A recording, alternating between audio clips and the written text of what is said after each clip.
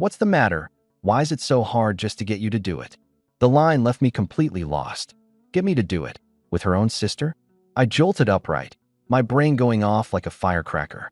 By the time I came to, the scene in front of me had me utterly stumped.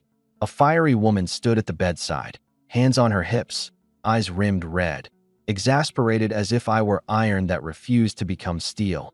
So Jiqing's been married before, but she's still pure.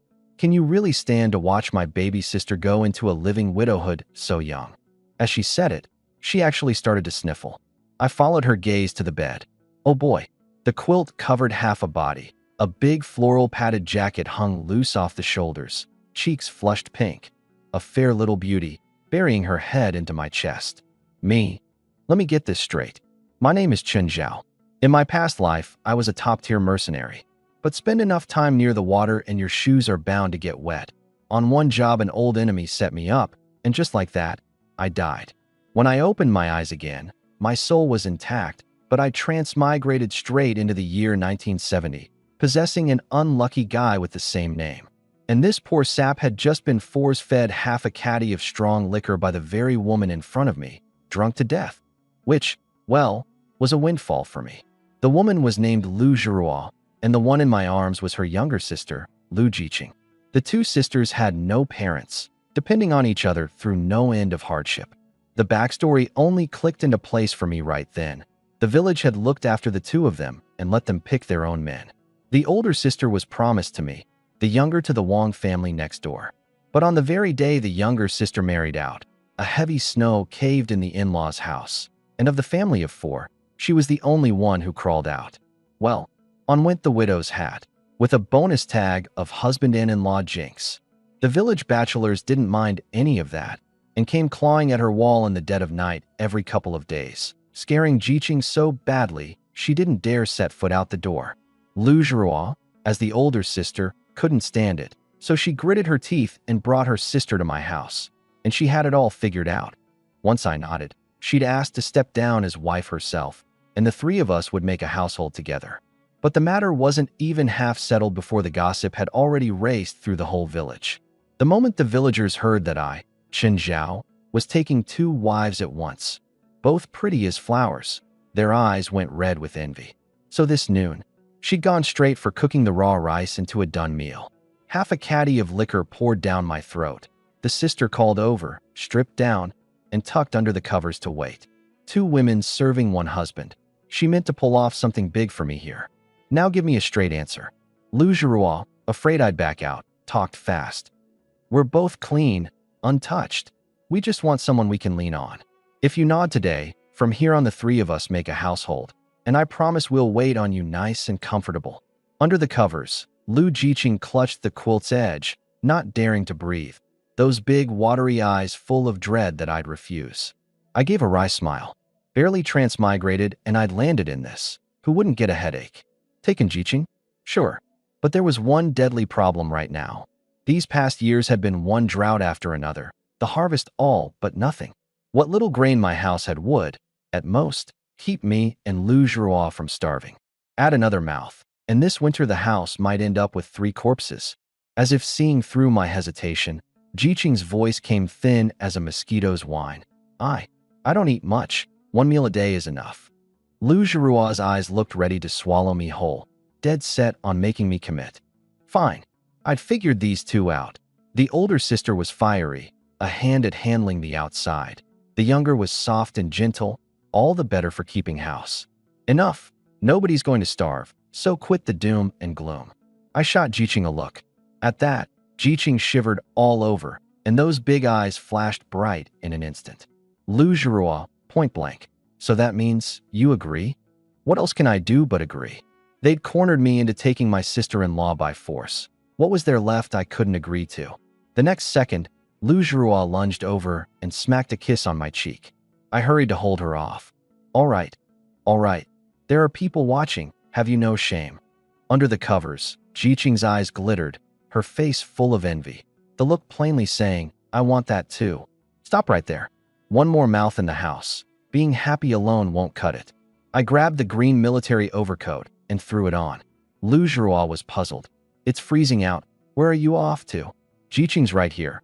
Why not get under the covers and warm up? This woman was truly bold, her own baby sister lying right there under the quilt. The snow stopped.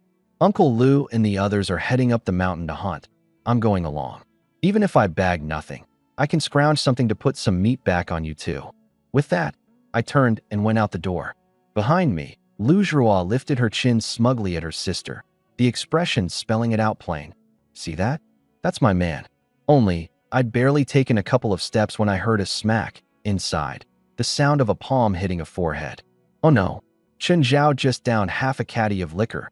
The snow had fallen 2 or 3 days, and today it had finally let up. The men of Taichuan village were all on the move, gathering their gear to head into the mountains. Why so eager? Because there was no other way. Year after year of drought, no grain to be dug from the fields. The one road to survival was hunting the mountains. But it wasn't easy work. For one, game was hard to find.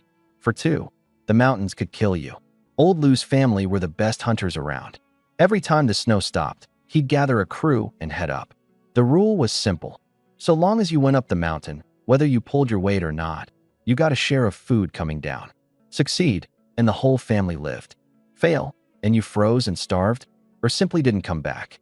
I hadn't even reached Old Lou's door when I saw a dense crowd outside, bundled in coats, sniffling in the cold. Every one of them gaunt beyond recognition. And yet this was already the village's most capable fighting bunch. Little Zhao, you want to go up the mountain too? Old Lou's son, Lu Wanshan, was a touch surprised to see me. Brother Lu. I scratched my head. Seeing you all going, I figured I'd bring some meat back to put some flesh on my woman. Lu Wanshan laughed. Your woman? Or your 2 women? Mid-joke, Old Lu came out of the house loaded with gear. Grab your things. Into the mountains. The old man was well on in years, but that lean frame of his was tough as anything. But just as the party was about to set off, someone spotted me and got worked up on the spot. On what grounds does Chun Zhao get to go up the mountain? That's too unfair. Skinny as a beanpole, never even touched a gun. He goes up and just splits the meat for free? If you've got any sense, leave on your own, don't hog a slot, and do no work. The village was already nursing a grudge over one man taking 2 sisters, and now, with an excuse in hand, they dumped it all on me. My eyes went cold and I was about to speak when a big hand landed on my shoulder with a thwack. Got energy? Spend it up the mountain. What are you yapping about here? One line from Lu Wanshan, and every one of those mouths was stuffed shut. The way into the mountains was hard going. The heavy snow had sealed the passes, so we had to take the long way around. Wide as far as the eye could see, so still there was nothing but the crunch of boots and snow. I followed at the back, unhurried. As a mercenary in my past life, when it came to survival, I could leave this lot in the dust by a mile. But on the craft of hunting alone, I really was no match for this pack of old hands. As we walked, Old Lu stopped. Little Zhao, you stick with your brother Lu. The old man was humorless. Of the 10 in the party, I was the greenest, so he was having Wanshan look after me. He narrowed his eyes and swept a glance over the woods ahead. This whole stretch has been picked clean. Remember, stay in groups of 5 and be careful. 2 parties, sweeping in opposite directions, combing the ground. We pushed over an hour into the deep mountains without a shadow of a wild boar, but we did freeze the whole crew half to death. Brother Lu, are we going deeper? It's just too cold. Someone was so frozen, he couldn't get his words out straight. Luckily, I downed half a caddy of liquor, burning hot all over, more cold-proof than anyone.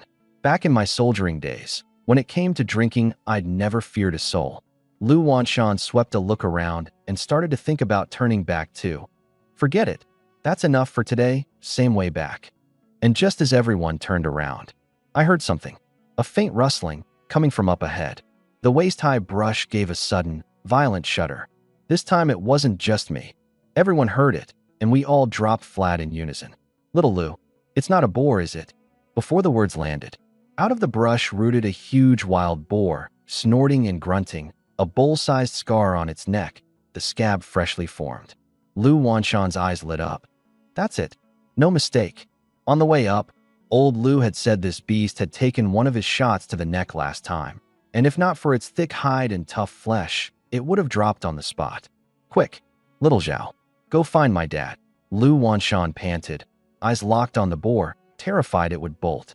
I was the youngest and least experienced, Staying would only drag them down, so better I go carry word. The men around me were already licking their cracked lips, green light in their eyes. This bunch hadn't tasted meat in far too long. I gave a wry smile. Brother Lou, afraid that's not happening anymore. Off in the distance, that boar had long since fixed its sights on us. Eyes blood red, white mist huffing from its snout. Not long ago it was a man just like these who'd leveled a gun and shot it into this state.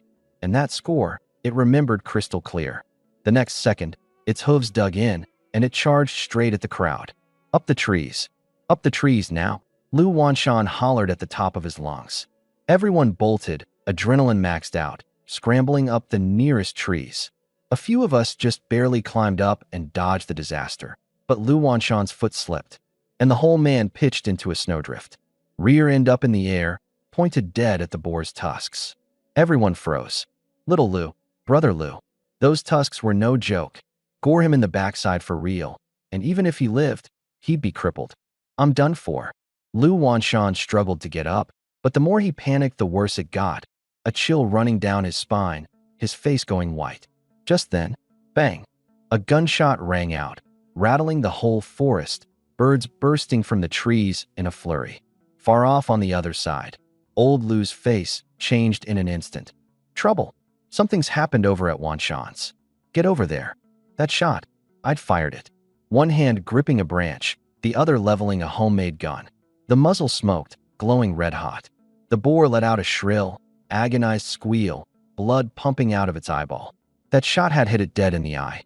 No choice. At that range, breaking through its hide and flesh was a non-starter.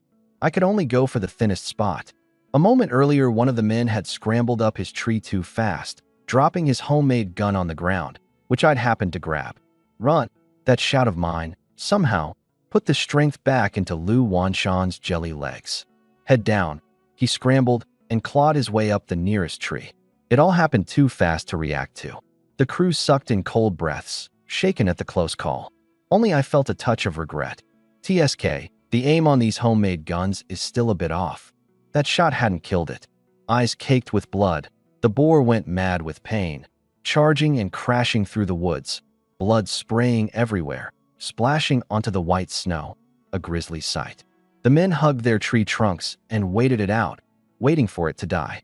About 10 minutes on, the beast's movements grew weaker and weaker, until at last it pitched headfirst into a pool of its own blood, only ragged breaths left.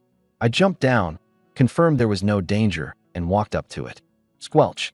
The blade went in white and came out red. Only now did Lu Wanshan snap out of his fright.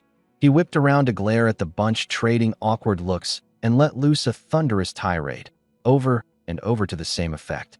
Who was it just now saying Chun Zhao was useless? If not for that shot of mine, he'd already be paying his respects to the king of hell.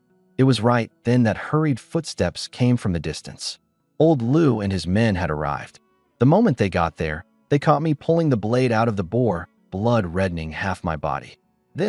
Old Lu was so stunned he couldn't speak, and the few men with him stared, eyes round as marbles. Lu Wanshan recounted the whole thing. The old man stared at the blood all over me, mouth hanging open for a long while, unable to close it. Old Lu was a cold sort by nature, stone-faced with everyone, his own son no exception. But just then, he spoke to me with real gravity. Chun Zhao, thank you for saving Wanshan. Lu Wanshan was even more direct, throwing his arms around me. Chun Zhao, thank heaven for you, or my life would have ended right here today. I scratched my head and laughed it off. It was nothing. The boar was already wounded, and that shot of mine was just a blind cat stumbling on a dead mouse. Dumb luck, that's all. Best to keep a low profile where I could. A 200-some catty boar is heavy. The village was far, the road hard, and it took 2.5 hours of hauling to reach the village entrance. The whole way, those few who'd looked down on me earlier didn't dare make a peep. The sky grew darker and darker. There was fog today, the moon hidden tight away. At the village entrance, the Lu sisters waited, craning their necks. Lu Zhurua especially, hands and feet ice cold, kicking herself raw with regret. If she'd known I'd downed half a caddy of liquor, she'd never have let me go up the mountain, not for the life of her. Waiting alongside were the other men's wives, all hoping their husbands would come back with good news. Well now, isn't this Jiqing? What are you doing here too? A snide, sing-song voice rang out. The speaker was named Zhang Kaiwa. She looked down on Jiqing, that little widow, more than anyone, because back in the day, her own husband had done plenty of midnight wall-clawing at Jiqing's door. Jiqing was timid to begin with, and these days she'd been jeered at by this pack of wives until she was scared stiff. She ducked her head and didn't dare make a sound. But Zhang Kaiwa was just getting started, spitting on the ground, the filth out of her mouth more vile by the sentence, around and around the same theme. Cursing Jiqing as shameless, a loose woman, a man-stealing vixen. The people around tacitly edged away. Rumor had it this widow jinxed her husband and in-laws to death, and who knew how many men she'd rolled around in bed with. Even if it was false, it couldn't withstand mouth-to-mouth retelling, and everyone had come to take it as true. Lu Zhuo was about to step up and have it out, but Jiqing grabbed her arm. Sis, ignore them. Let's just keep waiting for brother-in-law. Her voice was full of hurt, yet she forced it all down. Jiqing could swallow it. Lu Zhuo could not. She turned and fired back a full volley, jabbing Zhang Kaiwa right where it hurt, the sore spot of can't keep your own man in line, and a belly that won't do its job. One line, like a knife, straight into the rawest corner of Zhang Caihua's heart. Zhang Caihua's face went green, and she was about to launch into a screaming fit. Look, isn't that old Lu and the others? A dark mass off in the distance. Sure enough, old Lu's party. The crowd surged forward all at once. Lu Zhuo's eyes lit up, and she rushed over too, but Jiqing pursed her lips, unsure whether to step forward or hang back. Her standing really wasn't suited to joining this excitement. When the crowd got a clear look at the wild boar behind the men, every pair of eyes blazed, edging on frenzied. A beast this big. Goodens, Dad, that's quite a haul this trip. My family's having this hind leg. I'll take half the ribs. My man usually pulls more weight. The wives, faces flushed with excitement, had already carved the boar up clean in their heads. Zhang Kaiwa especially. She straight up ordered her own husband to grab a knife and get ready to hack off the ribs. As for that crew who'd gone up the mountain, every one of them stood there red-faced off to the side, not a single one daring to make a sound. Chen Zhao. In the crowd, Lu Zhuo searched for me like mad. But the moment she saw me drenched in blood, she went pale on the spot, circled me once, and only after confirming I was unhurt did she let out a long breath. The crowd hauled the boar into old Lu's place, and I went home first to change into clean clothes. I'd just changed and come out, hadn't even reached the door, when a burst of ear-splitting cursing erupted inside. Old Lu, on what grounds do we get nothing? My man went up the mountain too, didn't he? It was Zhang Kaiwa. Zhang Caihua's big mouth was famous for 10 miles around. The room buzzed with chatter, yet it couldn't tamp her down one bit. Jabbing her finger at old Lu, she worked herself up more with every word. Old Lu, sure you're the one in charge, but you've got to follow the rules too. What's my old Wang capable of? Others may not know, but you do. He should get a big share, and instead you've raked the whole thing over to Chen Zhao. Today you'd better explain yourself. Every inch the shrew. Old Lu took a hard pull on his dry tobacco pipe and spoke slow. Wang's wife, you've got to be reasonable too. Rules are rules. I've always been fair, never played favorites with anyone. What's owed to a man is owed to him. Today I'll lay it out plain. Anyone with objections, then don't come hunting with me from here on. Chen Zhao put in this much. This is rightfully his to begin with. Never mind the ribs. The whole boar should go to him. The old man had spent years tangling with the mountain's wild things, carrying a feral edge of his own, and with his seniority and age on top of that, for a moment no one dared cross him. Zhang Kaiwa glanced left and right, a little panicked. The next second, her gaze shifted and landed on me. Without a word, she lunged to claw at me, the posture of someone meaning to swallow me alive.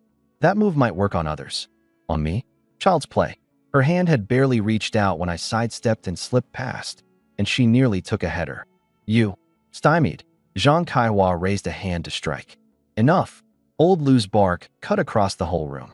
However sour Zhang Kaiwa felt, she could only sullenly draw back her hand and retreat to the side. I frowned, not quite getting it. It was Lu Zhuo, who'd watched the whole thing clearly, who waved me over and laid it out for me in a few words.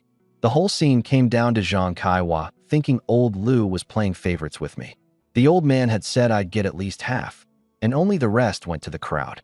Times were hard for everyone, all of them counting on hunting to fill their bellies. My taking half meant moving everyone's cheese. Before, with me not there, no one wanted to make a scene.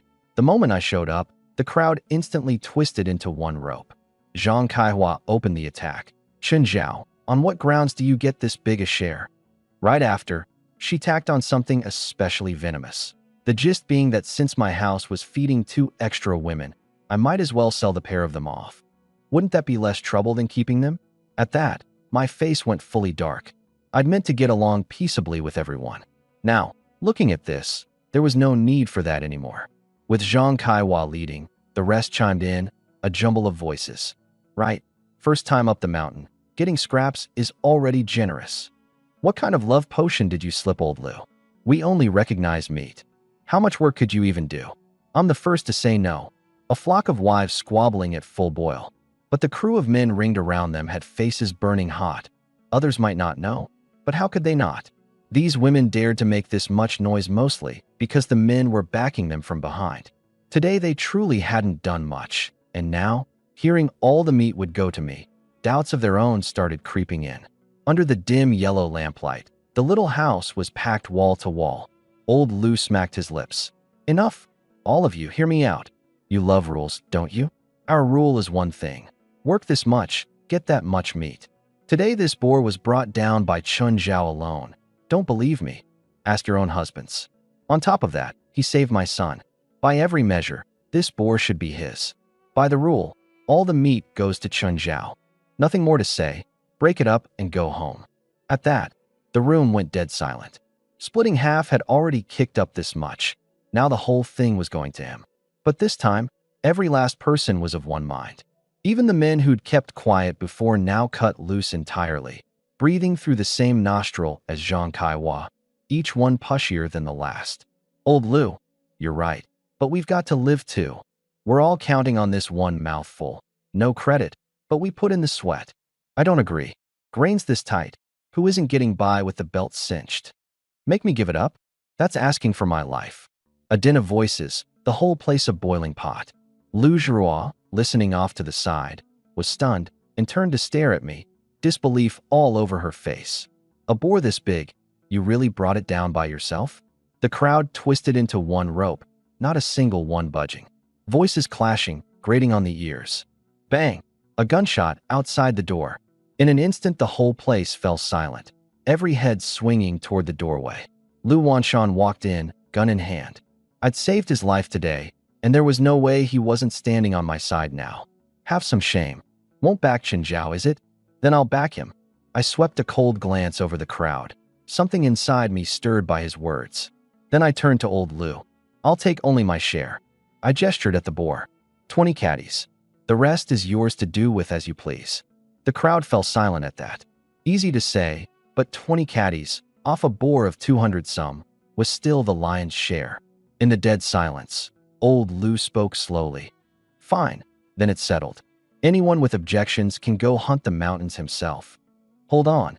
Zhang Kaihua opened her mouth, wanting to squawk again. What? Still got objections? Lu Wanshan set his hunting gun down to the side and bugged his eyes at her. Well, she caved in a heartbeat, not another syllable daring to come out. Into the silence, old Liu wrapped it up unhurried.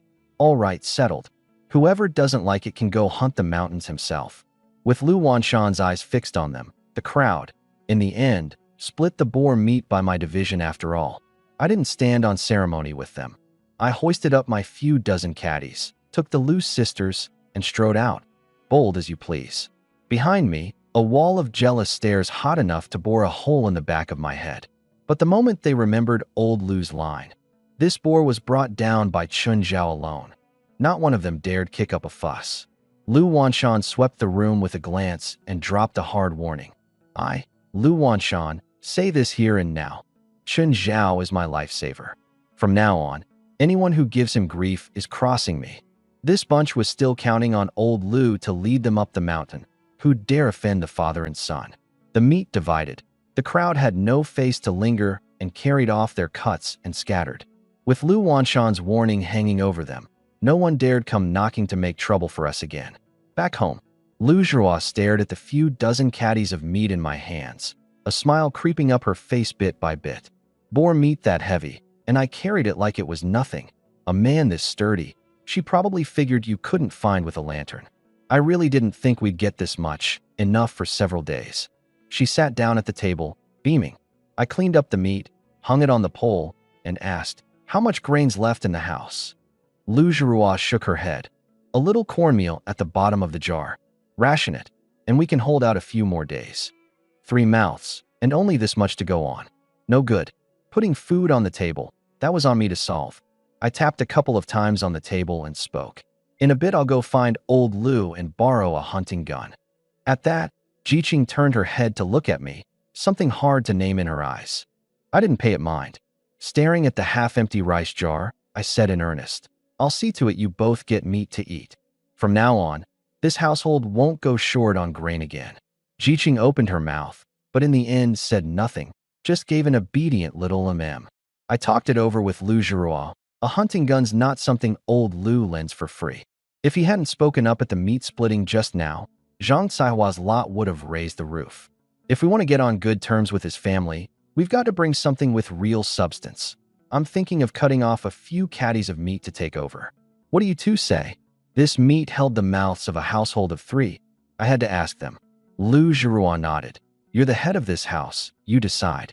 Borrowing a gun is no small thing. A few caddies of meat is right. Ration the rest, and we'll manage. Your call." With that, she went to the pile of meat and, without a second thought, cut off a good 5 caddies, strung it on a cord, and set it in front of me. That much. I was a little surprised. I'd figured she'd find it hard to part with. She smiled easily. "Didn't you say borrowing a gun's a big deal? Give a bit more, smooth the relationship, and we can go up the mountain together later on." I looked up at her, and she was looking right at me.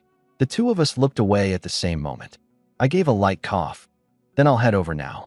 You make dinner at home. Jiqing, you rest. I'll be back soon." She handed me the meat and saw me to the door. Even after my back had disappeared from sight, her heart was still thudding, 2 patches of red flying across her face. But what I hadn't reckoned on was that the meat-splitting scene had offended Zhang Caihua for good. She was dead certain I'd slipped old Lu some payoff on the sly. Why else would the old man favor me so? Her own old Wang put in plenty of work hunting, she figured, only to get bullied outright by that old never-dies, hiding behind his leader's seniority. Those venomous eyes of hers swept back and forth between my retreating back and my front door, her mouth cursing me and my 2 men luring, women up one side and down the other, meat and all. At a fork in the road, a few villagers not yet home were huddled together, venting their gripes over the meat splitting. Zhang Caihua picked her moment and sidled up, all mysterious. "You all know why this is, don't you?" The crowd shook their heads. She spoke with weight. "You big, strong men, happy to just hand your meat over to some unrelated little sister-in-law?" That line hit the itchy spot dead on. I'd think twice even handing it to my own blood brother. These days you can't even feed yourself. Who's minding anyone else? Zhang Caihua, what you're saying, you don't mean Xin Zhao's got something going with his sister-in-law? Well now, the moment a storyline gets the word scandal attached, true or false, somebody's always ready to cheer it on. Zhang Caihua struck while the iron was hot, embellishing away, painting Jiqing as a husband jinxing, brother-in-law seducing shameless hussy. The crowd erupted at once. For real? Or did she just make it up because she didn't get enough meat? I think it's possible. I've seen it myself. When? Out with it. It's just the under-the-covers business, isn't it? Flirting and fooling around. Easy enough. Doing that for a mouthful of meat. Truly shameless. Her sister's the real pitiful one. Her own baby's sister seducing her man. A passerby who couldn't stand it spoke up, ripping into the bunch for doing nothing useful but flapping their tongues. Zhang Caihua planted her hands on her hips, jabbed a finger right at his nose, and bit back, claiming he'd probably slept with that widow too. That shriek of hers was shrill and carrying. And my house happened to be right by the fork in the road. Half the village heard it clear as day. The next second, a figure came charging out of the house. Lu Zhihua, fury rising, snatched up a cleaver, cold light glinting, and rushed straight at that knot of people. Zhang Caihua, run that filthy mouth of yours one more time, and I'll cut your tongue out. See if you can still wag it. Zhang Kaiwa only had the nerve to gossip behind backs. She never dreamed Lu Zhao would come at her with an actual blade. She clammed up on the spot and shrank into the crowd. Lu Zhao, face cold, gave that cleaver a flash of cold light, and everyone instinctively pulled their necks in. Not one dared stand between her and Zhang Kaiwa. After a few shoves, they'd all ducked behind her. Someone called out. It was Zhang Kaiwa who started spouting nonsense. If you're cutting, cut her. Before Zhang Kaiwa could even turn around, Lu Zhuo's blade came down with a thunk, sinking into a stub of wood beside her. The flying splinters jabbed straight into the back of Zhang Caihua's hand, and she howled in pain. Lu Zhuo wrenched the blade out of the wood, leveled the tip, and swept her gaze over the cowering crowd. Say one more bad word about my sister. You, and you lot, just you wait. That scare had everyone covering their mouths, shaking their heads like mad. She shot Zhang Kaiwa one last withering look, sheathed the cleaver, and went back inside. The moment she left, Zhang Caihua's legs gave out, and she sat down in the dirt. Once she'd caught her breath, she still tried to rope the crowd into hashing it out, but this time not a soul humored her, all of them scattering off in a hurry. She could only stamp her feet in rage and head home alone. Over here, I'd already carried that 5 caddies of meat to old Lu's door. As luck would have it, Lu Wanshan was just on his way out. Heading out, I raised a hand in greeting. The sight of me cheered Lu Wanshan up. He came over and slung an arm around my shoulder. Just split the meat and didn't go home to settle in. What are you doing back over here? As he said it, he caught sight of the meat in my hand and blinked, not getting what I meant. I elbowed him and told him to take me inside first. Old Lu sat cross-legged on the heated Kong, smoking his dry tobacco pipe, and at the sound called out, "Who's there?" "Dad, Chen Zhao's here." The old man climbed off the Kong and came to the door. He saw me first, then the meat in my hand, and frowned.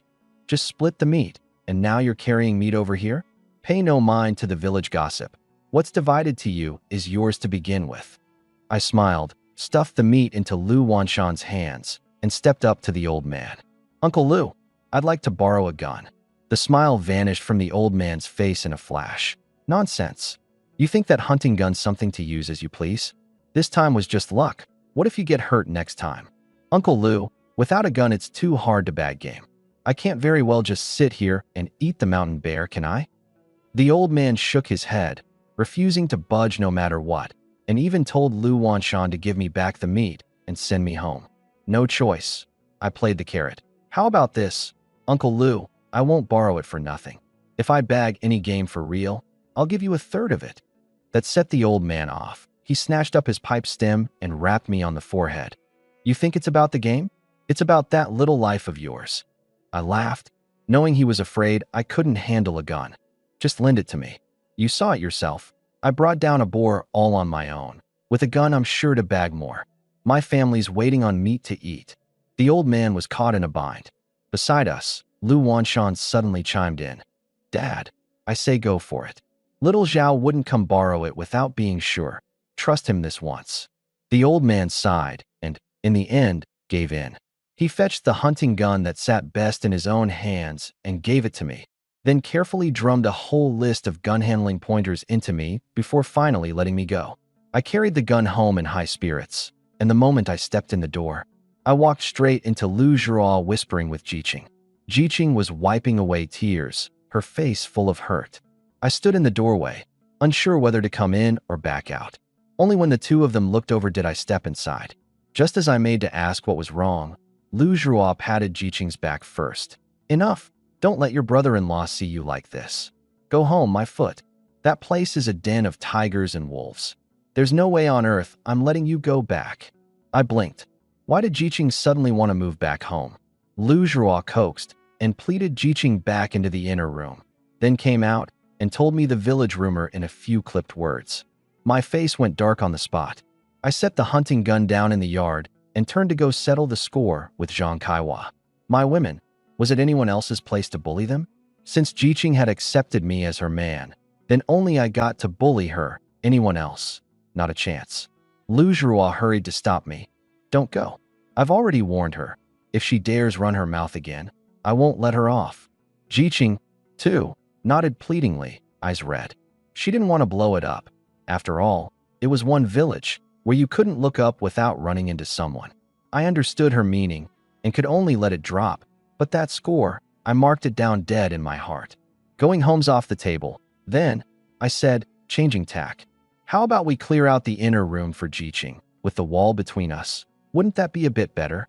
Lu Jiruo's eyes lit up. Could this be a husband and wife thinking as one? The inner and outer rooms shared a single Kong, but with a wall between them and a door, Jiqing living there wouldn't feel so awkward. Lu Jiruo went in and said as much, and Jiqing came out, eyes red, to thank me. The three of us cleared out the inner room together and got Jiqing's things settled. That done, dinner. A rare meaty meal. The smell of meat filled the house.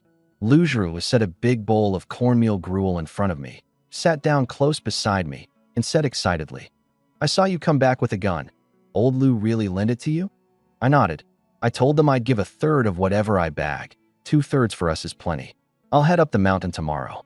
Jiqing cradled her bowl, too shy to pick up any meat, and the moment she heard I was going up the mountain again tomorrow, she couldn't help worrying.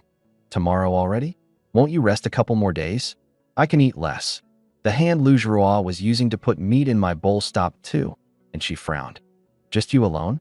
Why not call a few along?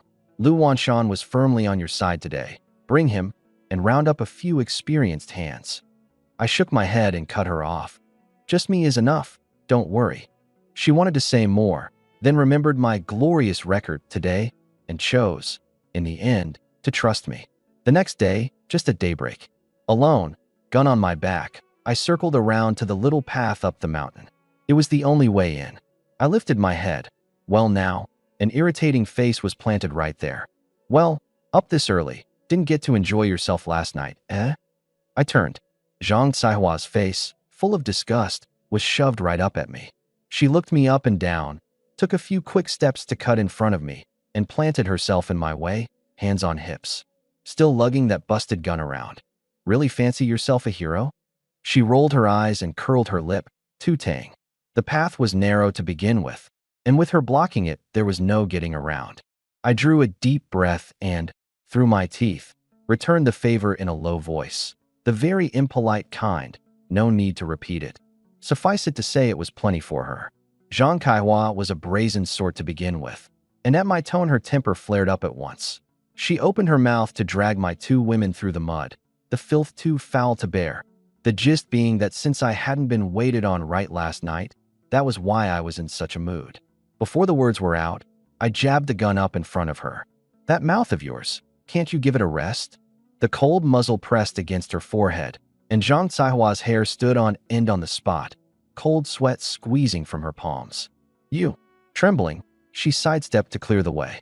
I shouldered the gun again and walked past her into the mountains. Behind me, she ground her teeth, her glare dark enough to drip water. Chen Zhao, you just wait. Back home, she slammed the door with a bang that set the rafters trembling. On the Kong, Wang Bing was startled into a string of curses. What are you doing? Zhang Caihua plopped down on the edge of the Kong, panting, her voice shrill and sharp. What do you think? That good-for-nothing Chen Zhao. First light, and he's off up the mountain alone with that busted gun. And when I kindly tried to talk some sense into him, he goes and lays his hands on me. She laid it on thick, plainly angling to bait Wang Bing into defending her. But Wang Bing didn't take the bait at all. Instead, his face filled with shock. Hunting the mountains alone? You're sure you saw right? In this godforsaken wild. Never mind Chen Zhao. Even old Lu wouldn't dare go in by himself. Seeing he wouldn't humor her, Zhang Caihua's voice climbed higher. Like there's any doubt. I'm out here getting bullied and you don't care, fussing over useless things. Wang Bing came to, shot her a glance, lowered his head, eyes darting, and a wicked grin slowly curled at the corner of his mouth. Relax. He dares lay a hand on you. That means he doesn't take me seriously. Thinks he's so capable, does he? I'll make sure he goes in and never comes out. Gallant words, but inside the abacus was clacking away. If Chen Zhao died in the mountains, wouldn't those two little beauties of his fall right into my lap? Those two Lu sisters, what man in the village didn't covet them? Lecherous Wang Bing had been eyeing that prize for more than a day or two. His face shifted. Here's the plan, you get my things ready. I'll go up the mountain too, right on Chen Zhao's tail. I'd love to see just what he can bag. The scheme was the same old one. The moment Chen Zhao ran into the slightest trouble up there, wouldn't all his catch become Wang Bing's? Seeing her man willing to step up for her, Zhang Kaiwa hurried off the Kong to get things ready, heaping on the praise. Exactly. Doesn't know his place, picking a fight with me. My man'll sort him out in no time. You're really something, husband. No wonder my dad insisted I marry you back then. A torrent of flattery that turned Wang Bing's stomach. No reason for it, but this. Zhang Caihua's pockmarked face, fat and coarse, set side by side in his head with the Lu sisters. Wang Bing couldn't help a shudder. Oblivious, Zhang Kaiwa cheerfully got all his things squared away. On the desolate mountain, I plodded inward, 1 foot sinking deep, the next shallow. It was already deep winter, the heavy snow sealing the passes, no path, the drifts waist high. But this trip into the mountains wasn't for a few measly ounces of pheasant or hare. What I was after was big game. Deer, boar, even a bear, anything edible. I wasn't picky. The new year was near. One way or another, we had to ring it in fat and full. In the past, I'd never have made such a promise. But now, I had every confidence. In the deep old forest, living things were thickest. The fringe game had long been picked clean by the nearby villages, leaving only small things that ran like the wind and weren't worth a bite anyway. I didn't spare those a glance, my pace never slowing, driving straight for the depths. The snow grew heavier and heavier, the cold wind slicing at my face like a knife.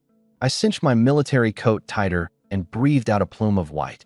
After a while more, the trees grew denser, the snow heavier, the gale whipping up the white until the whole world was a deathly pale. I slowed my steps and combed the surroundings carefully. I searched a long while, and just as the weariness set in, suddenly, a patch of brush ahead didn't look right. It swayed faintly, as if a shadow stirred within. A thrill leapt in my chest. Leveling the gun, I crept over quietly and gently parted the branches. The next second, I held my breath. Deer, a whole herd of gray deer, heads down, were nibbling the dead twigs in the snow, their thick down set off against the white. A fine sight. This many deer I'd never seen in all my life. Excited, but a touch nervous too. Deer are the most skittish things, the slightest noise and they bolt. I edged forward carefully, looking for a good firing angle. But of all things, crack, a dead branch snapped underfoot. In that dead silent forest, the sound was unbearably shrill. The herd's heads shot up in unison, spotted me, gave a startled cry, and scattered in a stampede, charging for the deep mountains. Damn it! I slapped my forehead in vexation, and without the slightest hesitation, bolted after them. This many deer, there was no way I'd let them go. In the deep mountains, danger lurked at every turn. But I knew better than anyone. Opportunity often hides in the most perilous places.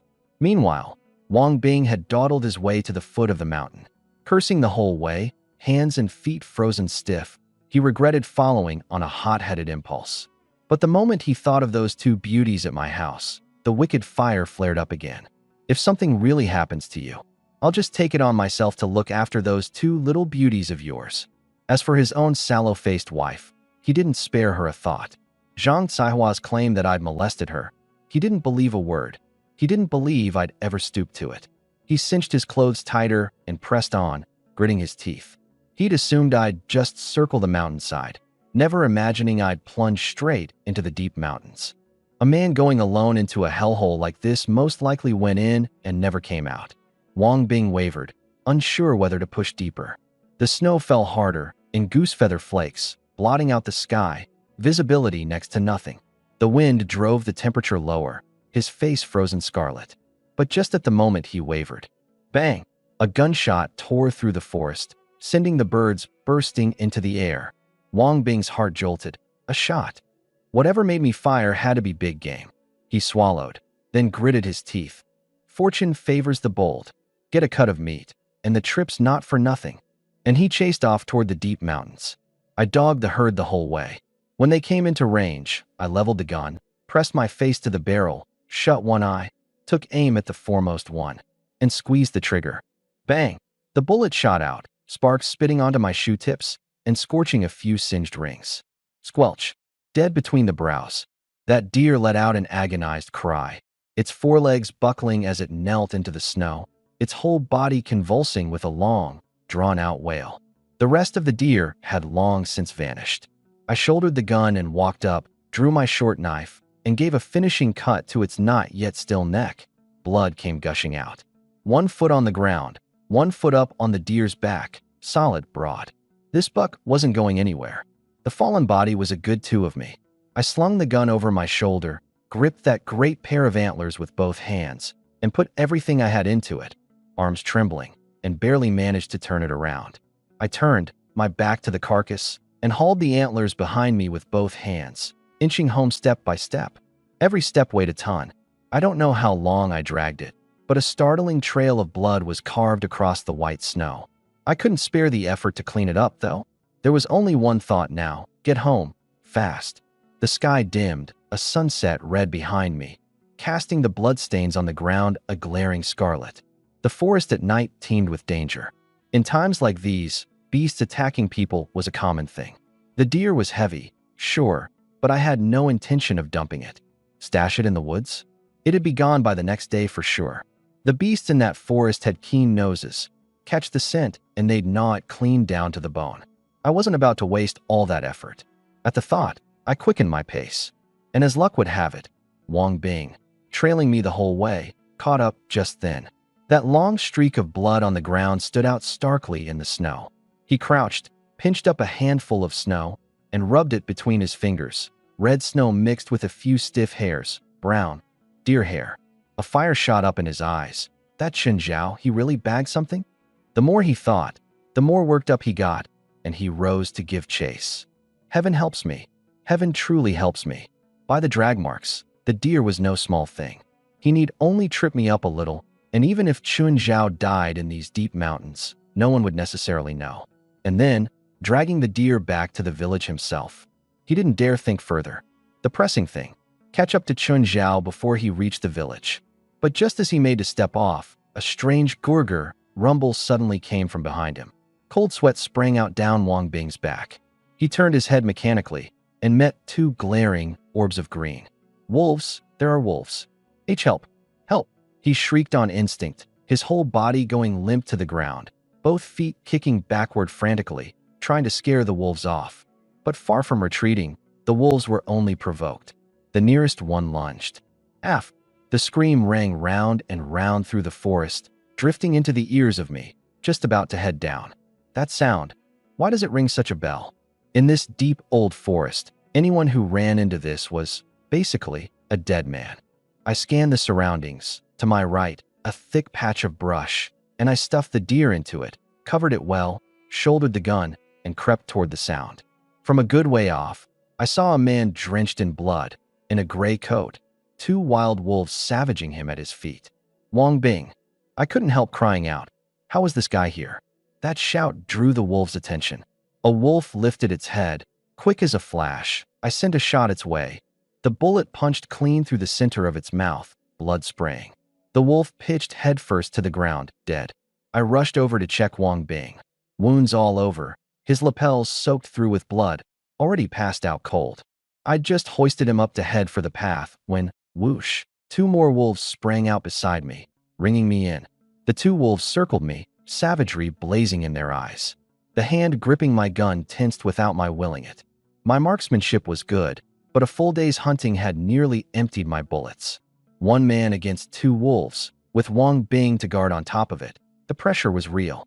So I just set Wang Bing down, shielded him behind me, flipped the gun around to grip it by the stock, and got ready to use it as a club. But the 2 beasts seemed to read my mind, and beat me to it, lunging from left and right in a pincer. Quick as I was, my arm still got its skin torn open, a piercing pain that nearly knocked me off my feet. My face scraped the tree trunk, peeling off a layer of skin, blood running down. The 2 wolves made a snap decision, wheeled around, and pounced on the unconscious Wang Bing. I hurriedly raised the gun, loaded, took aim. Bang, bang. 2 shots, and the 2 wolves dropped where they stood, whimpering and twitching. I lunged forward, drew the short knife, and drew it clean across both wolves' throats. Only when they were dead beyond dead did I let out a long breath. Phew. This busted gun only loads 1 round at a time. In a tight spot, it's no use at all. I curled my lip, skinned the wolves, and tucked the hides at my waist. then turned to look at the passed-out Wang Bing. Lucky, all flesh wounds. I let my heart settle. Only, why on earth did this guy turn up here? Wang Bing had clearly fainted from fright. No amount of slapping his cheeks brought him around. Just then, from behind a tree came a thin, feeble wolf howl, lacking the menace of a grown wolf. A sniveling, whimpering sound, more like a puppy. Warily I crept over and tracked it down, leveled the muzzle, about to squeeze the trigger. A wolf cub. In this frozen world of ice and snow, there was actually a pup not yet weaned? The little thing wasn't even knee-high. Looks like it hasn't been weaned. Take it home and raise it, and once it's grown, couldn't it go hunting with me? No sooner said than done.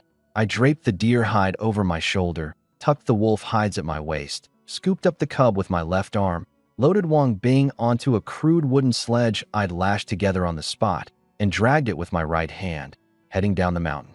At that moment, the village entrance. The sky had gone fully dark. Zhang Kaiwa had waited there a good while, and as she watched it grow pitch black with no sign of Wang Bing, a flicker of panic crept in.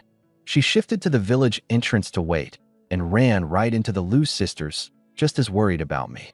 The moment they met, she opened her mouth cursing, dragging the sisters down as shameless tarts. The scene from this morning, where I jabbed the gun at her, she remembered crystal clear. Lu Zhuo was about to fire back, when she suddenly glimpsed a figure coming to the village entrance, blood streaming down him. Chen Zhao. The instant Lu Zhuo saw me drenched in blood, she bolted over, terrified, checking me head to toe. Jiqing watched her sister's back rush off, her own foot twitching to follow, but held back by her standing and all those rumors. She didn't dare take the step in the end. She just stood at the village entrance, heart clenched, watching my way. She didn't want anything to happen to me, and dreaded even more that it had happened because of me taking her in. Zhang Kaiwa came running after too, and one look at the man on my back sent her shrieking on the spot. "Ayo, old Wang, what's happened to you?" I'd just set Wang Bing down when she snatched him into her arms, collapsing to the ground, trembling as she touched his wounds and wailed. "It's Chen Zhao? Chen Zhao did this to you, didn't he? That butcher. You kindly worried for him, followed him up the mountain, and he turns around and puts the knife to you." Those venomous eyes of hers bored into me, as if she'd cut me into 1,000 pieces. The crying and wailing drew a ring of villagers, who packed around us 3 layers deep, pointing and muttering. "This Chen Zhao, his heart's too black. Best keep your distance from his place from now on." What happened? Why'd Chen Zhao suddenly turn on Wang Bing? A crowd with no idea of the truth, chiming right in. Lu Zhuo, having finished checking me and knowing I wasn't badly hurt, most of the blood being from beasts and from Wang Bing, finally let out a breath, tugged my hem, and asked low, "What happened to him?" "Wolves got him. I got there in time and saved him," I said coldly. Old Lu and his son heard the commotion, shoved through the crowd, and came to Wang Bing's side. "Old Lu, you're just in time. Get justice for my old Wang." The old man crouched, peeled back the bloody lapels, and examined the wounds closely. That single peel back got his hand bloody. Wang Bing's back was a mangled mess, the raw white flesh visible right in the gashes. "Zhang Kaiwa, don't wrong Chen Zhao. Wang Bing was clawed by wolves, plain and true," the old man said gravely. "Look at these claw marks on his back. Anyone can see they're a wolf's, and the wounds are no light thing." Hearing this, Lu Zhuo instantly tucked me behind her, crossed her arms, planted her feet, jutted out a hip, and opened up with a full barrage. "You hear that? My man saved your man. I'd say, if not for my Chen Zhao, you'd be a widow right about now." "Ayo, old Lu, look at her. Wang Bing's hurt this bad and she's still cursing us. Is there no justice left?" Zhang Kaiwa bit back, the picture of grievance. The old man didn't even glance at her. He rose and walked straight up to me. "Chen Zhao, is everything you said true? You were the one who saved Wang Bing." I was dragging back a buck I'd shot dead when I suddenly heard cries for help. By the time I got there, Wang Bing had already been taken down by wolves. You mean to say you not only bagged a deer single-handed, you pulled Wang Bing right out of the wolf's jaws?" The old man stared at me, face full of shock, disbelief in his eyes, but catching sight of the wolf hides at my waist and the deer hide on my shoulder, he couldn't help but believe it. Seeing herself on the losing end, Zhang Caihua's eyes darted, and she switched her tune at once. Then you still owe us meat to make up for it. If you hadn't gone burrowing into the deep mountains alone, would my Wang Bing have gotten hurt? Either way, he got hurt because of you. So you've got to pay up. The moment those words were out, who couldn't see through her little scheme? Lu Wanshan stood at the very front of the crowd, watching her whole performance crystal clear, contempt all over his face. He crossed his arms and let fly a string of put-downs, running Wang Bing's nerve into the dirt. The gist being that a man whose legs went weak just touching a gun had no business claiming to be worried about anyone else. Not wetting himself with fright was already a win. Crude as it was, it choked Zhang Kaihua red in the face, her mouth hanging open a long while without a single word coming out. The others, jolted awake by him, came to their senses, and the spearhead swung all at once toward Zhang Kaihua. Right? Last time Chun Zhao bagged the boar, she was the loudest crower too. For real, every hunt Wang Bing puts in the least, and at the meat split her voice shakes the whole mountain 3 times over. If you ask me, I believe Chun Zhao saved Wang Bing. One after another, all the fire turned on Zhang Kaihua. Of course, the most important line was still Chun Zhao bagged a deer. More than a few hearts harbored the very same thought. If only I could wheedle a little out of him. Listening to it, I almost laughed from sheer anger. To save this Wang Bing creature, I'd first lost a whole deer, then taken a body full of wounds. And she actually had the nerve to demand a cut of meat? This brain of hers, was it working right? And Zhang Kaihua, sitting there on the ground, only felt herself shrinking smaller and smaller, with nowhere to put her face. Never mind a share of meat. That the sky full of flying spittle hadn't drowned her was already mercy from everyone's lips. To avoid stoking the crowd's fury, she hurriedly hoisted up the gravely wounded, unconscious Wang Bing and slunk off. Leaving just like that? No fun. Lu Wanshan grumbled. It was right on the dinner hour, so the villagers dispersed too. The farce wrapped up. I couldn't be bothered with Zhang Kaihua. This life's body was in too sorry a state, letting a few beasts wound me. Back in my past life, who knows how I'd have been laughed at. It made me resolve, too. I had to train back to at least half my past life level. Lu Zhurua took my wrist, a smile she couldn't hide on her face. The thought of Zhang Caihua's sour, beaten look had her heart anything but unsatisfied. As for how many deer I'd bagged, she didn't care in the least, so long as I came back in one piece. One look at the wounds on me and her heart ached all the more. No, once home, she had to make something good to reward me. She waved a big hand and said grandly, "Come on, little sister, home for dinner." Jiqing answered with a tilt of her head and trotted home, getting the stove lit ahead of the two of us. Home. I got the wolf cubs settled in a little nest before sitting down to rest. Jiqing, sharp-eyed as ever, heated a basin of hot water and came to soak my feet herself, her cheeks faintly red. No need to guess. Another of Lu Zhurua's ideas.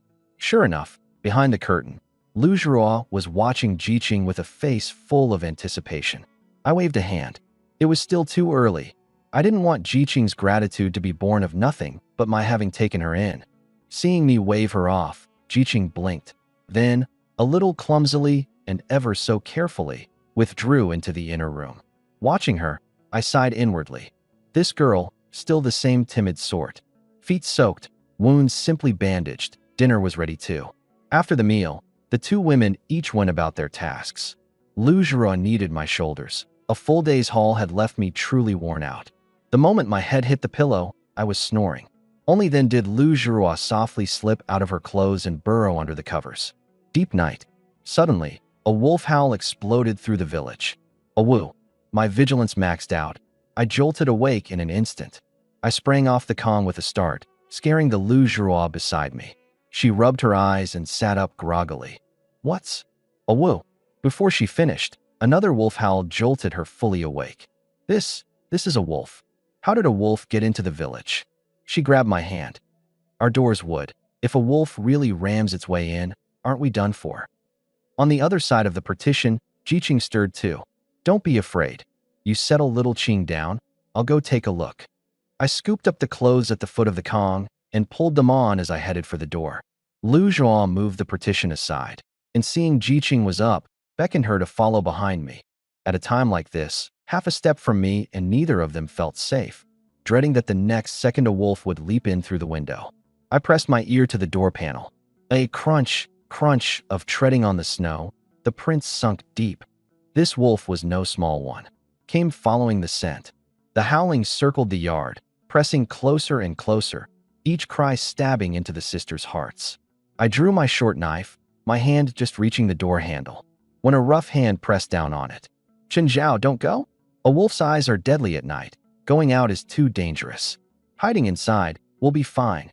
Lu Zhuhua trembled. I turned to look at her, then at the trembling Jiqing behind her. I was the pillar of this household now.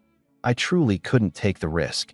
If anything happened to me, these two sisters would suffer for it. Fine. That whole night, none of the three of us dared close an eye. I watched the door, the two of them each guarding a window, all in dread the beast would smash its way through. Thankfully, when day broke, the wolf left.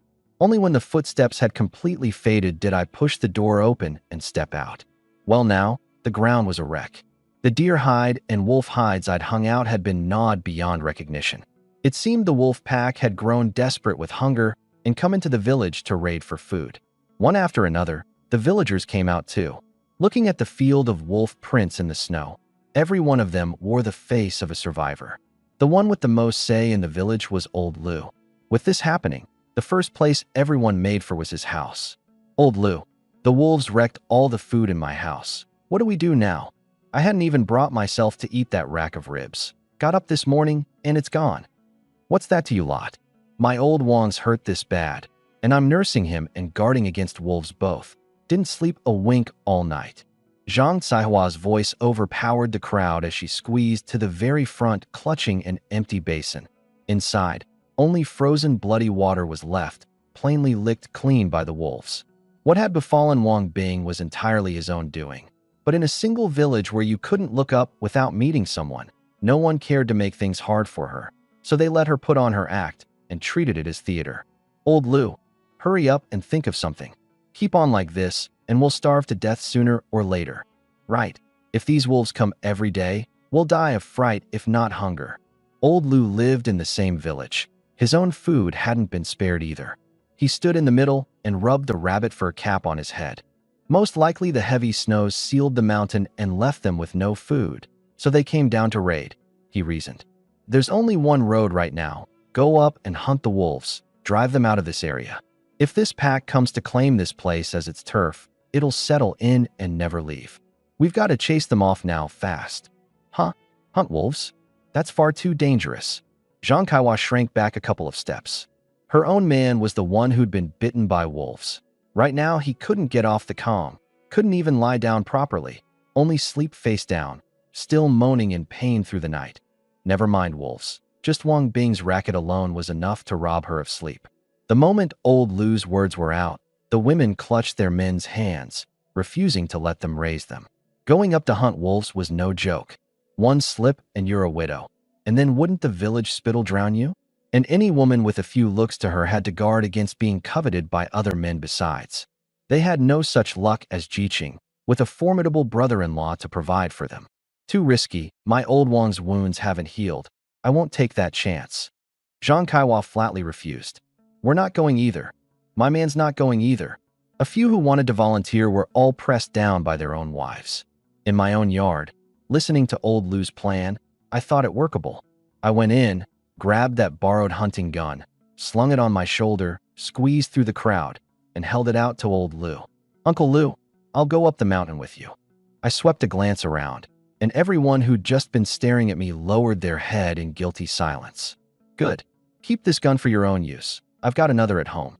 The mountain's perilous. One more bit of insurance." Old Lu pushed the gun back into my arms, lifted his eyes to me, and that gaze was full of admiration. It seemed he'd underestimated me before. "Dad, I'm going too." Lu Wanshan charged out of the house. Old Lu didn't refuse, couldn't refuse. There were only a handful who dared go up the mountain, not for the villagers' sake, then for his own family's. He had to lead this crew. As perilous as the mountain was by day, the village by night was more perilous still. "Good. That's 3 for now. Anyone else joining?" We split the wolves we bag, even shares. The words barely landed, and the people in the yard, by silent accord, said not a word and all scattered. Old Lu couldn't be bothered with them. He turned to me and Lu Wanshan. Go pack your gear. We set off at once. I was about to head back to say a couple words to the Lu sisters when old Lu called me back. Little Zhao, I've got some bullets here too. Come inside with me and load up. The old man's place was kept toasty. Right inside the door was a stove that warmed you to the bone. Across the whole far wall hung gear. A crossbow, bow and arrows, several hunting guns. How many rounds did you fire yesterday? Top them all off. The old man dug bullets out of a box by the wall. I checked the magazine. 4 rounds. The old man glanced at me, counted out 4, then grabbed a dozen more and pressed them into my hand. 4 bullets, traded back for 3 wolf hides and a deer hide. Every shot a hit, every shot a kill. The look in the old man's eyes warmed with a few more degrees of admiration. This kid, his aim really wasn't half bad. Dad, all set. Time to move. Lu Wanshan came out with dry rations ready. Let's go. The old man shouldered his gun and grabbed 2 handy short knives besides. Run into wolves in the mountains and close quarters grappling was unavoidable. Bringing knives was the safe bet. It was a rare clear day, the light falling on the snow-white forest, bright enough to dazzle. The wolves hadn't been gone long. The prints weren't yet buried by snow. The 3 of us had barely entered the mountains when the old Lu picked out the direction at a glance. Southeast. Everyone stay sharp. That's most likely the den over there. The old man drew his short knife and walked alone at the front, every inch an old wolf, tracking by the trail. Lu Wanshan drew his blade and followed close. I held the rear, gun leveled, sweeping the surroundings. Suddenly, a wolf shot out from behind me like a gust of wind, springing into the air, its shadow falling over me. Quick to react, I dropped low at once, and just barely dodged it. The unlucky one was Lu Wanshan. Too slow to dodge, his balance lurched, and he stumbled forward. About to fall, he made the snap decision to ball himself up and roll twice to the right, dodging the bite. Old Lu sprang in front of him with a single stride. I shouldered the gun and hauled Lu Wanshan up, asked if he was all right, and the 3 of us snapped into combat-ready stance. That's a scout wolf, sent to find the way. Careful, the main pack's nearby, the old man said gravely.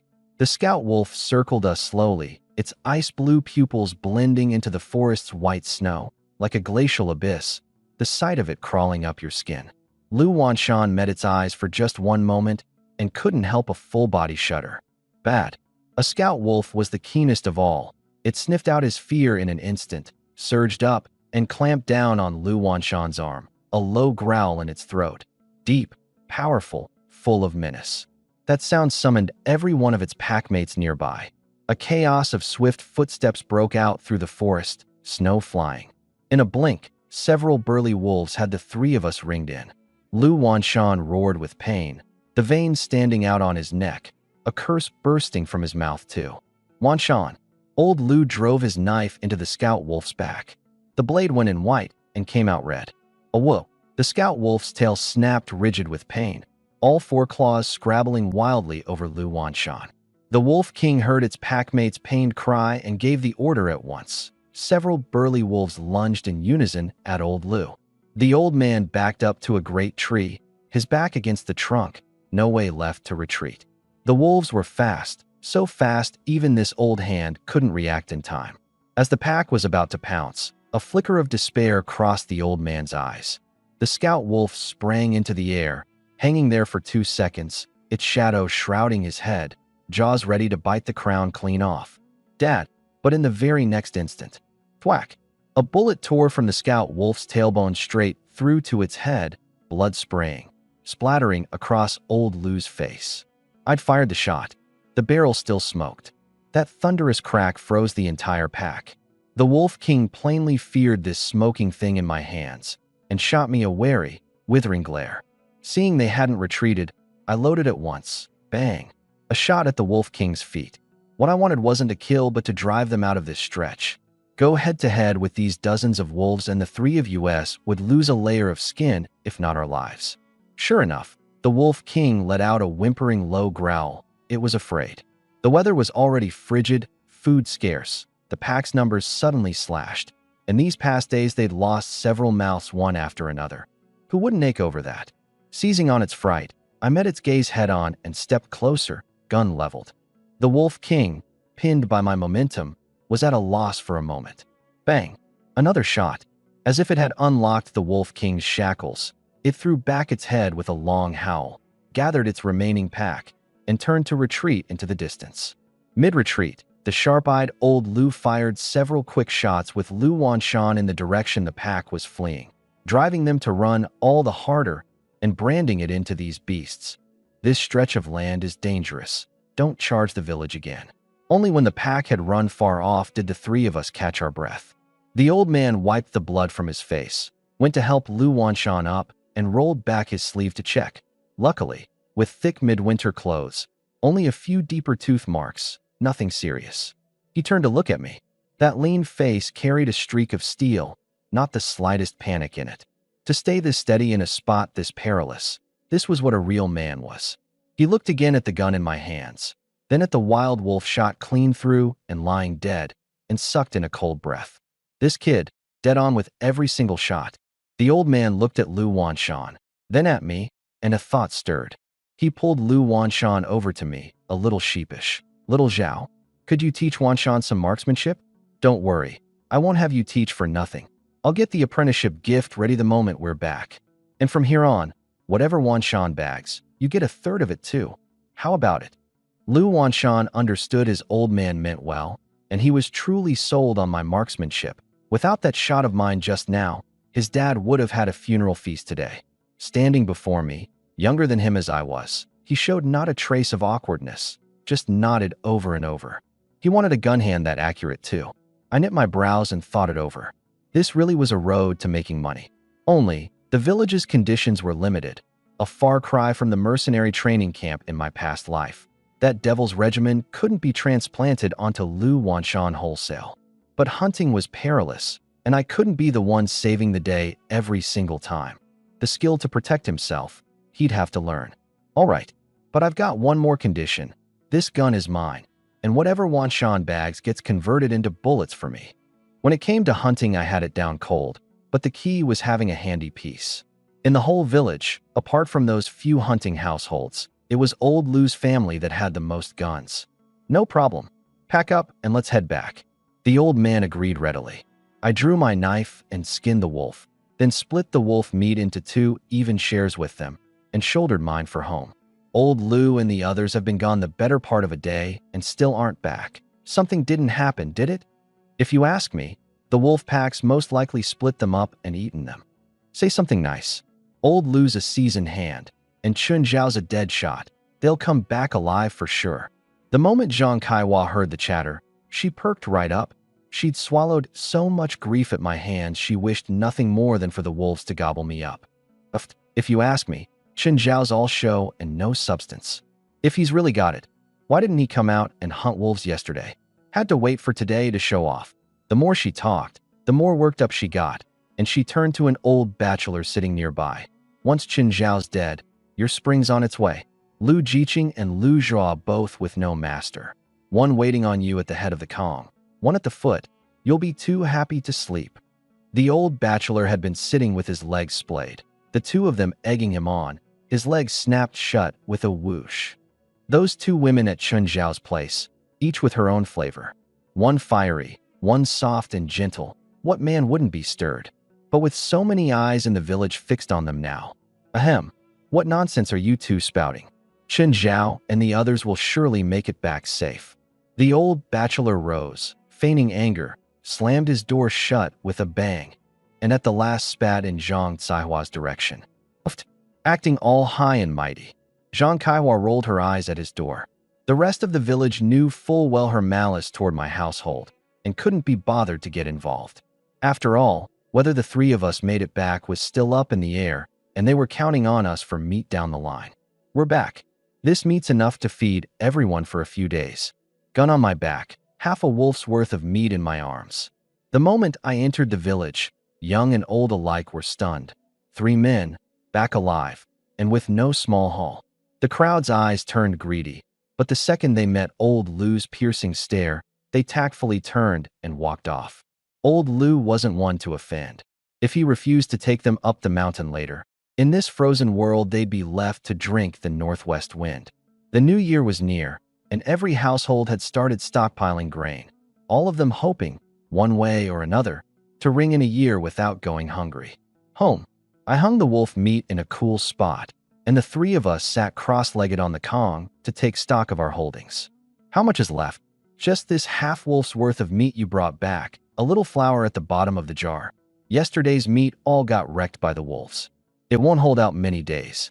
Lu Jiruo's face was full of worry. And that little wolf cub, don't know what to feed it, can only boil flour gruel for it to drink. But the moment it drinks, it gets the runs and loses all its spirit. I spoke up. On the way back, I asked old Lu. Old Lee's family at the village head has a bitch that whelped, and the pup died. So I'll take the cub over for a mouthful of milk. A wolf was still a wolf. Flour gruel alone wouldn't do. Better it nurse a couple of mouthfuls off the dog. But once it grew up, it'd still need meat. Never mind that this stretch before the new year was when grain was tightest. A full day's trek up the mountain had left me wrung out. I shoveled down a few careless bites and dropped straight off to sleep. This body was still too sluggish. Back in the day, I'd maneuvered alone through the deep old forest for months on end without a hitch. In the room, the two sisters were left to their tasks. Jiqing looked at me sleeping soundly, a mist welling in her eyes. Sis, I think I'd better go. I'm just a burden, eating and drinking here for free, dragging you and brother-in-law down. What are you saying? Lu Jiruo cut her off with a slap of the hand. Didn't I tell you? There's absolutely a place at this table for you. Besides, the way things are now, never mind you. Even I can't help with much. But later on, the bed-warming job is handed over to you. Sit back and enjoy the spoils now, and you'll get yours down the road. The words held nothing back, and they flushed Jiqing's little face crimson. Sis, you're awful. Enough, don't overthink it. Tomorrow let's go dig wild greens at the foot of the mountain outside the village. Annie Wong says plenty of folks are digging out there. The greens are a bit frost-withered, but scraped together, they'll make a meal. Jiqing nodded hard, and only then did the mist in her eyes clear. The night passed without a word. The next day I'd just gotten up when I heard a deep, hearty voice outside the door. Little Zhao, the new year's almost here. Care to go up the mountain again and bring back some game for the holiday? Old Lu poked his head in, peering into the yard. But before I'd even come out, several village wives, like dogs sniffing out a bone, came wagging their tails over. Old Lu, take my man along too. And ours. He can lend a hand. Even after that wolf hunt, the villagers had seen what we could do. A man could come along and split a bowl of meat even if he did nothing at all. Old Lu waved a hand. This time, I'm only taking Chun Zhao. Last time, hunting wolves, every one of you clung to your hide and feared for your life. The wolves were driven off, then caught the scent and came right back. People this self-serving, this old man doesn't want them.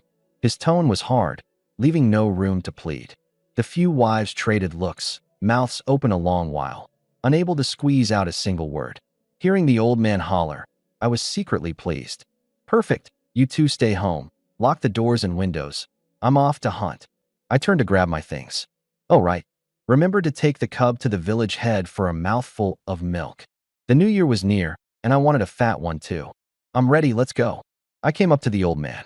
Lu Wanshan was kitted out too, gun on his back, dagger at his waist, a bow in hand that he passed to his dad. Move out. The three of us geared up and headed up the mountain. Those few who'd just been clamoring to come along now lay against their own windows, watching the three of us recede into the distance. Lean as the backs were, every one of them was sturdy. The crowd felt only regret. Had they known, they'd have gone along on the wolf hunt back then. Heaven made me, so I must be good for something. How come this hunting business can only fall to old Lu and his lot? Some literate fellow, sore about it, charged out of his yard shouting. Right? We've tagged along on a hunt or two ourselves. Worst case, we form our own team and go up. Agreed. I refuse to believe that without them, we can't get a bite of meat. No help for it. Not going up the mountain truly meant going hungry. The men went home and grabbed their bows and arrows, gathering at the village entrance. The few households with hunting guns put them to good use. No sooner said than done. A quick pack up, and they fell in quietly behind us, heading into the mountains together. Just into the woods, our footprints were still visible. They headed southwest. Shall we follow? Su Weidong was getting on in years. He'd been on every one of Old Lou's mountain trips and had experience to spare. With Old Lou not leading this run, the group naturally pushed him to head it. He crouched and traced my footprint with a forefinger. No need to follow. We'll find our own trail right behind us, and the lion's share would still be ours.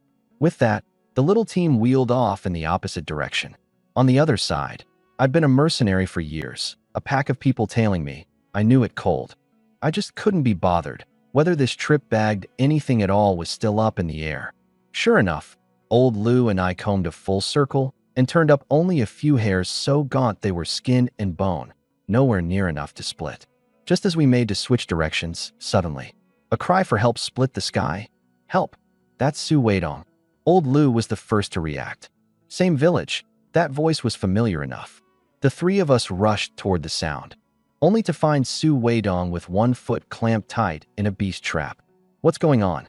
We didn't set any traps in these woods. Lu Wanshan asked. We don't know either.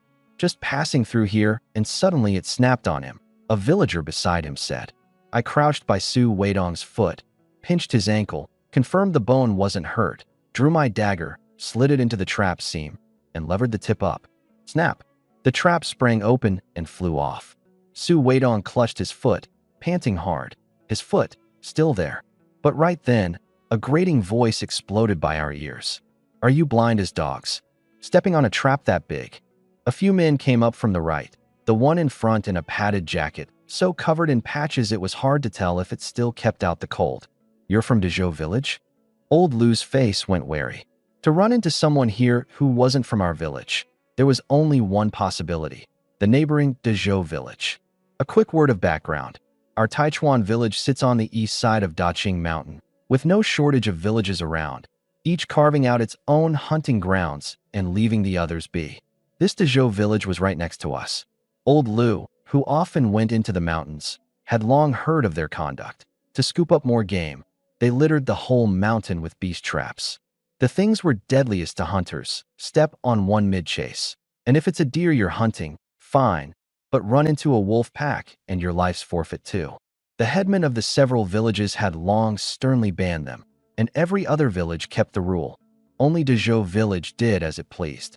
Yeah, Dezhou village. The man owned it freely. This happens to be Taichuan village's territory. Old Lou's face was calm, but the fury was already past holding down. Normally, the two villages didn't tread on each other's wells. You set traps in your patch, your own business behind closed doors. But now they'd reached their hand into our turf and hurt someone besides. That was going too far. Su Weidong was no prize, but he was, after all, one of our village. He had to be protected. What exactly are you trying to say? Zhou Ligua's face was full of impatience, his tone sharp. What was I trying to say? Compensation, of course. Who knew how much game they'd poached on the sly over here? Now they'd hurt someone and offered no account, and still dared take this tone. The old man was about to speak when I raised a hand to stop him. Su Weidong's hurt. Getting him home comes first. I stepped forward 2 paces. We don't know what these people are about. If it really came to blows, he'd be in the thick of it and drag us down. Send him off first, then talk. The old man saw the sense in it, and at once told the men who'd come with us to carry Su Weidong off, adding at the last, mind yourselves on the way. Yes. The men nodded and bore him off swiftly. No game caught and blood drawn first. Standing there, they were so mortified they wished they could burrow into the ground. Getting to leave was a relief beyond hoping. Once they were gone, I set my gaze on the men across from us. This matter would not be let go just like that. You saw it yourself. A man from our village got hurt because of your trap. What's more, traps aren't allowed on this mountain to begin with. I left the words open, sparing both villages a little face. You couldn't look up without meeting each other. But the other side was rampant indeed, Zhou Ligua most of all. So I said it. What are you going to do about it? My village has set them for years, never once a problem. What? Some kid whose hair hasn't grown in all the way. Who do you think you are? The few behind him laughed along. My face went cold, but I still didn't make the words too ugly. That's hardly appropriate, is it? You're Dezhou village folk, running wild on our Taichuan village's turf. I guessed the cause too. They'd set their traps too thick over in their patch. The fringe game wiped out long ago, which was why they'd reached their hand over to our side. You're nothing. I'm running wild. What are you going to do about it? Let's go. Zhou Ligua waved a hand to leave, and one of the men behind him, in an army green padded coat, made a point of taunting us. Lu Wanshan couldn't take it. Without a word, he grabbed one of them by the collar and pinned him, setting traps on Taichuan village's turf, hurting our people, and you think you'll just walk off? Not a chance. Today you pay up, and from here on, get the hell off this stretch. The money was a small thing. Driving this bunch out was the real point. Zhou Ligua walked straight up to him and spat out a vicious curse, the gist being to demand on what grounds, and to declare that he, Zhou Ligua, only ever took other people's money, let anyone dare fish a single coin out of his pocket. By the look of him, he wished he could thrash us on the spot. The old man saw it going bad. 3 of us against their 6 or 7, a real fight, and we'd come off worse. He hurried up, shoved his son back, and planted himself in front. Aya, to meet it all is fate. Why be at daggers drawn? Let's talk it out nicely. As if to cover his own guilty conscience, the other side raised a hand and swung at Lu Wanshan. The old man sidestepped, and Lu Wanshan couldn't hold back any longer. Bullying his dad was worse to him than being hit himself. He couldn't swallow it and made to charge. The Dezhou village men squared up to fight too. And just then, bang, a thunderous crack, and the cap on Zhou Ligua's head flew to the ground. Following the sound, there I stood, a way off, gun leveled, muzzle smoking. Lu Wanshan was so stunned his mouth wouldn't close. The Dezhou village men were even more shaken, speechless, staring wide-eyed at the cap on the ground. An inch off, and Zhou Ligua's head would have ended right there. You actually dared fire. Someone blurted a curse. Following everyone's gaze, I'd already seized the one called Zhou Erden. The short knife laid across his throat, the slightest pressure, and his life was gone. Zhou Ligua was an arrogant sort. Talk it out hard, and he wouldn't bend, so I'd switch to a different sort of talk. Zhou Erden, don't you touch him. The Dezhou village men cried out, rushing forward to grab the knife. Zhou Ligua, though, held steady, planted where he stood. What do you want? The moment the others moved, I quietly added a touch of pressure to the knife at Zhou Erden's neck. Beads of blood seeped out. Honestly, hearing the name Zhou Erden for the first time, I really couldn't appreciate it. But names these days were all like that, crude, easy to race. Hold on. Zhou Ligua threw out a hand to stop the others, eyeing me warily. Speak. What'll it take for you to let Erden go? I'd gone to this trouble with a purpose, and he understood it. Simple. I wiped the knife on my clothes, the picture of nonchalance. A man from our village got hurt because of your trap. Hand me the money, and the man, I'll naturally return. Now, go back and fetch the money to ransom him. I laid the knife back against Zhou Erden's neck. And no funny business, or he won't be going back. With that money, Su Weidong's injury would count as compensated for. With the man in my hands, however unwilling Zhou Ligua was, he could only comply. Once the others had left, only the Lu father and son, me, and Zhou Erden remained on the spot. Waiting here was waiting either way, so I turned, shall we keep hunting? And pulled out a rope to bind Zhou Erden's hands. With the new year nearly here, I had no intention of going hungry. Besides, with 3 mouths at home now, the outlay was far bigger than before. Right, the 3 of us grabbed our gear, marched Zhou Erden along, and pressed on into the deep mountains. The deeper in, the colder. Before we'd gone far, snowflakes hung on my eyebrows and my hands were frozen scarlet. But I never let the gun slack for a moment. In this godforsaken wild, a gun in hand was the only thing that set you at ease. The other 2 shivered too, but to keep from starving they gritted their teeth and pushed on. Aya, I'm so tired. You go on ahead, I can't walk anymore. Zhou Erden plopped down on the ground, panting hard. Don't wait for me, I'll catch up in a bit. After half a day's walking with nothing to show, he was truly cowed by the cold. The words barely out, he felt his body go light. I'd hauled him up without the slightest effort. Don't think I don't know what you're scheming. Get moving. Meeting my cold face, Zhou Erden could only knuckle under. He had no wish to die at my hands before Zhou Ligua ever showed. But the fellow didn't give up, hunting for excuses to slip away the whole road. This time he went a step further. While we were intent on finding game, he tried to tiptoe off. Where do you think you're going? I barked. Zhou Erden hung his head and shuffled back to his spot. I stepped up 2 paces. I'm telling you. Behave, or don't blame me for being rough. My tone was cold as if I were discussing someone else's affairs. That scare made him much more obedient. The winter wind was biting, slicing at the face. The three of us searched a good long while, and never mind big game. We didn't see so much as a hair. Boo-hoo, a sound of crying drifted over. In this desolate wild, where would crying come from? I leveled the gun and swept a wary glance. Turned, and it was Joe Erden, sitting on the ground, bawling, a mess of snot and tears. This trip, I just wanted to bag some game with Brother Ligua and the others, make the new year a little better. Who'd have thought it'd come to this? 2 hours, not a single catch. At last year's pace, his little hope was probably dashed. I've got an 80-year-old mother at home and a kid of 8 or 9. I'm begging you, let me go. Joe Erden wept, voice and tears together. I just stood there, not a ripple on my face. This whole tearful spiel of his was nothing but an attempt to soften me up. Are you walking or not? I slid the short knife out. Joe Erden sprang up from the ground in a flash. Walking, I'm walking with you, and shuffled forward a couple of steps. Expressionless, I put the knife away. I'd never actually meant to touch him. Just a scare, that's all. He didn't stay quiet long before starting up again. Don't know how my 80-year-old mother's faring. Pity, I'll never make it back. Weeping as he stole glances at me. I suddenly stopped and looked around. The sight of it cheered Joe Erden. Could it be my tearful pleas had moved him? On his face he still played the heartbroken son. Mother, don't blame your unfilial boy. Before he finished, I clamped a hand on him. Be quiet a minute. I stared at a spot not far off. Something seemed to be coming. The Lu father and son held their breath and looked across too. Crunch. The sound drew nearer and nearer, the three of us with our hearts in our throats. One hand on the gun, I didn't dare even blink. The next second, a four-legged creature barreled into view. A wild boar. This boar was raised fat, the slab of its chest especially brawny. But it was covered in scars too.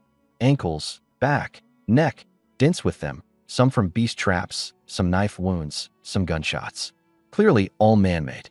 Lu Wanshan drew a deep breath. A beast this big, split between two families, and the whole winter wouldn't go hungry. He clenched his fists, ready to move at any moment. But old Lu stood rooted, his whole face wary. Little Zhao Wanshan, careful now. This boar's covered in wounds. It's been hunted plenty of times, knows our weapons inside out, knows how to get away. It's far craftier than your everyday boar. The seasoned hand had seen plenty, and one glance set his teeth on edge. This thing had turned into an old fox. It wouldn't be easy. Beside us, Joe Erden pulled his neck in, threw a trembling glance at the boar, and quickly bowed his head. A creature this big, anger it, and one sit of its rump could crush a man to death. To take it on, even a dozen odd men might not be enough. The most pressing thing right now was to slip away fast. Shouldn't we? Hurry and go, he ventured in a low voice. While it's not stirring, if it spots us, we're done for. But the three of us had a light blazing in our eyes, not blinking once. Run from what? A beast this big, the meat's bound to be fresh. Lu Wanshan looked ready to pounce and take a bite. I felt the same. 2 mouths at home were waiting. Joe Erden swallowed. You're not actually going to take that boar as game, are you? What answered him was dead silence. The next second, the three of us traded a glance and spread out, taking up 3 spots, not too near, not too far. Too close left no room to maneuver. Too far, and we couldn't cover one another. No one spoke, but the formation said it all. Old Lu began assigning roles. Little Zhao's the dead shot. See your chance and fire. This boar's a tough one, so be ready for anything. Wanshan, I'll go draw it. Pull its attention onto me so little Zhao can strike, and you back me up alongside. Dad, let me draw it instead. Lu Wanshan cut in at once. The old man was up in years. In a real chase, he was no match for him. Do as I say. The old man refused without a second's thought. Of the 3, he had the most experience, and if it really went wrong, House Lu still had Wanshan to carry it on. How could he bear to let his son take the risk? Dad, quiet. The old man shot me a glance. Begin. He picked up a stone and hurled it at the boar. The wild boar whipped its head around, those blood-red eyes fixing dead on him, enough to put a chill even in this seasoned hand's heart. He bolted, secretly thankful. Good thing it was him going. Had it been Wanshan, his legs would have buckled already. The boar ran like the wind and was about to overtake him. I leveled the gun and put a shot at its hoof. An old fox indeed. Any other beast would have dropped. Hoof shot through, it still charged at the old man on a limp. But the old man had finally caught his second wind. After a few rounds, the boar realized this lot was not to be trifled with, turned tail, and began to flee. Meat already in hand could not be allowed to fly off. The three of us traded a look and tore after it. Joe Erden scrambled up off the ground, patted off the dirt, and wore a smug look. Wasn't this his chance to get away? But curiosity got the better of him. Just how did these three mean to deal with a thing several times their size? Even Zhou Ligua, the acknowledged hunter of their village, gave this boar a wide berth. He followed along. The boar was too fast. The three of us were no match, and before long we were panting. My plan was to dog it the whole way and wear its strength down, fire a shot, shift position, pile on the wounds. Zhou Erden tactfully came up to lend a hand too, and I gave him a nod. I halted and raised the gun. Recalling the miss a moment ago, I drew a deep breath, took aim, and fired. Squeal, dead in the back of the skull. I thought that would do it. But after a few agonized shrieks, those eyes of its went completely red. The fiendish, murderous look of it had everyone sucking in a cold breath. How is it not dead? Lu Wanshan found it unbelievable. The more frightening part came next. The boar's hind hooves dug in, and like an arrow off the string, it came flying our way in a mad rush. It's gone berserk. In a flash of lightning, a bullet drove into its eyeball, the pain sending it crashing about wildly. Seizing the gap, I leapt up and plunged the short knife straight into its neck. But the thing wouldn't stop. Instead, it rammed its head into a tree, that frenzied force enough to make your scalp crawl. When old Lu went up a tree, it fixed on me. I'd long since read its mind, and sprang up into a tree myself. Lu Wanshan followed right after. The boar, having pounced on empty air, could only take its rage out on the tree. Why is this boar just ramming away? Lu Wanshan's tree was small, rocked so hard it looked about to topple. He slid down it, meaning to give the boar a taste. Don't move. The old man cut him off in time. It was in a frenzy right now. Trying to block it head-on would only get him hurt. A plan popped into my head. Wear it out. Perched in the tree, I put a few more shots into it, the wounds mounting up, blood pooling on the ground, especially stark on the fallen snow. We watched for our chance, came down from the trees, and stood off to the side waiting for it to run out of steam. That wait stretched from early morning to past midday. Dad, just how long is this boar going to keep at it? Lu Wanshan braced his legs, unable to take another step. The old man was no better off, his age told. I can't go on. I need to rest. Lu Wanshan plopped down on the ground, panting hard. Get up quick. It's heading north. We'll lose it in a minute. The old man dragged himself forward. This meat could not be abandoned. Little Zhao, walking a whole day, aren't you tired? The old man looked at me, walking out front, full of admiration. I'm all right. As a mercenary in my past life, trekking dozens of kilometers through deep mountains was routine. This body might be poor, but it could take it. My gaze sank forward. Today, I would not fail to take this beast down. Seeing the two of us still on the chase, Lu Wanshan hauled himself up off the ground too, following two men beat being alone in the deep mountains, where who knew when a wolf might fix on you. Whether it was sick of being chased or truly worn out, the boar, having been walking, suddenly stopped and turned around. That look in its eyes, it wished it could swallow us whole on the spot. It was about to make its last counterattack. Careful. The old man's face went wary, all his fatigue gone. The boar held its ground, hatred filling its eyes. The old man nudged me with his arm. It's going to fight to the death. The three of us, play it by ear. I leveled the gun and took aim. Bang. But the bullet struck its neck, missing the eye. My aim was still off, no match, in the end, for a piece with a proper sight.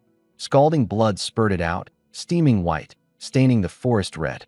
Squeal. Lu Wanshan spotted his chance and vaulted onto the boar's back, raining down punches. The boar, already wounded and ambushed besides, spun in a frenzy. Thump. Wanshan was thrown off. I rushed over at once and hauled him clear, lest he be trampled. The old man seized the moment to vault up in his place and carry on the dance. Whoever fell off, the next took over. The three of us took turns going at it. But no matter how they worked it, the boar simply would not go down, as if it were only being tickled. What's going on here? Lu Wanshan was thoroughly baffled. The old man, too, was at a loss. A boar this monstrous he was seeing for the first time. Wait. I fixed on the spot ahead. The boar gave 2 grunts. Its body swayed. It was about to fall. Thud. A muffled sound, and it pitched into the snow. Has it run out of steam? Lu Wanshan pointed gingerly, not daring to approach. Go take a look. And remember, be ready for anything. The old man gave a meaningful glance. The 3 of us drew near. The boar lay motionless, panting hard. No reaction even as we came up, truly out of strength. Squelch. Blood gushed out, steaming hot, splattering all over me. The Lu father and son turned to look. I was wiping down my short knife. Just how that last move had happened, they hadn't caught at all. A deep gash across the boar's neck. My handiwork. The boar's legs twitched twice, and then went utterly still. Chen Zhao, you're really something. Lu Wanshan shot me a thumbs up. The blade in white and out red. That crisp efficiency, not something just anyone could pull off. Zhou Erden was thoroughly sold. The old man confirmed once more that the boar was good and dead, then stood. It's getting on toward afternoon. Let's get down the mountain before dark. At night, the deep mountains have jackals, wolves, tigers, leopards, the lot. Best to clear out. Only, this several hundred catty boar, how were 3 men to carry it? I stepped up, knife flashing, and split it into 4 parts, 3 big and 1 small. 1 big piece alone was 100-odd catties, fine on flat ground, but the way down was steep, and shouldering it was too risky. The old man cut off a bit more and left it on the ground. Taking it all wasn't realistic. Carry what we could. The meat divided. I picked up that small piece and walked over to Zhou Erden. This piece is yours. 20 or 30 catties, no small amount. For me, Zhou Erden's face was all disbelief. He had, in fact, helped herd the boar a bit just now, but he'd never hoped for a share. The boar's too big to carry whole, and you pitched in too, so it's only right. I tossed him the meat. You can head back now. Mind yourself on the road. Holding him had only ever been about deflating De Zhou village's swagger. It was getting late. Better he hurry off. With that I turned. The next second I was caught by the arm. Zhou Erden pressed the meat back into my hands. This is yours. I can't take it. The sun was already down. Jolie was lot saying they'd go back and scrape together a ransom was most likely hot air. These days people couldn't even feed themselves. Who'd spare a thought for someone else? We can't carry it all. I pushed it back. He simply shoved the meat against me. The fellow was truly won over. Anyone else, and he'd have eaten a beating. I'd not only left him untouched, I'd given him meat and set him free. A largeness of spirit like that was rare. Then, could you at least carry it home for me? Leave it here, and it'll be gone by tomorrow. A free meal for the beasts. Let's go, I said. Zhou Erden nodded, shouldered what he could carry, and followed us down. The sky slowly darkened. The mountain road was hard going to begin with, and laden with meat, harder still. To cut the distance, we took a path both perilous and short. And just then, Lu Wanshan's foot slipped, and he was about to tumble off the cliff. I lunged and caught his arm. Zhou Erden reacted fast too, throwing his arms around my lower body to keep us both from rolling down. The old man seized the moment to dive in, and the 3 of us together hauled Wanshan back up. Lu Wanshan was so rattled, he went blank. It was the old man who came to first. Without a word, he made to kneel to me and Zhou Erden. I quickly steadied him. What are you doing? You're an elder. This is more than I can bear. The old man couldn't be moved otherwise, and stood, eyes brimming with tears. You've saved Wanshan 3 times over now. I truly don't know how to repay you. Wanshan was his only son. We went up the mountain together. Keeping brother Wanshan safe is only right. I soothed him, then turned to Wanshan. How are you? Anything hurt? And nothing, just my legs went weak. Gears squared away. The group set off again, far more careful this time. At last we reached the village entrance. Lu Zhira and Lu Jiqing were waiting there, a ring of expectant villagers behind them. The sight of us coming back fully laden stunned the crowd. You hunted that wild boar? What else? I gave them a cold look. Lu Zhira at once sidled up to me and hooked my arm, her eyes spelling it out plain. See how amazing my man is. Zhang Kaiwa took a step forward. Then hurry and split this meat. My house hasn't got a scrap of grain left. The picture of entitlement, as if it were owed to her. The other villagers said nothing, but in their hearts they hankered for it too. This boar was hunted by my dad and me and Chun Zhao together. It's got nothing to do with you lot. Lu Wanshan gave a cold snort. This bunch, truly insatiable. Ugly as the words were, no one could refute them. And just like that, all that meat looked about to be carved up by others. Zhang Kaiwa flared up and planted herself right in front. That won't do. No credit, but we put in the sweat. My old Wong still laid up in bed. Today you've got to give us a share, or there's no living like this. And she burst into loud wailing, trying to blow the thing up. What business is this of yours? Your old Wong got hurt last time. What's that got to do with this hunt? This boar was brought down by my man and the Lu father and son. Lu Zhiruo fired straight back. A bunch of grown men found it awkward to speak up. She had no such fear. For the moment Zhang Kaiwa was out of moves. The crowd could only watch the three of us stride off in triumph. All that meat, enough for a whole winter. Right you are? Those three really have got the goods. More than a few of the men quietly resolved. Next time the three of them went up the mountain, they'd tag along no matter what. We walked out front, Zhou Erden trailing behind, eyeing the villagers packed 3 layers deep, his brow furrowing. He had to find a chance to slip free. Even if I didn't touch him, no telling whether someone else would. To run, he first had to get the lay of the land. So he drifted along distracted, nearly knocking me over several times. This time he barreled into my back again, staggering a couple of steps before steadying himself. His little scheme, I saw clear as day, but I didn't call it out, just walked on as if nothing were amiss. The crowd swelled larger. Lu Jiqing, uncomfortable under all the pointing and muttering, sidled up to her sister and said low, "Sis, I'll head back first and make dinner." Standing here in her position, she was mortified herself. Lu Zhiruo had meant to say something, but seeing how awkward she looked, nodded. Go on. The rest made for old Lu's place. On the mountain, we'd only split it roughly. Back home it had to be divided properly. Erden, you were there the whole hunt. You say how this meat gets split. I sat down, casual as anything. The old man was fair, and Wanshan, needless to say, I'd just saved him. He'd gladly hand me the lot. So how the meat got divided I hadn't the slightest worry over. Having Zhou Erden divide it was a test of him. The Lu father and son knew exactly what I was doing and stayed out of it. Zhou Erden walked up to the meat, drew his knife, and recut the 3 pieces into 6, all evenly matched, then picked out the 2 biggest and set them before me. The rest laid out before the Lu father and son. By the work you did the most, so by rights you should get more, but the father and son didn't rest a moment either.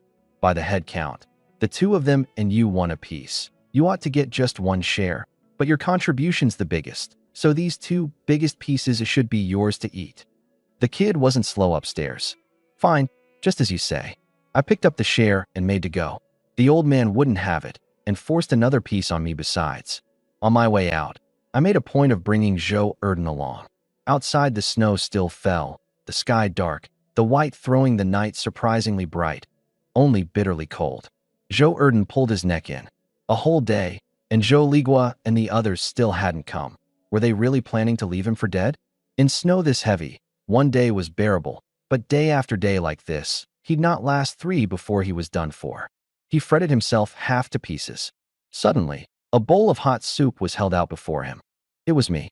I crouched, untied the rope at his hands, tossed it to the ground.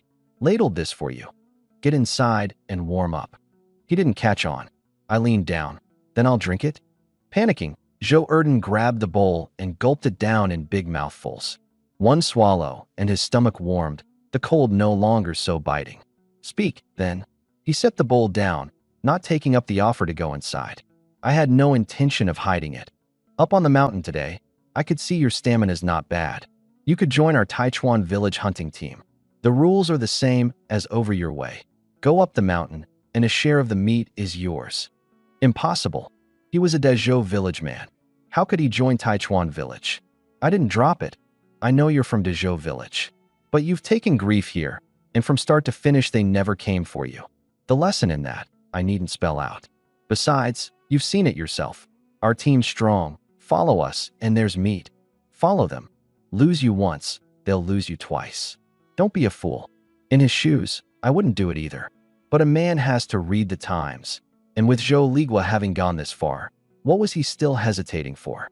Sure enough, The words left Zhou Erden visibly wavering. I struck while the iron was hot. When they left, they didn't spare you a thought at all. Give it some hard consideration. I'm heading off first. Zhou Erden turned it over. Wasn't it just so? Held this long. And had he seen any of his own village come to ransom him? That alone said it all. Go back, and the hunting would likely never fall to him anyway. Those few clung together as a clique, and he'd only ever get to stand and watch. No, he couldn't just take this lying down. Gritting his teeth, for the sake of staying alive, he agreed. And besides, following me beat staying in Dezhou village. Come on, inside and warm up. I dropped the line and turned.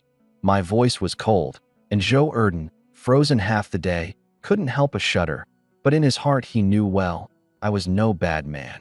Inside, a stove sat on the floor, a bed to either side, a curtain dividing the middle, the place neat and clean. Seeing two women in the room, he gave a slight start. Sis, I'll turn in first, you all talk. Lu Jiqing rose to leave, making a point at the last of drawing the curtain tight. Sit. I pointed at the tree stump stool. Zhou Erden stretched his cold reddened hands out over the stove. Here, have some soup. Lu Zhuo ladled another bowl and handed it over. Out in the cold so long, you must be frozen through. Thanks. He took it and gulped it down again. It was too late, and I wasn't easy about him heading back alone, so I had him stay the night, laid out a floor pallet by the door, and spread a couple of quilts. The next morning, I told old Lu about taking Zhou Erden into the hunting team. Little Zhao, it's not that I don't trust you. I just can't figure it. So many people in the village, and you go using an outsider? From Dezhou village, no less. That day, he held out with us in the deep mountains a good long while. Slow to keep up, sure, but he's got grit. Better than those freeloaders who eat for free, wouldn't you say? I set the gun down and checked the bullets. The old man could only go along. No help for it. The man was capable and had saved his own son besides. Fine, we'll do it your way. In truth, what I told the old man was only half the reason. I hadn't been in this era long, but I'd seen these villagers through. Apart from old Lu and his son, the lot of them were no good. Every one like a leech, out only to bleed you and never to give back. Flatter you to the skies when they need you. Kick you aside when they don't. People like that weren't worth getting close to. Zhou Erden was different, an outsider, with no ties to this village, so from here on I could bring him hunting without a worry. A fine chance, too, to see whether he made the cut. By that day's showing, his ability was decent enough. In the end, it came down to the hunting team being too short on people. If he really didn't fit, just kick him out. A free laborer gained, and a good deal like that you couldn't find with a lantern. Bullets checked, I put the gun back in its place. I gave it a look over every time I came back from a hunt. Head off any problem in advance, better than discovering it after we'd set out. I'm off. Through Taichuan village, plenty of people greeted me on the way. These days I was the hot property crack shot, and a few caddies of meat could slip right through their fingers if they weren't careful. Back home, I called Zhou Erden along and headed for the mountain's outer fringe. Didn't you say you can make little traps? Make a few, let's see. Yes. Zhou Erden dug a pit, ran a cord, and rigged it to a tree. The Zhou village's traps buried sharpened bamboo stakes at the bottom, meant to wound. The kind he made would snap taut the moment game passed, hoisting it straight up into the air. The outer mountain was close to my home, so I'd come check it once a day. If a villager got hoisted up by accident, hunters carried knives on them anyway, just cut the cord. A full day's work, and we'd made a good number. By the time we got home, the sky was pitch dark. Maybe it was the afternoon's exertion, but a meal that was usually enough left Zhou Erden short today. With no kin in Dezhou village, and having made up his mind to follow me, he simply moved into Taichuan village. His lodging, as it happened, was that old half-collapsed house Jiqing had lived in before. Want me to make a bit more? Lu Zhuo saw he wasn't quite full, the pot not yet scrubbed, the fire not yet out. No need, I'm full. Zhou Erden set down his bowl and chopsticks, waving his hands, and gave Lu Zhuo the whole portion of meat I'd split him earlier. Eating at someone's table, he ought to chip into the larder. The next morning I woke him. Come on, let's see if there's any game. At the mention of game, he was up in a flash. The sky was just turning gray, cold these past days, the mountain road foggy and hard to walk. Easy now. Half an hour on we reached the outer mountain, checking each snare by yesterday's markers. As we neared the end of them, Zhou Erden sighed. Looked like today they'd come up empty-handed. But against all expectation, the last snare held a surprise. Hanging from the cord was a little fox, blood on its leg, wounded. I was still sizing it up when Zhou Erden stepped over and cut the cord. The fox tried to flee, but the pain pinned it in place. He reached out to grab it. Stop. He looked up. I pointed. It's carrying young. Let it go. Only then did Zhou Erden notice the bulging belly, near its time. But just let it go like that? Truth be told, he couldn't bear to. Let it go. He was still wavering when I'd already taken hold of the fox, torn a strip of cloth from my clothes, and gently tied it around its leg. Run far, and don't let anyone catch you again, or all my troubles for nothing. I gave it a pat and set it free. The two of us went home empty-handed in the end. Lu Zhuo didn't scold much. Food's ready, come on back. There's meat today. And the moment Zhou Erden heard meat, he was beside himself with joy. In Dezhou village a meal with meat was harder to come by than scaling heaven. At my place, while it wasn't every meal, you'd see something other than vegetables every few days. By evening, the snow that had so hard won a break started up again. A full day and night of heavy snow made the mountain roads impassable, so we didn't go check the snares and just slept in. Ah! A startled cry jolted me awake. I threw on my clothes and rushed to the yard, where everyone had gathered. On the ground lay a wild hare, blood on it, looking like something had bitten it. I was going to sweep the snow off the doorstep, open the door, and there was this hare, no idea who left it. Lu Zhuo had recovered. That scream just now was fright at the thing turning up out of nowhere. I picked the hare up by the ears and walked to the doorway looking for a clue when I caught sight of a figure, snow piled on its head, huddled against the wall, trembling all over. What is that? Lu Jiqing took a couple of steps back. I stepped up, the thing stirred, snow sifting down, and the moment I saw the strip of cloth on its leg, I understood at once. It was the little fox I'd saved the day before. I bent down and carried it inside, and told the sisters about the day before. Yesterday Erden and I went to the outer mountain, and this one fox was hanging in a snare. Seeing it was pregnant, pity moved me, and I let it go. Never thought today it'd bring back a hare in its mouth. It must have feared someone would take the hare, and stood guard beside it, ending up frozen like this. There was a stove in the room, yet its body still wouldn't stop shaking. I tucked it against my chest and patted it gently. Lu Zhuo stroked its head. It's repaying the kindness. Even a beast understands gratitude. You let it go, and it pays you back with a hare. I said nothing, just smoothed its fur, stroke after stroke. About half an hour on, it finally came around, though it hadn't quite woken. I set it carefully on a stool and even draped my own coat over it. Good news doesn't go out the door, but bad news travels 1,000 miles. A fox bringing a hare was no bad thing, but no one had ever seen it, a rarity. Inside a day, it was the talk of the whole village. A few gossip-loving women sat on their stools and got to it. Heard the news? Chun Zhao saved a fox, and the fox actually brought a hare to his door. For real? A beast knows gratitude too. It's true. I heard it from someone as well. What started as merely a curious bit of talk soured the more it was told. If that fox brings a hare every few days, his house won't ever want for food or drink. And who knows what luck Chun Zhao struck. Fortune from the heavens. No kidding. No wonder Lu Zhuo's willing to let her own sister share one husband with her. They were just a short way to the right of my house, and I heard every one of those words crystal clear. Time to sit there wagging your tongues. You do better to send your own men out to bring back more game. Lu Zhuo shot a glance at her neck-shrinking sister and turned, about to charge out. Day to day she lived by better one less thing than one more, and seldom spoke up. But today, the first half she could stand, but the rest of it, was that talk fit for human mouths? Give them no comeuppance, and they'd really think she was a pushover. Sis. Jiqing held her back. Don't go ruining your health over it. Their eyes met, and Jiqing lowered her head. In this matter, after all, she was the one who owed her sister. They're just green-eyed over the fox bringing a hare. No point wasting breath on them. Just live our own lives well. I was dressing the hare, hands all bloody. Fine. With the head of the house having spoken, Lu Zhuo let it go too. The few of us carried on with our work and didn't let it spoil the mood. The good times didn't last. Wang Bing's wounds hadn't healed, and he was sorely in need of nourishment, and Zhang Caihua's household had hit the bottom of its grain stores. In the village, apart from my house, it was old Lu's that was the more comfortable. She'd meant to go borrow some meat from old Lu, but stepped out the door right into the crowd's gossip.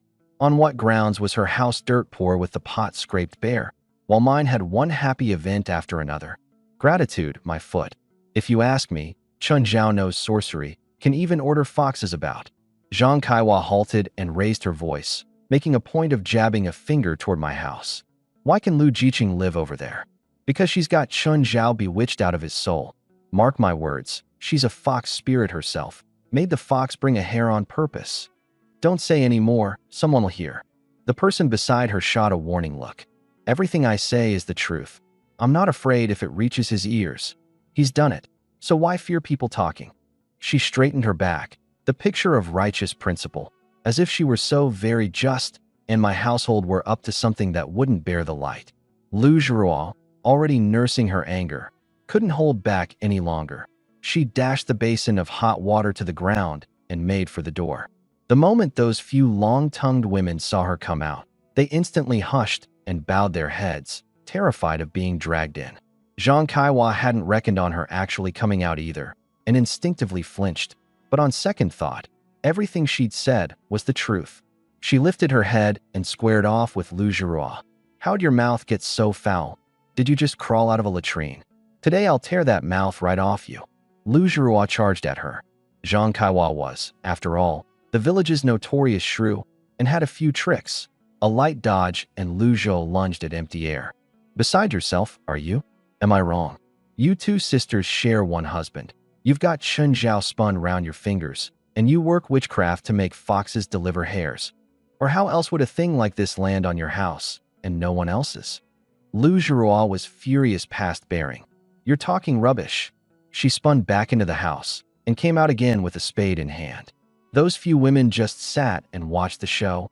Helping either side at this point would offend someone, so better to take in the spectacle. Lu Zhuruo had barely taken 2 steps when her arm was caught. It was me. My hands had been soaking in the basin of blood. A quick rinse, and there was still blood in the nail beds.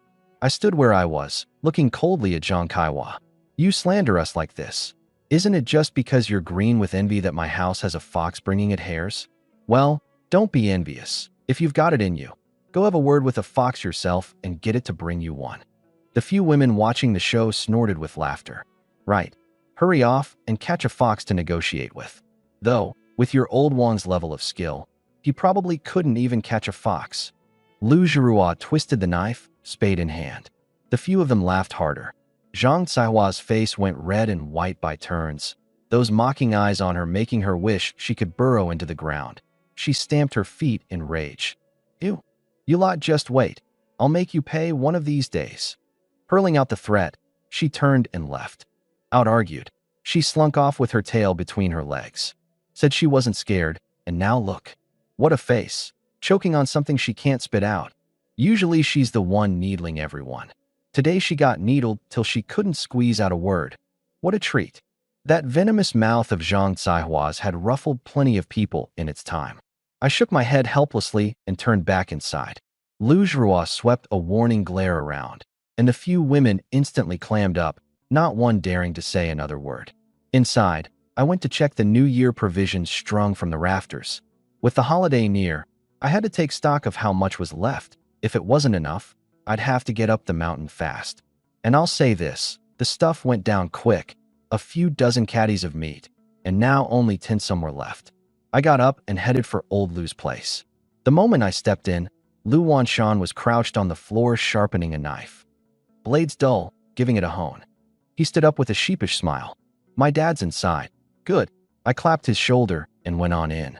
Seeing me come, old Lu knocked his pipe out on the floor and rose. Little Zhao, quick, come in, come in. He handed me a wooden stool. I sat and got straight to the point. I came today to talk over the matter of going up the mountain. I'm afraid my household won't have enough for the new year. I mean to head into the mountains. Are you in? He was a seasoned hand. Bringing him along was one more safeguard. In, the old man answered without hesitation. Every trip up the mountain with me had come back with a haul. This was a chance he didn't want to miss. Only, he frowned. The heavy snow these past days sealed all the trails in. We'll have to wait a few days. Fine. The next several days the weather held good. The old man and I agreed. Up the mountain tomorrow. Lu Zhuruo wasn't happy to hear it.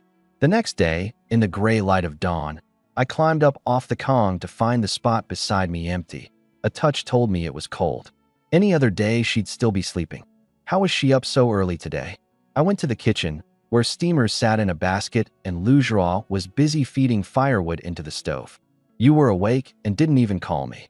Any later, and I'd be running behind. Who'd have thought that one line would set her crying? I panicked. I just said it offhand. Don't cry. She wiped a tear and looked up. There's no shortage of food at home now, enough to last a while. The mountain's too dangerous. I don't want you going up the mountain anymore. Tears still hung on her lashes, her cheeks faintly red, her mouth pursed in a pout. In my memory, she'd always been brash and forthright, say whatever was on her mind. This aggrieved look was the first I'd seen, and it melted a man's heart. All right, don't cry. I drew her into my arms and patted her gently. The New Year's right around the corner. How would this little bit of ours be enough? It'd be gone before the holiday even came. Besides, I'm going with old Lu and Lu Wanshan, the two of them to lean on, so you can rest easy too. I'd already settled it with the old man. The arrow was on the string. Crying anymore would only distract me, and that was the last thing she wanted. Lu Zhuruo wiped her tears dry and squeezed out a smile. These are buns I steamed. Try one. And she fed more wood into the stove. There wasn't much grain at home to begin with, and steaming buns left even less. But she didn't grudge it one bit. If you were going up the mountain, then you had to eat and drink well. Behind the curtain, Lu Jiqing had been watching the whole time. Her cheeks went red and she quickly turned away, thinking, when will I, too, be able to be this free and open with brother-in-law? In her heart, I had long since become her man. After all, if not for me, she'd still be wearing that widow's hat right now. When we'd eaten and squared everything away, the old man and I set off.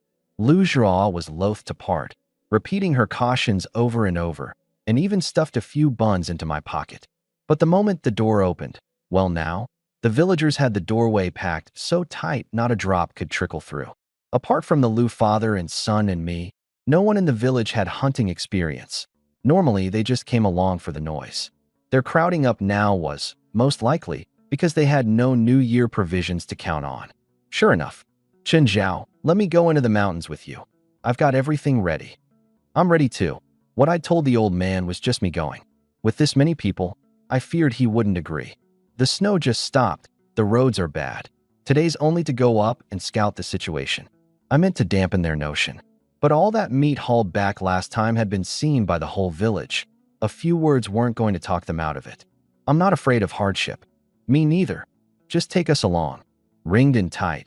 The posture of people who wouldn't let you leave unless you agreed. Some even wailed at the top of their lungs. The pear blossoms in the rain look of them. Anyone who didn't know better would think I'd wronged them. No help for it. I could only agree, but laid down the law first. In the mountains, stay close to me and old Lu. No wandering off. No defying orders. Agree, and I'll take you. And pay by the work. The crowd brightened and swore to it over and over. The heavy snow had sealed the trails, hard going, and the deadliest part was how narrow the mountain roads were. One slip and down you went. Roads narrow, slow down. Lu Wanshan glanced back helplessly at the crowd behind. They claimed to be helping, but really they only wanted a cut of the meat. Still, same village. However displeased, he could only swallow it. At last we entered the deep mountains. A vast white expanse, snow burying everything. Fresh after the snowfall, the game had all gone to ground, hard to find. Suddenly, I leveled the gun and went left, every eye followed. A few dozen meters on, a river deer was browsing, head down, small and scrawny, hardly any meat to it. Never mind, it had opened the account, better than empty-handed. I raised the gun, took aim, and lightly squeezed the trigger. Bang! The river deer dropped where it stood, blood welling out. The shot startled the villagers. They looked around, and only when they confirmed I'd fired did they relax. The next second, deep in the brush ahead, a clamor. A whole herd of river deer. The gunshot had startled them up from their rest. This many. Bag them, and there's plenty to eat, the old man marveled. But the gunshot had spooked the deer badly. The villagers watched, wide-eyed. unwilling to let them get away. Scenting danger, the deer wheeled and charged straight at the villagers. This bunch had never seen such a thing. Deer actually ramming people, and they fell into chaos, scattering every which way. The deer seized the moment, and all got clean away. In a blink, a ground full of game, gone without a trace. Old Lu, what do we do now? The crowd pressed around the Lu father and son. Split into two teams and surround them, I said. River deer were skittish and no slouches at running. Chase them head-on and you'd never catch up. We needed a plan. Their prints are small. Lucky it's just snowed, so the tracks are clear. You few go up front. We'll loop around. And be quick. I split the people into two teams. The blocking team was the crucial one. How much we caught today rode entirely on them. I hesitated a moment, then still put myself and the Lu father and son on one team. At that, the better part of the villagers cried bloody murder. Chen Zhao, this isn't right, is it? With our skills, there's no way we can catch the deer. Right? We've got no guns. If we really run into danger, who's going to save us? Better let old Lu lead our team. One after another, performing their cowardice to the hilt. Lu Wanshan looked at them, disappointment all over his face. You came, so you ought to put in some work. Do nothing and still want a cut of meat? Dream on. But no one heeded his look. The crowd just stared at me, hoping I'd change my mind. What answered them was my cold face. Forgotten what I said before we set out already. Defy orders, and back where you came from. Don't waste everyone's time. That's not what we meant. We're just afraid everyone will have come for nothing. Right, you misunderstand. We're thinking of the big picture. Terrified of being kicked out, they scrambled to patch it over.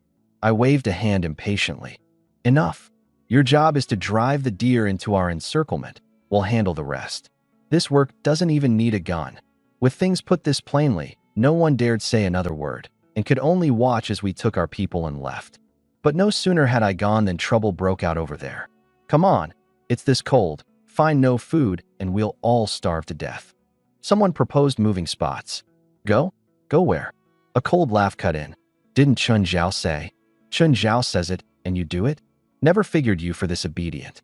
The speaker was named Zhang Qi-san, the village's famous coward, a tail-tagging lackey of the Lu father and son. He was on every hunt, yet spent nearly the whole of each one hiding behind others, and few thought much of him. He crossed his arms and sneered. Nothing by it. I just don't see how it matters whether we're here or not. Chun Zhao's already laid it all out. Why go rushing to be useful? Find a spot and rest. Isn't that nicer? On a normal day, talk like this would draw scornful looks. But today was different. The shadow the wolves had cast ran deep, and if life hadn't pushed them this far, nothing would have brought them out. With all that ruckus in the woods just now, they might well draw wolves. Without guns or experience, for them to burrow deeper in was as good as courting death. The crowd wavered, trading uncertain looks. Seeing no one answer, the corner of Zhang Qi-san's mouth lifted. I've said my piece. What you choose is your business. I'll find a spot to rest first. And just as they hung undecided, what are you all standing around for? Chase any later, and the deer will be long gone. A familiar figure, gun on his back, walked out of the white snow. It was me. I'd gone to the front to block. How was I back again? Zhang Qi-san froze where he stood, a flicker of fire in his eyes. I frowned, swept the crowd, and let my gaze settle on him. Coming back was the right call. The moment I'd left, a misgiving had nagged at me. The others I couldn't be sure of, but this Zhang Qi-san, I truly feared he'd lead them astray. Say Chen Zhao, didn't you go off with old Lu? How are you back? What, can't I come back? That's not what I meant. Enough, cut the nonsense move. Now wasn't the time to settle scores. One word from me, and no one dared refuse. They fell obediently in line, not forgetting to glance back at Zhang Qi-san behind them. Did this guy really have the nerve? Alone in the woods, one slip and he'd be a beast's dinner. And even if he scraped by, sit out the hunt, and he'd get no share back home. Just as I was thinking it, a clamor by my ear. Before the crowd could react, several wolves had burst from the woods. Their target was clear, the lone Zhang Qi-san. Quick as the wind, they ringed him in, blood-red eyes locked on tight. Scared half to death, Zhang Qi-san tried to run, but his body had gone as if frozen. Chen Zhao, save me. The words barely out, the wolves pounced. Ag, my leg. Chen Zhao, save me. I don't want to die. His screams tore across the sky. A leg punctured by fangs, blood seeping through his torn trousers, glaring on the fallen snow. The villagers were scared stiff, falling back again and again, not one daring to step in. Sachin Zhao, what do we do? Ostensibly asking me, in truth urging me to save him. I saw through it and shook my head. A pack of cowardly fools. I drew my knife, hacked off a nearby branch, and lit it. The bright flame, the searing heat, snagged the wolves' attention at once. Holding the torch aloft, I closed in step by step. Chen Zhao, what are you doing? I told you to save me. Are you trying to get me killed? Zhang Qisan screamed again. Fool, wolves fear fire. Drive them off, and how else do I save you? Or would you rather be their meal? I swung the torch. The wolves jerked back, baring their fangs and glaring at me. What are you standing there for? Get up. With the wolves backed off, Zhang Qisan let out a breath. I can't. My leg feels broken. I can't move. He struggled and couldn't get up. I shot him a cold glance, gave the villagers behind me a look, leveled the gun, and took aim at the nearest one. Bang! A wolf pitched into a pool of blood, a headshot. That marksmanship outdid even the Lu father and son. No wonder he could drag back that much game on his own. The villagers sucked in cold breaths and hurriedly hauled Zhang Qisan up and retreated to safety. Bang! Bang! 2 more shots, each finding its mark. In a blink, 3 more wolf corpses lay in the snow. The villagers seethed with excitement, greed flashing in their eyes. Whoa! With their packmates dying one after another, the wolves were thoroughly enraged, but wary of the torch they could only ring me in and watch for an opening. Those 3 wolf corpses, they couldn't reach. This scene lit up the eyes of Zhang Qisan, who a moment ago had been near fainting from the pain. Ignoring his wounded leg, he called to the crowd. Now's our chance. While the wolves are fixed on Chen Zhao, let's drag off those 3 carcasses, a few hundred caddies of meat, enough to live large for a while. The villagers wavered. They weren't stupid. Abandon Chen Zhao at a moment like this. And would he ever take them hunting again? What they wanted wasn't a feast one day and famine the next, but a full belly every meal. What are you thinking about? A chance this good and you're not tempted? Tempted, sure, but you've seen what Chen Zhao can do. Stick with him and there's meat every meal. Zhang Qisan scoffed. You believe that? What are we to him? Why would he take us along every time? Take my advice. Quit while you're ahead, or in the end you won't even get these 3 wolves. That one phrase, quit while you're ahead, swayed the crowd for good. They dragged up the wolf carcasses, hunched their backs in the furtive posture of thieves, Zhang Qisan at the very front, a victor's grin on his face. So they meant to leave me here alone? I narrowed my eyes. These people's greed ran deeper than I'd imagined, abandoning a comrade for a mouthful of meat. Next time, I absolutely could not bring them. I lifted the torch and gave chase. The game I'd worked so hard to win. On what grounds would I hand it over? Whoa! The moment I moved, the wolf pack moved with me. A wolf howl rang out, startling the villagers. Only when they looked back did they realize I'd caught up. Chen Zhao, what are you doing? Why are you drawing the wolves our way? Get back! Don't come near us. They waved their hands in a panic, but dragging 3 carcasses, they couldn't run fast.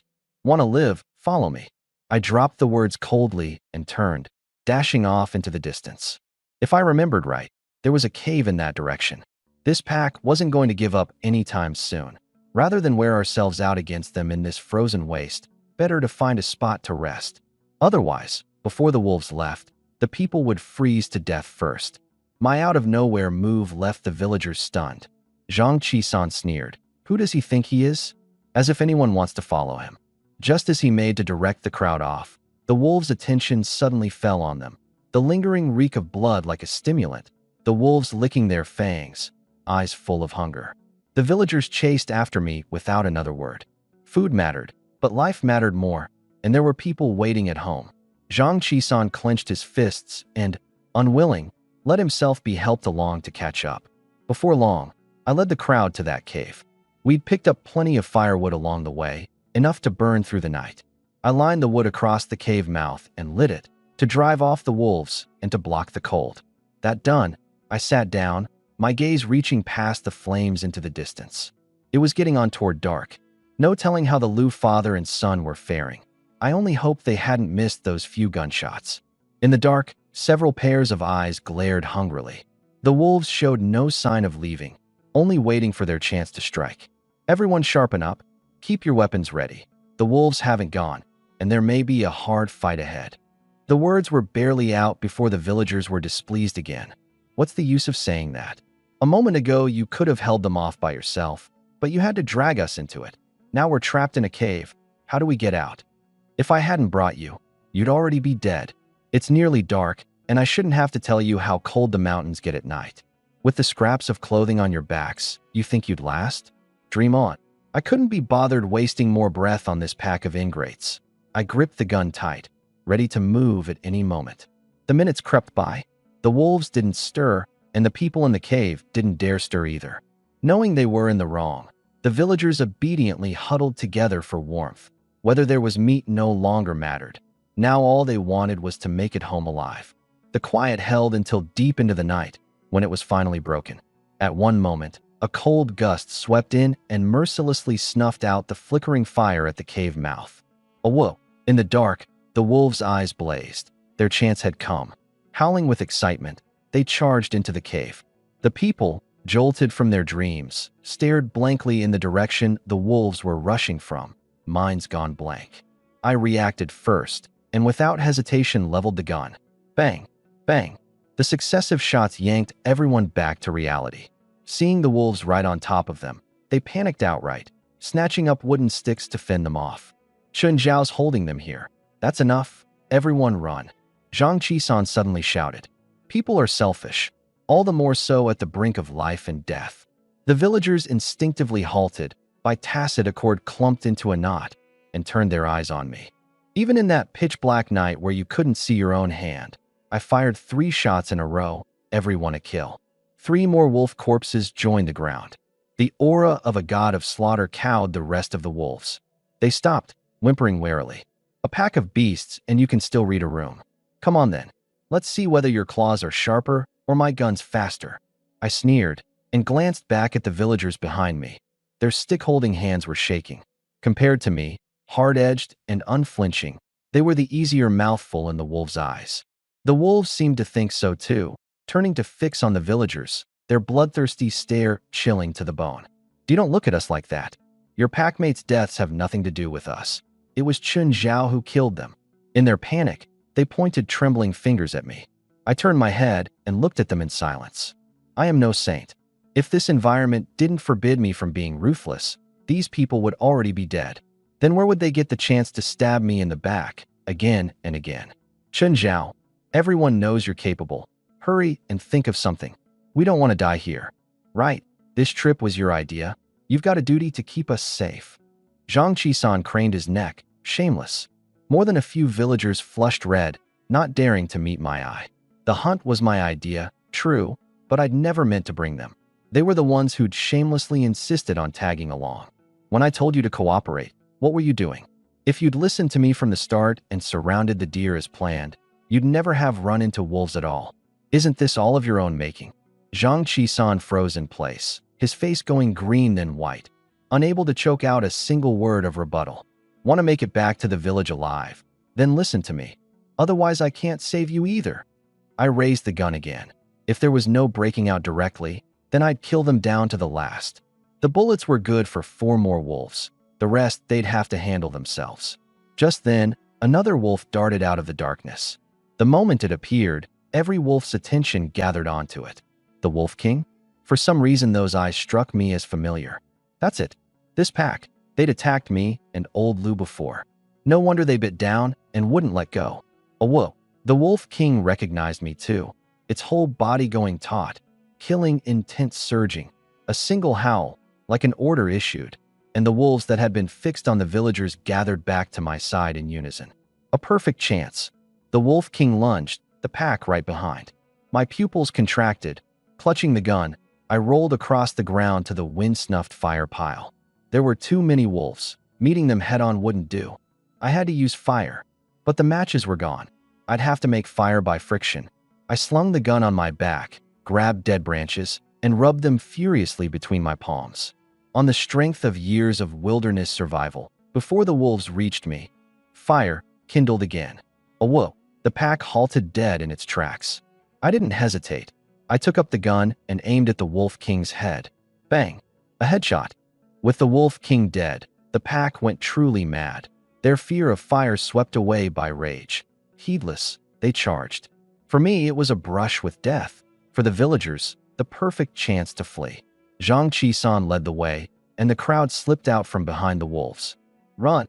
Are we just leaving Qinzhao? That many wolves, he'll die, someone in the crowd cried. Worried? Go back and save him yourself. Don't drag us in. With Chun Zhao's skill, he'll be fine. Going back now would only get in his way. Not a single foot stopped. Couldn't take a step while hunting, but fleeing for their lives they leapt like hares.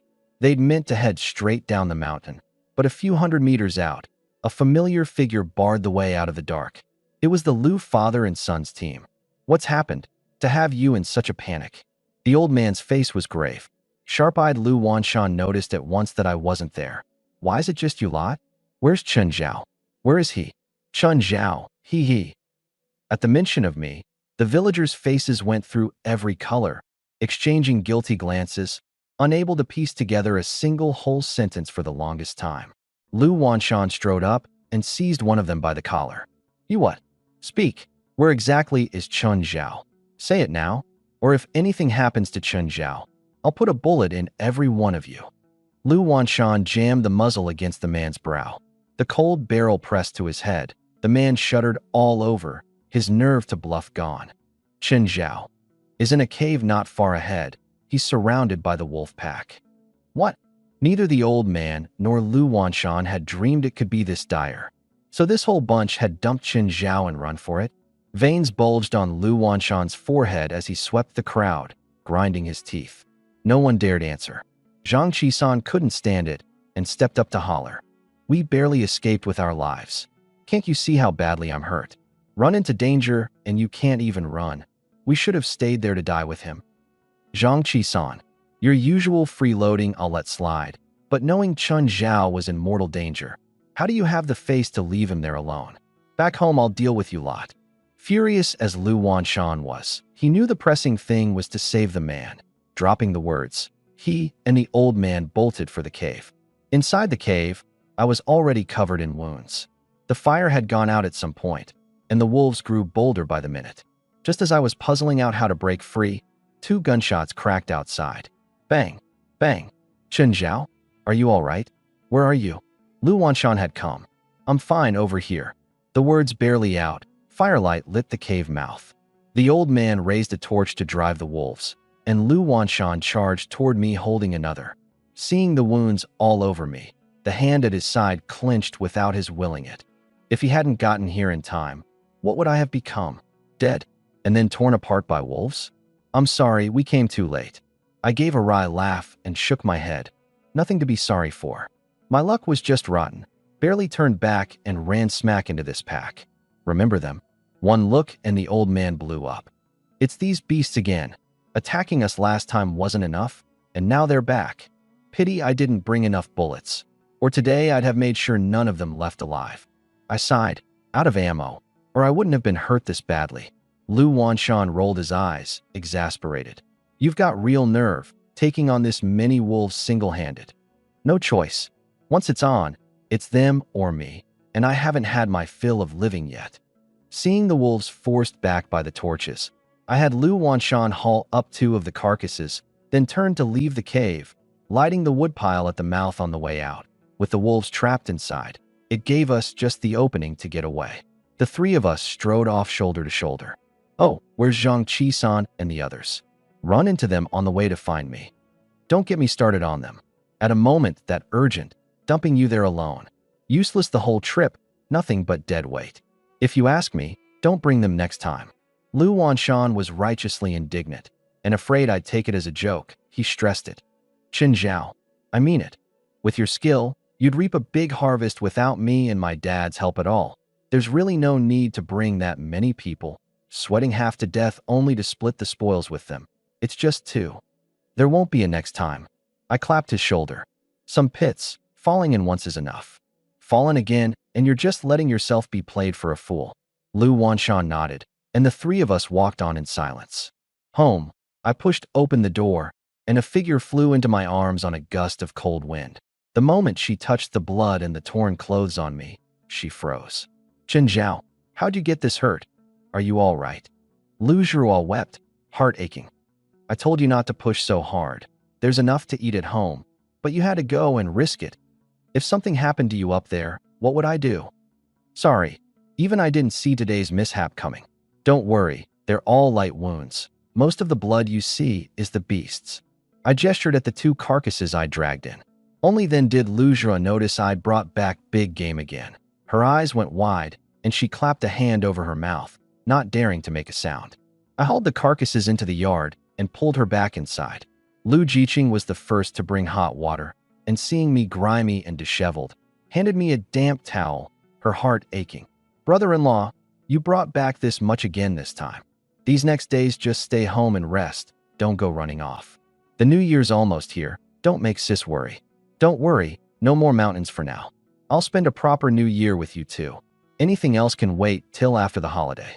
The sisters let out a breath, carefully wiping the blood off me, scolding me now and then with sweet, sulky reproaches. Meanwhile, at Old Lu's place. Old Lu, we really do know we were wrong. We were scared out of our wits at the time. A useless bunch like us, staying would only have dragged Chen Zhao down. We truly didn't mean it. Whatever the case, this time we owe Chen Zhao our lives. We'll go to his door and thank him in a bit. Zhang Qi-san, you coming along? The batch of villagers who'd fled back first had all gathered at the Lu house. The more they'd thought on the way, the more they regretted it. Their fear of death was real, but so was their dread of having a life on their hands. Had Chen Zhao truly died because of them, their consciences would never have known peace this life. Thank heaven he'd come back safe. Only Zhang Qi-san hunched darkly in a corner. Hearing himself called, he lifted his head, displeased. Go where? If not for him, would my leg be like this? That I'm not going to settle the score with him is generous enough? You want to go? You go? Leave me out of it. Zhang Qi-san, that's not right. Your leg was clearly your own. Enough. Drop it. We'll go ourselves. Someone made to argue and was stopped by another, and the crowd turned to leave. Lu Wanshan watched them off, then turned to stare at Zhang Qi-san. You still not leaving? What are you sitting here for? My house hasn't got a spare bed for you to rest on. An eviction notice, no courtesy spared. Zhang Qi-san's face went livid. Lu Wanshan, don't push it. Can't you see how bad my legs hurt? What's wrong with sitting a while longer? If I'm such an eyesore, then you carry me home. Carry you home? In your dreams. When you were fleeing, just now your legs worked fine, didn't they? Suddenly useless now? Get lost, quick, before I make sure your other leg can't walk either. Lu Wanshan crossed his arms. Zhang Qi-san dared not stay any longer. He rose in a fury, shot him a vicious glare, and limped off. On the other side, my house. I'd just finished dressing my wounds when a knock came at the door. Lu Zhuo opened it to find a fair crowd of villagers gathered at the gate. Everyone, it's so late. What is this? Zhuo, sorry to trouble you. We heard Chen Zhao was back and came specially to thank him. Is it all right if we come in? To thank him? Yes. On the mountain, we truly wronged him. If not for Chen Zhao's help, a bunch like us would never have made it back. If we did anything wrong, your big-hearted people, don't hold it against us. I changed into fresh clothes and came to the door. Lu Zhuo sensibly stepped aside. No need to thank me. It's late. Head home and rest early. I waved a hand impatiently. Sensing my displeasure, they hurried on. We know we let you down on the mountain today, but our thanks are sincere. Right. We regret it terribly now, knowing we'd be no help, and still shamelessly tagging along after you. Several times in the thick of danger, I could plainly have abandoned them, and hadn't. On that account alone, they had no face to fault me for anything, let alone ask for a share of meat. Chen Zhao, truly, thank you, you saved our lives. From now on, anything you need, just say the word. On the way back, we did a lot of thinking. What we just said comes from the heart. All right, we won't keep you from resting any longer. They left in a hurry. I shut the gate behind them. Lu Zhuo frowned. What did they mean by all that? Your running into danger had something to do with them. It's all in the past. It's late, let's sleep. I didn't want to say more. The new year was almost here. No point wasting time on that bunch. The next day I stayed home. The villagers wanted to try their luck up the mountain again, but with the snow falling heavier and heavier and no guns, they didn't dare risk it. and could only sit on their dwindling stores of grain. Tomorrow was New Year's Eve. First thing, Lu Zhuo and Lu Jiqing swept the place clean inside and out, and with my help dressed the wolf carcasses. A few hundred caddies of meat hung in the kitchen. The sight of it set the heart at ease. Lu Zhuo wrapped buns at the stove, Lu Jiqing stir-fried meat beside her. The fragrance of rice and flour mingled with the smell of meat, drifting far on the cold wind. At some point, a figure appeared outside the door, its burning gaze impossible to ignore. Lu Jiqing looked up and met the eyes of a vagrant outside. "Sis, there's a vagrant at the door." Lu Zhuo turned. The man was in rags, gaunt, his face blanched with cold, standing alone in the white snow. Tomorrow was New Year's Eve, every household reunited, and there he was, drifting outside on his own. Lu Zhuo felt a pang, an unbidden thought of herself. Had she not married a man as capable as me, she and her sister might be just like that vagrant, scraping through New Year's Eve in the bitter cold.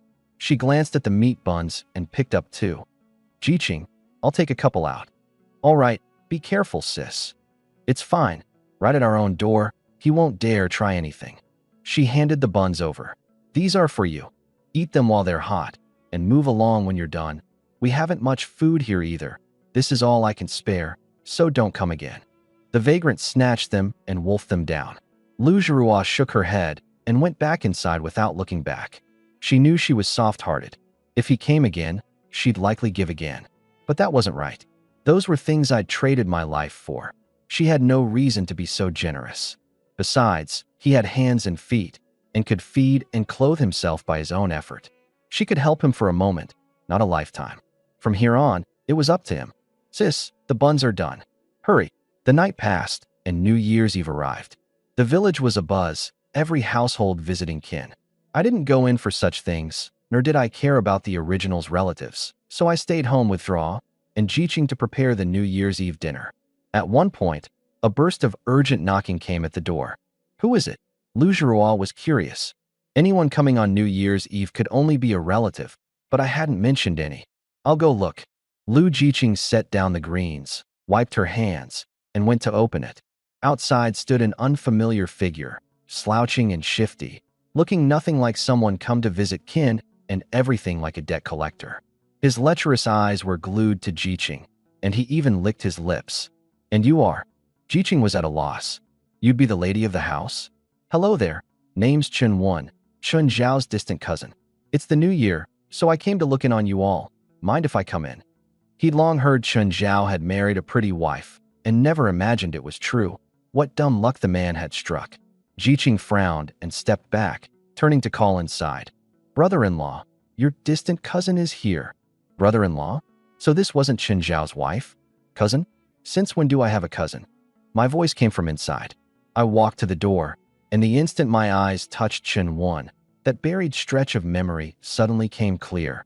He really was a cousin. What was he doing here? I frowned, my tone unfriendly. "What do you want?" Out of touch for years, never coming early or late, and he picks New Year's Eve to show up at my door. He timed it well. "Listen to you. Cousin, can't I come without a reason? We're kin, after all. Cut the nonsense. What is it you want?" "Nothing much. Heard you're a fine hand at hunting, cousin, and I'd like you to show me the ropes." "A small thing like that. You won't turn me down, will you?" Chun Wan smiled obsequiously, edging forward as he spoke, trying to get near Jiqing. I stepped up and smoothly put Jiqing behind me. "I'm not in the mood for the mountains lately. Find someone else." "Come on, cousin. You'd refuse even this?" "That's a bit too. Chun Zhao, Happy New Year." Before he could finish, a chorus of cheery women's voices came from behind him. I turned to look. A whole gaggle of aunties had shown up at the door. A pack of opportunists.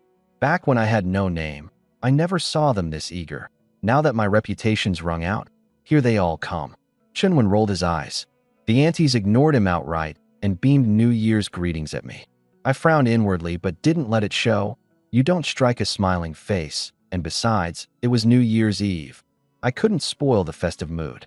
I gave Jiqing a look. She understood and turned back inside. Good thing I'd prepared in advance, or I'd truly have had nothing to set out when relatives came calling. Seeing this, Chun Wan got anxious and chased after her, trying to follow her in, and I blocked him at the door. "What's the meaning of this, cousin? I only want to come in and help out. No need for that. You. I looked at him coldly. Before long, Zhuo and Jiqing came out with the meat I'd readied. Handling them as I went, I divided the meat among the relatives. Happy New Year, uncles and aunts. By rights, I should have visited you, but I got hurt hunting these past days and can't move about easily, so don't take it amiss. Take this meat and have a good holiday. The relatives took it with smiles that wouldn't close. Chunwen stood by, hand out hopefully. There was no share for him. This child, Chun Zhao's been sensible since he was little, giving us all this meat. We really shouldn't. It's the new year. We won't stand on ceremony with you.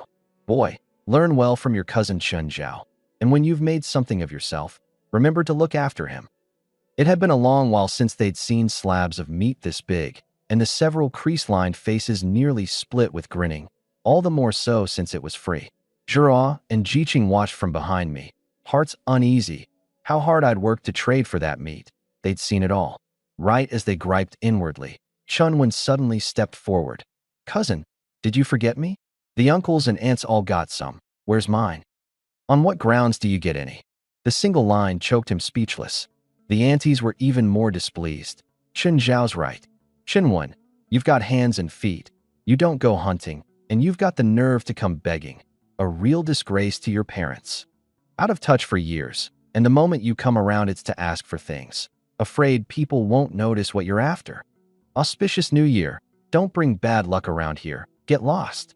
Cursing him even as they hugged the meat tight to their chests, terrified it'd be snatched. The corner of Chun Wen's mouth curled in a sneer. Uncles, aunts, you've got it wrong there. I came for food, sure, but I never thought to get something for nothing. Just now I was asking my cousin to take me up the mountain next time. And you? Dare you say you came all this way to pay New Year's respects and not for these hunks of meat? Chunwen, what nonsense. How are we that sort of people? Right, we purely care about Chun Zhao. Their motives laid bare, several faces couldn't quite hold their composure. Is that so? Then set the meat down. We? Set it down? You're joking. Meet this hard one. Free meat, and there's no sense in ever letting go. Can't bear to, Drop the act. Chunwen curled his lip, then turned to me. Cousin, capable as you are, you don't lack this one hunk of meat. It's the new year, let me be happy too. Chunwen licked his lips, his face full of expectation. I gave a cold laugh and ignored him. Ignored again, his temper flared. His eyes rolled, and gritting his teeth, he switched to a new tack. Cousin, I know you want to play the big spender in front of the relatives, but you've got to think of yourself too. These past years the famine's only gotten worse. The state can't help. It's all on yourself. I hear the village next door came to blows over food a while back, a dozen some dead. You alone might not be afraid, but you've got 2 women at home to feed. Keeping more in hand is never wrong. You don't want them starving and freezing with you, do you? At the mention of famine, my face finally showed a reaction. I looked at him, something else flickering in my eyes. The mountain's the fastest road to food right now. Rather than joining hands with a pack of scheming outsiders, better to bring me along. We're family. However rotten I am, I couldn't turn on you, right? Going up together, we've got each other's backs, and if something really happened, your wife and her sister wouldn't be left alone and helpless. Cousin, this is all for your sake. When the hard line failed, he came soft and spoke it earnest and true. Had he not just shown his true colors, the sisters might nearly have been taken in by these words. But I had to admit there was some sense in it. This injury of mine, the larger share had to be laid at the villagers' feet. Outsiders, when it came to life and death, no one cared whether I lived. With Chunwen along, perhaps it'd be different. The sisters wavered a little. But this household was mine to decide. Whether it happened rode on whether I nodded. Besides food, other things matter too, don't they? Do you have money? I was, for once, gentle. Chunwen shook his head. What times are these? The family's money was traded for food long ago. Food shot up out there. What used to be a few cents you can't even buy for a yuan now. So you've got to stockpile grain, cousin, and stop being so generous handing it out. In his eyes, the meat I'd just given away was the entirety of my household stores. He said all this purely to hook my sense of crisis, so going up the mountain with me would follow as a matter of course. The relatives beside him were displeased. Chunwen, what are you saying? Are we outsiders? We're all family. What's wrong with lending a hand? It's not like I won't pay it back. You're awfully strange today, boy, forever needling us. What is it you're really after? Is that so? Then don't just stand there. Anyone in your family who can pull their weight, call them to go up the mountain with my cousin. Shinwen turned it back on them. Up the mountain? Not a chance. With the famine at its worst, even the mountain beasts had nothing to eat. One stroke of bad luck up there, and you'd become a beast's meal. Compared to risking their lives over a little food, they'd far rather come fawning at the door to beg. Chunwen took their attitude in and said nothing, only turned to look at me. Nothing throws a thing into relief like a contrast, and he trusted I'd make the right choice. I paid their bickering no mind, calculating inwardly. Food was no worry. What I lacked were other supplies and money. By Chunwen's account, I could indeed sell off a portion of the meat for cash to keep in reserve. As for clothing and bedding, the wolf hides would do. I nodded. Thanks for the reminder. I'll consider what you've said. It's getting late. Head home for your New Year's Eve dinner. Sensibly, Lu Zhuo carried out another hunk of meat.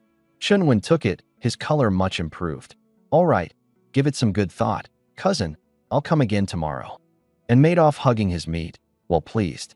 The other relatives exchanged a few pleasantries and hurried off with their meat to make their own dinners. Once everyone had gone, I shut the gate and brought the sisters back inside. No sooner had we sat than Lu Zhuo couldn't hold it in. Chen Zhao, much as I dislike Chen Wen, what he said has sense to it. Going up the mountain alone is too risky. If the Lu father and son hadn't gotten there in time this last time, who knows what would have happened. One more person, one more hand. Let him go with you. Right, brother-in-law, family beats outsiders after all. In the face of life and death, what family or outsider is there?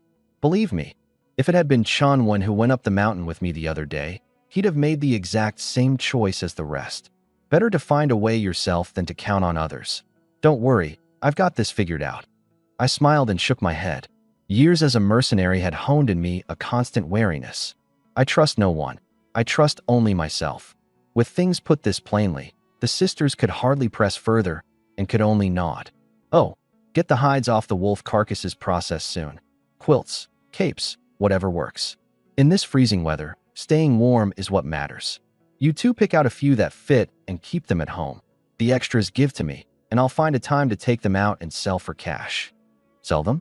Hardly necessary, is it? You went to such trouble to bring them back. Even if there's no use for them this year, they'll be used next year. Lu Zhuo felt a pang at the thought. Silly. After the new year, I'll be going up the mountain again and dragging back more. No sense hoarding that much stock at home. Cash is convenient. Short of anything, just take the money and buy it. There was sense in that. What Chunwen said, you two keep in mind. From now on, lay in more of everything, food and supplies both. I've got a feeling things will only get harder ahead. This year may be the last peaceful one. My gaze was heavy. The sisters exchanged a glance. The state of things outside, how could they not know? Before, when they couldn't get enough to eat or wear, they'd had no heart to mind it. Now it was different. It was time to start preparing. The three of us briefly talked over the days ahead, then set it all aside and saw out New Year's Eve in peace. The next morning, just after we'd risen, uninvited guests came to the door. Chunwen and his family. Chen Zhao, not intruding, are we? Happy New Year. Thanks to that hunk of meat yesterday, or we'd have rung in the year on rice gruel. Chunwen's mother walked into the yard all smiles, waving the greens in her hand. Not much to eat at home, just these few greens. Don't turn your nose up at them. And since I'm here, I'll cook you all a good lunch. And with a sweep of her eyes, she strode toward the kitchen. Zhuo and Jiqing hurried after her. Third aunt, no need to trouble yourself. We'll cook. Right? Third aunt, a guest is a guest. How could we have you cooking? Chunwen's mother paid them no heed at all. A guest being a guest is for outsiders. We're family. Why stand on ceremony? If you two feel bad about it, come be my hands and let Chen Zhao and Chunwen rest. And with that, she was already in the kitchen. There was nothing on the stove but last night's leftovers and 2 hunks of meat hanging up. Chunwen had analyzed my household situation for her on the way over, but seeing it with her own eyes, his mother was still staggered. A man this generous, and his house really had no grain stored? These 2 hunks of meat, enough for a few days? She'd meant to scrape something more out of the visit, but by the look of it, getting a full meal was already a win. She let out an almost imperceptible sigh. Little did she know, after dismembering the wolf carcasses the other day, I'd long since sealed all the meat away in the cellar, leaving only a small portion in the kitchen. For one, to guard against beasts coming into the village to steal it. For two, precisely against people like Chun Wen's mother. In times like these, a treasure invites guilt. If someone carelessly let out word of my household's true stores, the trouble would be enormous. It was for that very reason that I'd been so generous yesterday, sending each of the Annies off with a hunk of meat in hand. With the village so lively yesterday, everyone surely now knew that Chun Zhao's house doesn't have much in store either. The three women got busy in the kitchen. Chun Wen sidled up to me. "Cousin, given any thought to yesterday's matter? I've got everything ready. I can go up the mountain any time." I thought it over. Let's drop it after all. Chun Wen was dumbstruck at once. Huh? Drop it? How can we drop it? So all his heartfelt urging yesterday had been preaching to a cow. "Cousin, you're not still thinking of going up the mountain with that pack of villagers, are you? They're all using you, can't you see it? I've no plan to go up with them, nor to take you. Just as you said, the mountain's full of danger. One careless step and you're a beast's meal. Alone, it makes no difference to me, but bring you, and I'd have to keep you safe. If something happened to you up there, how would I answer to your family?" I trotted out the line I'd readied long ago. Whether Chun Wen was sincere, I saw through at a glance. Where there was profit he rushed in, but in real danger, he wouldn't hesitate for a second. Sure enough, he fell silent. Going up the mountain was for food. Faced with actual life and death, he'd bolt without a word. But thinking it was one thing, saying it aloud was another. How to talk Chen Zhao round? He racked his brains. I walked over and clapped his shoulder. "I trust you can understand me," and turned to go into the kitchen. "Wait, cousin." Chun Wen wanted to say more, stopped by a look from his mother in the kitchen. That hesitation just now had been too plain. Whatever he said now, no one would believe. A chance delivered to the door, fumbled. He'd have to find another. Lunch was eaten in silence. Chun Wen's mother kept hunting for things to say, all of it deflected by me. Seeing she wasn't welcome, she didn't belabor it. Once the dishes were washed, she dragged Chun Wen off, making a point, at the last, of having him leave me a letter. Out the door. "Ma, this scheme of yours really works?" Chun Zhao's already put it that plainly. Whether it works, we'll know in a while. Never mind what he says. You know our family situation. This thick thigh of Chun Zhao's we've got to hug tight. Only by sticking with him is there meat to eat. Chun Wen's mother lectured. Besides, don't you fancy that sister-in-law of his? I asked around. She's a widow, lived at his place ever since her man died. The whole village says Chun Zhao took 2 wives at once. If you can get on his good side, never mind the sister-in-law, he'd hand you his own wife. Chun Wen's eyes lit up, those 2 flower-fair faces floating unbidden into his mind. He swallowed and nodded eagerly. I get it, Ma. I'll do as you say. That's the spirit. Come, let's go over there. Chun Wen's mother glanced at the fork in the road close at hand and pulled her son straight for the village secretary's house. The water tower nearest the moon catches the first light. As long as they were here today, they'd asked the secretary whether their family could be relocated over. Settle down here, and taking Chun Zhao would be only a matter of time. The village secretary hadn't expected anyone to come knocking on the first day of the new year. This secretary was a piece of work himself. Before the holiday, he'd gone into the city, supposedly for a big meeting, and that trip happened to coincide with a snow not seen in a century. With the mountains sealed by snow, he had the perfect excuse to lounge in the city living it up, dragging it out until the new year before coming back. Said he was at a meeting. In truth, he'd gone into the city to enjoy himself. He frowned in puzzlement. And you two are? Hello, secretary. We're relatives of Chun Zhao. We've come today with a small favor to ask. Chun Wen's mother beamed. You know Chun Zhao's situation. As his aunt, I just can't rest easy with him on his own. So I'd like to move over and be his neighbor, so we can look out for each other. What do you say? Would that be all right? Right, secretary. My cousin got hurt hunting the other day and needs looking after. We'd like to do our part too, so please make an exception. Chun Wen and his mother sang in chorus, terrified anyone might fail to know how close they were with me. The secretary's gaze swept back and forth over the two of them as he dug hard through his memory. He was certain he'd never laid eyes on these two before. If they were really close with me, could he have not seen them? Besides, with Chun Wen's idol, good-for-nothing heir, who knew what waves he'd kick up if he stayed. Forget it. Sorry, I'd like to help you, but your household registration isn't in this village. There's nothing I can do. You understand the rules. He just wanted to send them off, fast. But Chun Wen couldn't catch the hint. Rules are dead. People are alive. Make an exception. The secretary sighed. It's truly not that I won't help. If I set this precedent, who knows how many will come pestering me afterward? If it blows up, how do I clean it up? Secretary, we understand. Sorry to trouble you. Chun Wen wanted to say more, but his mother stopped him in time, nodding politely. Happy New Year, and we'll trouble you to look after Chen Zhao. Dropping the words, she pulled her son away without a backward glance. The moment they'd left, the village secretary came straight to my house. For one, to have me owe him a favor. For two, to warn me. Hearing him out, a flicker of something dark crossed my eyes. This mother and son were trouble, sure enough. Unable to find a foothold on me, they meant to settle in for the long game. Good thing the secretary had held to his principles, or two flies buzzing in my ear all day would have driven me to distraction. I nodded to him and had Lu Zhuo fetch a good number of pig hides. Secretary, thanks for the heads up. And Happy New Year. Take these pig hides. Chen Zhao, how could I? It was nothing. His mouth refused, but his hands took them readily enough, grinning ear to ear. If anything like this comes up again, I'll trouble you to let me know first thing, Secretary. Rest easy. I'll leave you to it. Then, won't intrude any longer. And off he went, swinging the pig hides, delighted.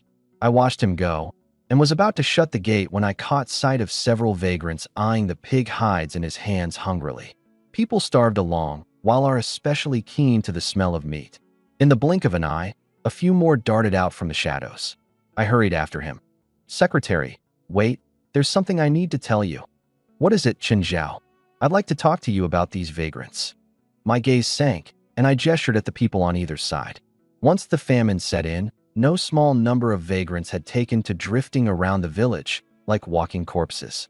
No trouble in the short run, but given time it would surely cause problems. What I feared most was that, driven mad by hunger, they'd do something crazy. The village secretary gave me a meaningful look and clapped my shoulder in approval. You're the first to come to me about this. I didn't misjudge you. Don't worry about the vagrants. I reported the situation up the chain a while ago. After the new year, the higher-ups will send down educated youth to resettle them.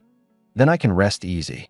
The village secretary left, but just as I reached my own door, I ran into a familiar figure again. What are you doing back? Didn't I say this matter is? I went home to deal with my spoils. With enough meat in hand, this was a thoroughly comfortable new year. Time slipped by. The 22nd of the first lunar month. First thing in the morning, gun on my back, I arrived at the Lu house, and seeing the father and son huddled by the stove, I teased. Uncle Lu, Wan Shan, looks like you two had a fine holiday. Rested this long, and you'll forget how to hunt if you don't get moving. No time to lose. Let's set off. You timed this just right, didn't you, boy? I was just talking it over with my dad about going up the mountain these next days. Lu Wanshan laughed and pulled on his clothes. Thanks to me, they'd had a comfortable holiday, lying about at home for a month with grain to spare. But it wasn't enough. The famine grew fiercer by the day. We had to hurry and stockpile more. Come on, up the mountain. The three of us walked shoulder to shoulder. It wasn't only people who'd gone slack over the holiday, so had the game. Just up the mountain, we found a good number of hibernating creatures tucked in the snowdrifts. Lu Wanshan excitedly raised his gun, and I stopped him. Don't fire yet. These are all small fry. Since we're here, let's bag something big. One gunshot would surely startle the other hibernating beasts in the forest. Food getting away was one thing. Drawing danger would be a disaster. Then what about them? A fly's still meat, however small. These days you can't let a single jot slip. Lu Wanshan was a touch reluctant. Relax, only children choose. I'll take them all. I dug a beast trap out of my pocket and carefully buried it beside the hibernating creatures, planting quite a few before calling to them. Come on, let's check elsewhere. You came really well prepared this trip, boy. No choice. There are people at home waiting for me to bring back meat. Without a few extra tricks up my sleeve, how could I rest easy? The three of us chatted and joked as we made straight for the beast's usual haunts. But to our disappointment, nothing, not so much as a footprint on the white snow. First trip of the new year, and our luck's this rotten. Let's head back and collect those little ones first. Lu Wanshan said. Humph, humph.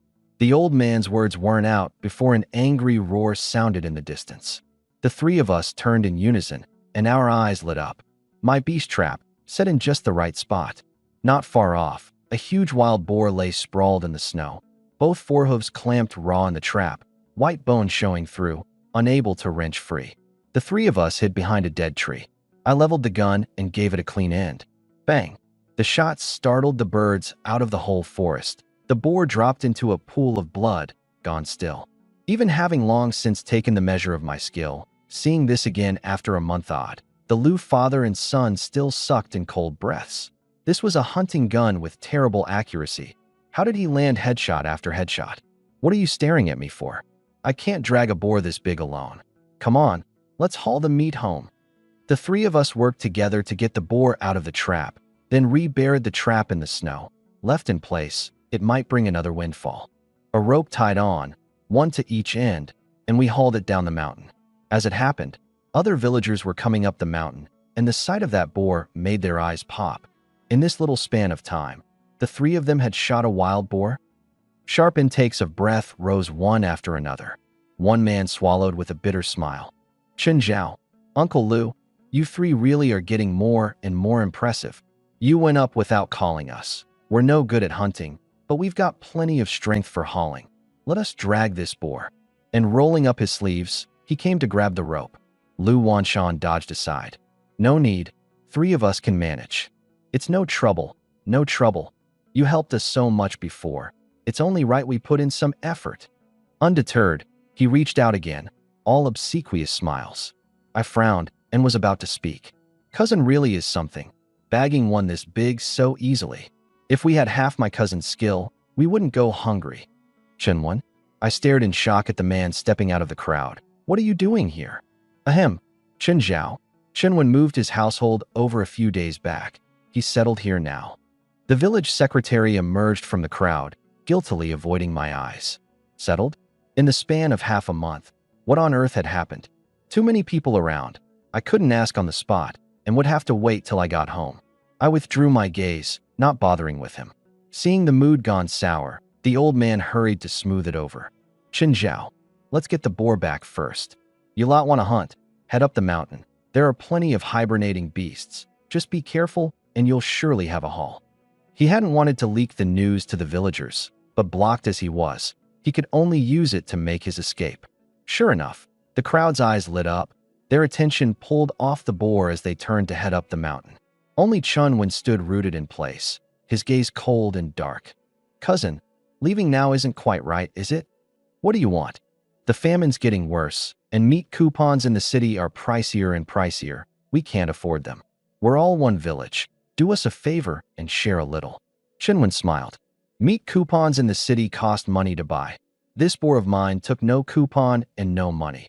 A little effort, and he could put meat in their bellies. Sharing meat is out of the question. This boar was brought down by us and Chun Zhao together. Even if he agreed, we wouldn't. Seeing me hold my tongue with a dark face, the old man simply stepped up. Besides, share with you, and what about everyone else? I've got no a share for whoever sees it rule here. Lu Wanshan was displeased. Chunwen waved a careless hand. Listen to you. I don't want meat. I only hope my cousin will share his resources and teach us marksmanship, so we can go up the mountain ourselves down the road and stop relying on you. That's not too much to ask, is it? Relying on me was all well and good, but no lasting solution. If there were a falling out, what then? Better to learn the skill himself and go it alone. The old man's and Lu Wanshan's eyes went cold by degrees. They'd seen shameless, but never this shameless. Wanting to learn marksmanship now, would he be asking to borrow the gun next? Sure enough, Chinwen went on. Oh, right, cousin. All I've got on me is a chopper. You wouldn't mind giving me the hunting gun, would you? He wouldn't mind, but I would. That gun belongs to my house, Lu. Lent to Chen Zhao. Don't even dream of it. Lu Wanshan was livid. Chunwen nodded indifferently. Won't lend it. Fine. Cousin, what do you say about the marksmanship? You really want to learn? My expression went a little odd. Truth be told, I didn't mind teaching. Marksmanship comes mostly down to talent. No good is no good, and some people practice a lifetime and still can't land headshot after headshot. The Lu father and son hunted year-round with all that experience, and they still missed. Chunwen. He didn't look the least bit talented. My counter-question lit Chunwen's fuse. What's that supposed to mean? I came in good faith. Surely my cousin's not so petty as to refuse. Of course not.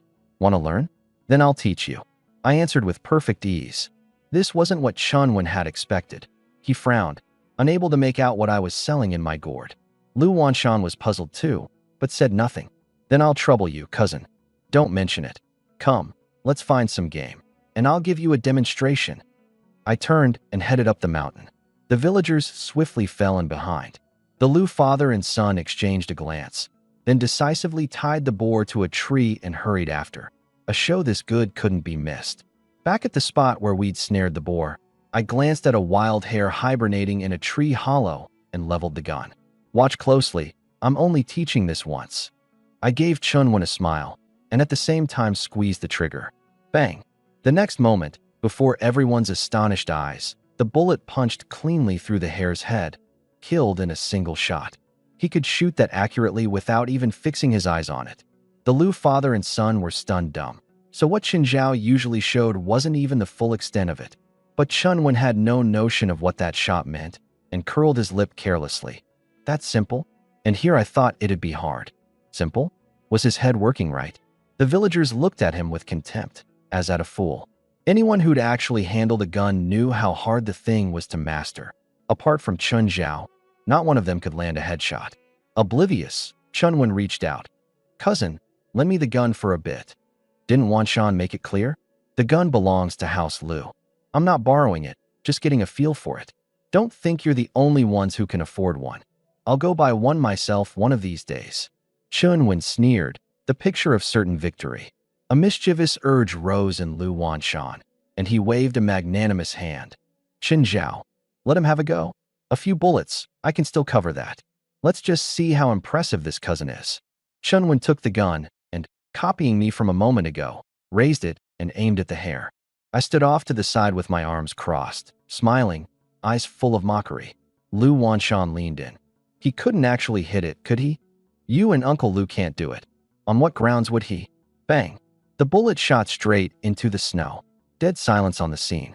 After a good long while, Lu Wanshan let off, and the crowd burst into laughter. Ha ha! Chunwen, can you do it or not? Weren't you so cocky just now? And here I thought you were a crack shot like Qin Zhao. Not just anyone's qualified to hold a gun. Be good and give it back to Qin Zhao.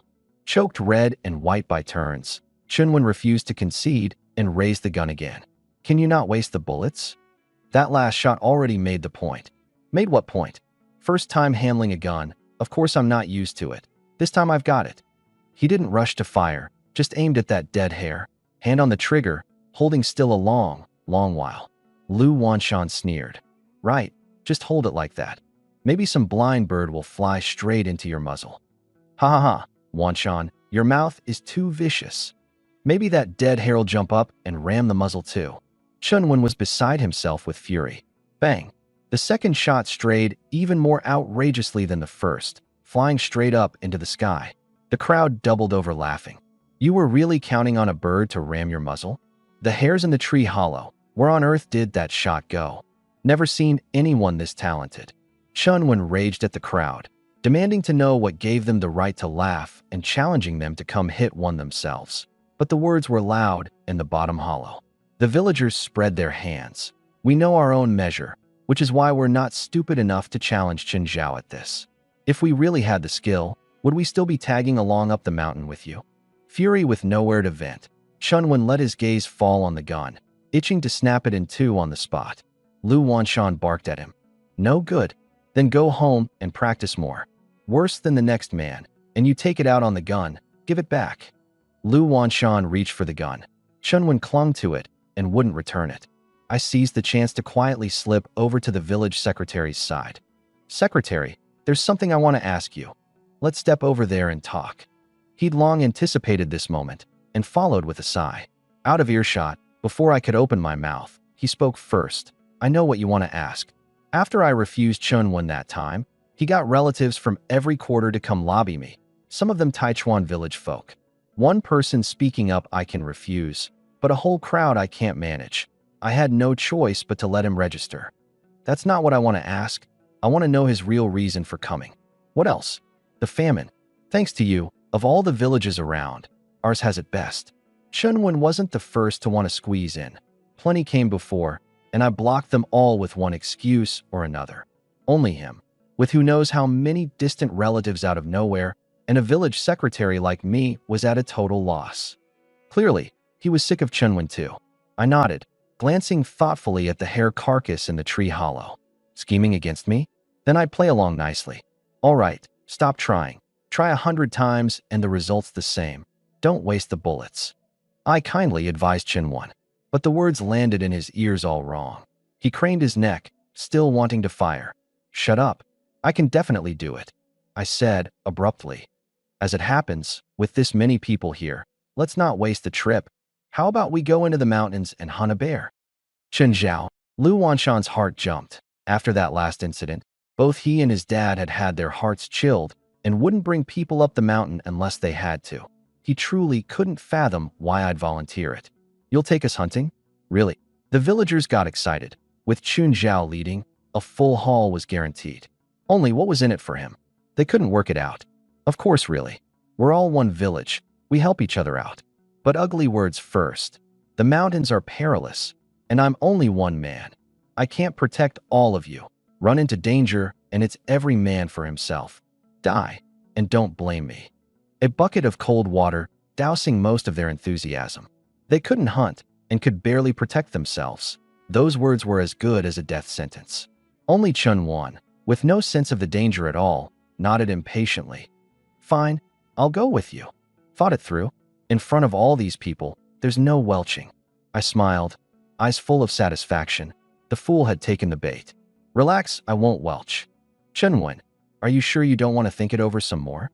The village secretary, who'd been watching my expression the whole time, had a bad feeling and hurried to dissuade him. Hunting's not as simple as you think. It's your first time. Go back and prepare properly. There's no shortage of beasts, no rush for this one moment. Chunwen's distant relatives had charged him over and over to watch out for the man. If something happened right under his nose, he'd have no way to account for it. But the Chunwen of this moment couldn't hear a word of it. Nothing to think over. If my cousin can go and come back safe, I certainly can too. That logic left the secretary speechless. A crack shot with rich experience, and an arrogant fool. Could you draw an equal sign between those two?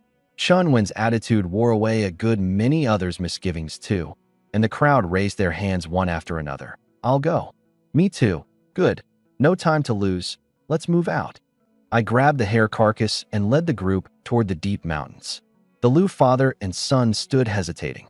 Dad, follow along, or haul the boar back first. Follow and see.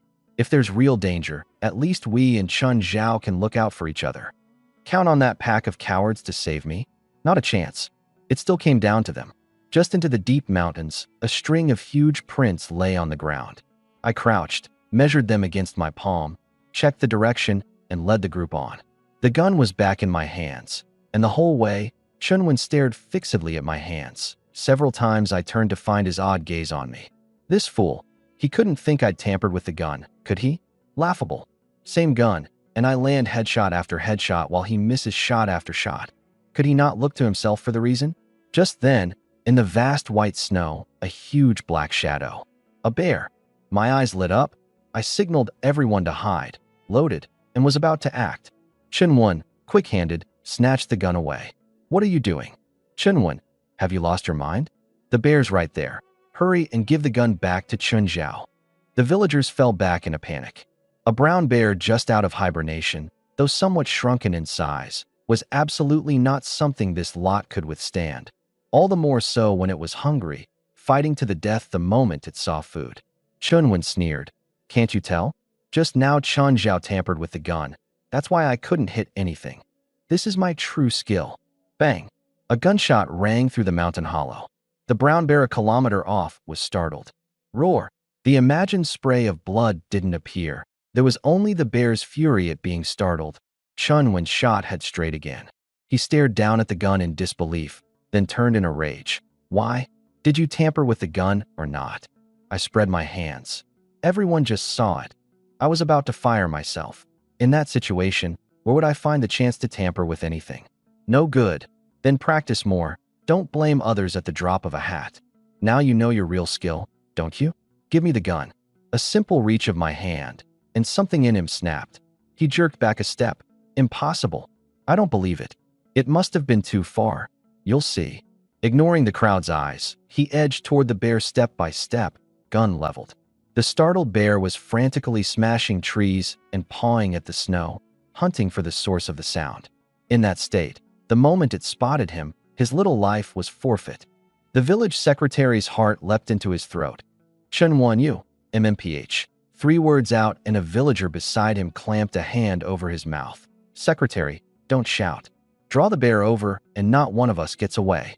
They didn't know Chun Wen's connection to the secretary, so of course they didn't understand why he cared so much. They only wanted to protect themselves. Muffled, the secretary struggled desperately, to no use, and could only watch Chun Wen draw nearer and nearer. Suddenly Chun Wen halted, leveled the gun. Bang! Under 5 meters, the best range. And still he missed. The mockery rose again. I watched with arms crossed, deriding, trash is trash. At this level, the bear could hand him its head and he'd still miss. This close, the bear locked onto him by sound. Roar! It charged with a bellow. Before Chun Wen could even curse, his legs went weak and he pitched straight into the snow. Chun Wen. The village secretary finally broke free and grabbed my hand in a panic. Chun Zhao, what are you standing there for? Save him quick. Chun Zhao, are you blind? Can't you see the bear's about to eat me? Move. Chun Wen cursed and urged me on at once, his furious manner as if his peril were entirely my fault. The villagers rolled their eyes. Chun Wen, is this how you ask for help? Chun Zhao, looks to me like he doesn't much want to live. Don't waste your time. First time I've seen someone beg for help this high and mighty.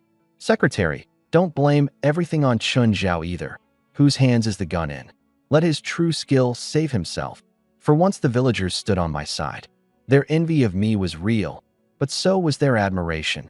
That Taichuan village had what it had today was thanks to me. Chun Zhao, save me. I'm your cousin.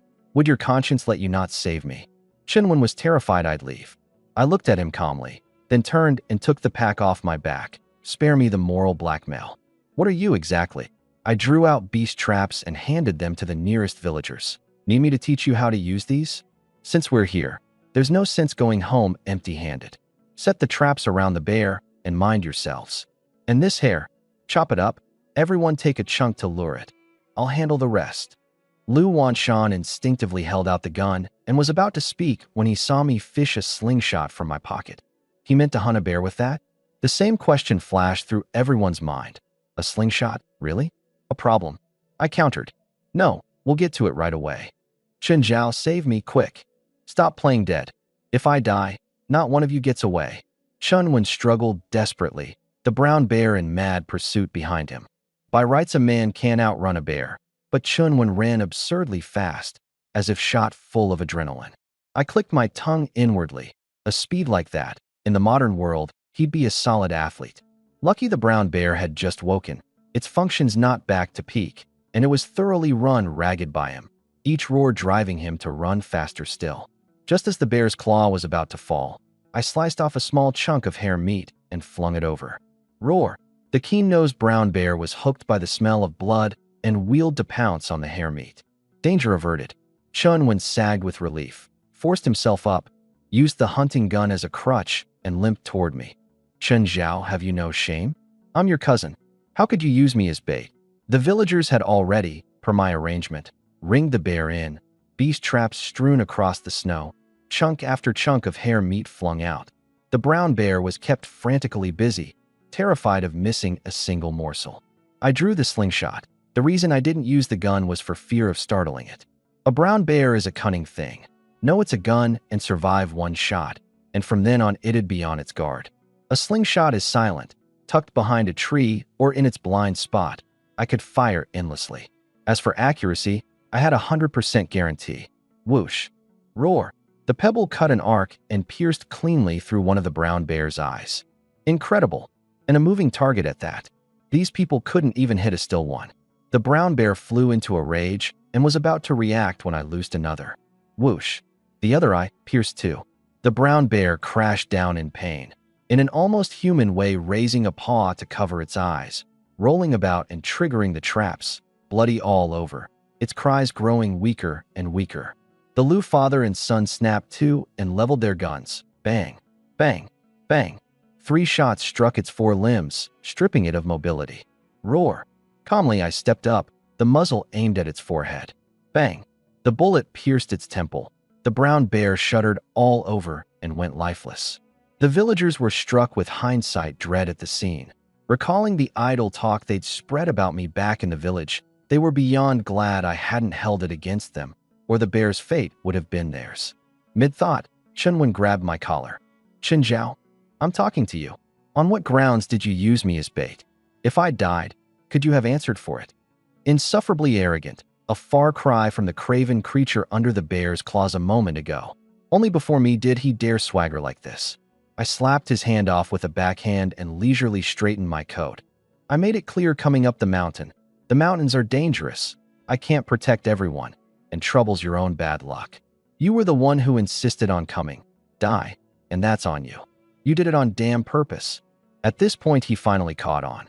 He'd schemed against me all along and instead been played, and burning with fury he clenched his fists to strike, only to be held back by the village secretary.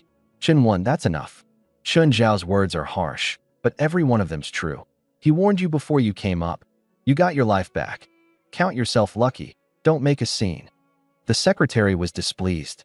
Were it not for Chun Wen's distant relatives, he'd never have taken on this hot potato. Holding him back was best. Failing that, he'd seize the chance to send the man packing. Chun Wen forced down his temper. His eyes rolled, and his gaze fell on the bear. He licked his lips and said darkly, "This bear, I want half." You said what? Chinwen, is your head broken? Didn't lift a finger and you want half? Giving you any at all is generous. Secretary, you'd really let someone like this stay in the village? Our village will never know peace again. 6 simple words set off the crowd's fury, and the villagers closed in. Couldn't beat the bear? Couldn't they beat a man? Chunwen craned his neck.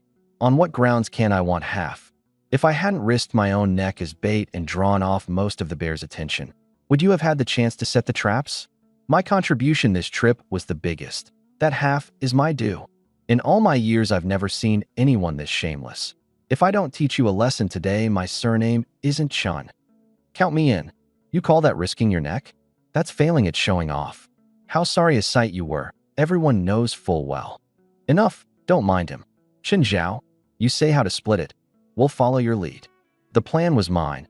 The main force was me. The right to divide naturally fell to me. I waved a hand. We'll settle the split back in the village. There was a big commotion just now that may draw other beasts, and we're low on gear. Let's hurry off. You all haul the bear back. Arrangements made, I called to the Lu father and son. There was still the boar to fetch. This trip was worth it. The extra meat was just right for selling in the city for cash. On the way, Lu Wanshan took advantage of no one being near. Chen Zhao, that Chun Wen's no easy lamp to tend. Don't give him any of this bear. Make him back off. Not that simple. He did, after all, take part in the hunt. Not giving any would hand people something to hold against us, so at most give him less. The old man shook his head. Recalling what the village secretary had said, I smiled calmly. Chunwen absolutely has to be driven out, but those words can't come from our mouths. What do you mean? Nothing. Let's hurry down the mountain. Spotting the boar, I quickened my pace. On the other side, the villagers who'd gone ahead had already hauled the bear back to Taichuan village. Chunwen excitedly drew his knife to get at it, and was stopped by the villagers. Chun Zhao and Uncle Lu aren't here yet. Are you stupid? The 3 of them already have a boar. That's enough to split. Bear or no bear makes no difference to them. We'll divide this bear ourselves. 3 fewer people, and each of us gets a bit more. Chunwen egged them on. The villagers wavered. That they weren't tempted was impossible, but compared to this little bit in front of them, they cared more about what came after. Throw away the chance to go up the mountain with Chun Zhao over 1 bear? The difference between 1 full meal and a full meal every meal, that they could tell apart. Seeing no one heed him, Chunwen grew more agitated. Deaf? Dithering over a little thing like this. Have you no backbone? Secretary, say something. How exactly does this meat get split? Does Chun Zhao really have to be counted in? Chun Wen turned his gaze on the village secretary and, right in front of everyone, winked at him furiously, a hint that blatant the secretary was seeing for the first time. He shot Chun Wen a sour glare and said coldly, "What are you asking me for? I didn't put in an ounce of effort this trip. By every measure, it's not mine to decide. When Chun Zhao arrives, everyone discusses it together." You. Chun Wen was livid, a hint that obvious, and the man was blind? The secretary said his piece. Chun Wen, behave yourself. With us here, don't even think about pocketing it. Your registration's not here. You're not a Taichuan village man. You've no right to weigh in on village affairs. Keep misbehaving and no one can help you. The secretary slipped in a veiled warning. Whether he got to stay wasn't the secretary's call. Truly anger the villagers, and however many distant relatives he had would be no use. Chun Wen stamped his foot, unwilling. Just as he made to retort, he saw me and the Lu father and son coming up dragging that huge boar. The crowd's faces lit with delight. Chun Zhao, you're finally here. How do we split this bear? Nothing to dither over. Split it evenly. I answered decisively. For one, this trip's haul was indeed large, and hogging it all wasn't realistic. For two, without this crowd of men to carry it down the mountain, the meat could only be left up there. For three, recalling how I'd lost a whole deer, saving Wang Bing back, then still set my teeth on edge. From now on, bag big game and share out a little, call it hiring laborers. Besides, with this much meat, I'd nowhere to store it. I'd have to dig a cellar at home. That was a matter to put on the agenda. The villagers were secretly delighted, greed flashing in their eyes. Good thing they hadn't run wild with Chun Wen just now. The meat split evenly, but I'm taking the bear hide. Any objections? None. You hunted the bear, we didn't put in much. Meat's enough to satisfy us. Take the hide. Chun Wen wasn't happy. I object. The bear hide was valuable. On what grounds did he get to take it just by saying so? I want the bear hide too. You've already got a boar. Hand it over. He stepped up and was shoved aside by a villager. The villager's face was full of disgust. What's it got to do with you? Who asked your opinion? I've seen self-absorbed, but never anyone as self-absorbed as you. Get lost. Chun Zhao, there's no need to give him any bear meat either. He's not from our village. He's got no right. I agree. He was egging us on to split it on the sly just now. A sickening character like this, don't spare him any face. The villagers cursed away, sparing him not a shred of face. The few at the front had already set knives to work, the blade in white and out red, blood spattering the ground. Chun Wen was beside himself with rage, gritting his teeth and marking those few in his memory. Call me shameless? I say you're the shameless ones. Got the guts, you go be the bait. No one paid him any mind. I gave him a glance and turned. Uncle Lu, would you divide the boar? Right you are? Let's haul it back first. I'll bring it over to you in a bit. You two take these 2 hunks first. Save yourselves another trip. The villagers queued to divide the meat. Chun Wen cursing off to the side with no one minding him. In the end, everyone had a share, only he had none. Where's my meat? What's all the fuss? There's some left, isn't there? A villager pointed impatiently at the scraps clinging to the big bones. You're so impressive. Next time don't come up the mountain with us. You're fobbing me off with this? He couldn't believe these people could be this shameless. No credit, but he'd put in the sweat. On what grounds did he alone get nothing? This much, take it or leave it. You're not from our village, you've no right to a share. Chun Wen, be a decent person, dare make trouble again, and don't blame us for being rough. The villagers carried off their meat. I gave the bear hide a quick once-over and walked off without a backward glance, my own share in hand. The even split was my decision. Whether the villagers agreed had nothing to do with me. If there was blame Chun Wen for being unlikable. In the great empty clearing, only Chun Wen and the village secretary were left. Secretary, they're this outrageous, and you really won't step in? The secretary spread his hands. They're outrageous, sure, but they're not wrong.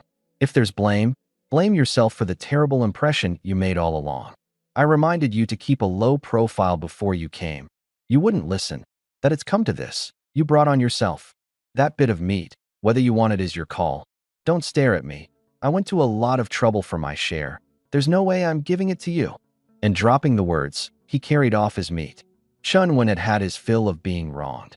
He stamped his foot, unwilling, and made to leave. But at the thought of going hungry that night, he could only take his chopper and scrape the meat off the bare bones, sliver by sliver. He glared venomously in the direction I'd left, fury surging up. "Chen Zhao, you just wait. This is far from over. Your whole fortune and your 2 wives, I won't let a single one go. Chen Zhao, you're back." I came home carrying the intact bear hide and my share of bear meat, and the sisters hurried out to greet me, taking it from me one on each side. "How come it's only this little today? Didn't you go up the mountain with the Lu father and son?" Lu Zhuruo frowned in puzzlement at the 20 or 30 caddies. "This was hunted later, together with the villagers, split evenly. It comes to this much. The boar we got first is at their place. They'll divide it and bring it over in a bit. Don't worry, there's plenty of meat." I said as much. "As capable as you are, how could it be just this little? With this, we can rest easy another month or 2. Take it easy these days and stop running off at the drop of a hat." She took my arm and walked me inside. Lu Jiqing followed behind, hugging the bear hide, not saying a word. Was it my imagination? Jiqing seemed a little unhappy. Had something happened while I was gone? The moment I sat down, I said with concern, "Jiqing, why so quiet? Did something happen? We're all family. If there's trouble, remember to tell me." Jiqing blinked, her eyes suddenly reddening. She fought hard to hold it back, but the hurt still welled up layer by layer. "I am fine, brother-in-law. You're overthinking it. Your eyes are red and you say you're fine?" Seeing she wouldn't speak, I looked to Lu Zhuruo. "Zhuruo, what on earth is it? Is there something I'm not allowed to know? It's not that you can't know, just..." "Aya, this is something we sisters can handle. You work hard hunting, let us deal with a little thing like this ourselves." The more like this, the more curious I got. Anything to do with you two is no little thing. Tell me, I'll deal with it. My firm gaze warmed the sisters' hearts. "Little sister, tell Chen Zhao." "Sis, you don't say it, I will." Lu Zhuruo steeled herself and said indignantly, "This morning after you left, Chunwen came by and threatened Jiqing to leave with him, or he'd have us thrown out of Taichuan village. The village secretary came with him too. Jiqing and I were scared. That's why we didn't dare tell you. Chen Zhao, we won't really be thrown out, will we? In this freezing weather, with nowhere even to shelter, where could we go?" Chunwen again. That good-for-nothing was a clinging ghost. I gave a cold laugh, a flash of severity crossing the depths of my eyes. Had I known, I'd have made sure that brown bear left a little something of its own on him today, no matter what. I know about this now. You two don't worry, he hasn't got it in him. Up the mountain today, he already drew the crowd's fury. The villagers won't let him stay. We just wait. I've got something more important to hand to you too." The sisters' eyes lit up. It had always been me running about outside while they could lend no help. A chance had finally come. "Chen Zhao, whatever you need, just say it." "Right, brother-in-law, we'll surely do our best. There's a fair bit of meat stored at home, more than we can eat for now. Rather than letting it sit, better to take it to the market and trade for useful things. Whatever you take a fancy to, you can trade meat for. And on this trip out, fetch the little one back while you're at it." At the words, "trade for things," the sisters' eyes lit up. At the mention of the wolf cub, both their faces went tender. "Chen Zhao, if you hadn't said, I'd have nearly forgotten the little one. I hope it hasn't forgotten us." "It won't have. Wolves understand human feeling, or I wouldn't have saved it. From now on, when I go up the mountain, it'll guard you too, and I'll rest easy." As we were speaking, an urgent knocking suddenly came at the door. "Knock, knock, knock. Chen Zhao, are you home? Open up, there's something to discuss." The village secretary's voice. I frowned. The sisters hurried to hide the meat. A treasure isn't shown. Lu Zhuruo went to open the door, and the moment she pulled it open, her smile froze on her face. At the door wasn't just the village secretary, but Chunwen too. "Zhuruo, is Chen Zhao not home?" "He's here." "Secretary, is there something?" She got out, forcing it. The village secretary rubbed his hands, embarrassed. "Well, the thing is, I've come to discuss the matter of Chunwen's lodging with you all." "Why come to us about Chunwen's lodging?" Lu Zhuruo hadn't caught on. I strode over and pulled her behind me. "Secretary, you're not thinking of putting Chunwen up at my place, are you? My house is only so big. 3 of us is already a squeeze. And you'd add one more? Sorry, there's nothing I can do. Find someone else. Crisp and clean, giving him no opening to speak. The secretary's smile froze. He turned to look at Chunwon and sighed helplessly. Chunzhao, think it over again. Chunwon is your cousin after all alone with no one to turn to. Lending him a hand is only right. Don't worry, it won't be for long. The moment his registration and housing are sorted, I'll have him move out at once. Secretary, you're not really planning to let him stay, are you? I ignored Chunwon's venomous face and said calmly, I don't want to either. Just do me this one favor. I'll owe you. Sorry, this favor I can't do. A friendly reminder. Chunwon isn't suited to Taichuan village. If he doesn't leave, the village will surely be in turmoil. The words enraged Chunwon, who rushed up. What's that supposed to mean? On what grounds do you say that? Am I wrong? Barely arrived and you've already kicked up this big a fuss. You saw how the villagers reacted. How many of them welcome you? I sneered. Chunwon couldn't have cared less. I'll go wherever I damn please. Welcome or not, no one's driving me off. Whoosh. Before the words were out, a basin of cold water doused him squarely. Dead of winter, cold water, every word of it deadly. One gust of biting wind and Chunwon's teeth chattered. You dare douse me? The village secretary stood there dumbfounded and quietly shuffled aside. As for me, before Jiqing acted, Lu Zhuruo had already pulled me out of the way. Not a hair touched, and I got to watch a good show for free. Jiqing held the wooden basin, unafraid of his furious glare, and sneered. What are you standing here for? A good dog doesn't block the way. Don't even understand that? Get lost now, or there's plenty more cold water in my room. Whether it was being pushed too far or the thought that I had her back, Jiqing's little face was cold without a shred of restraint.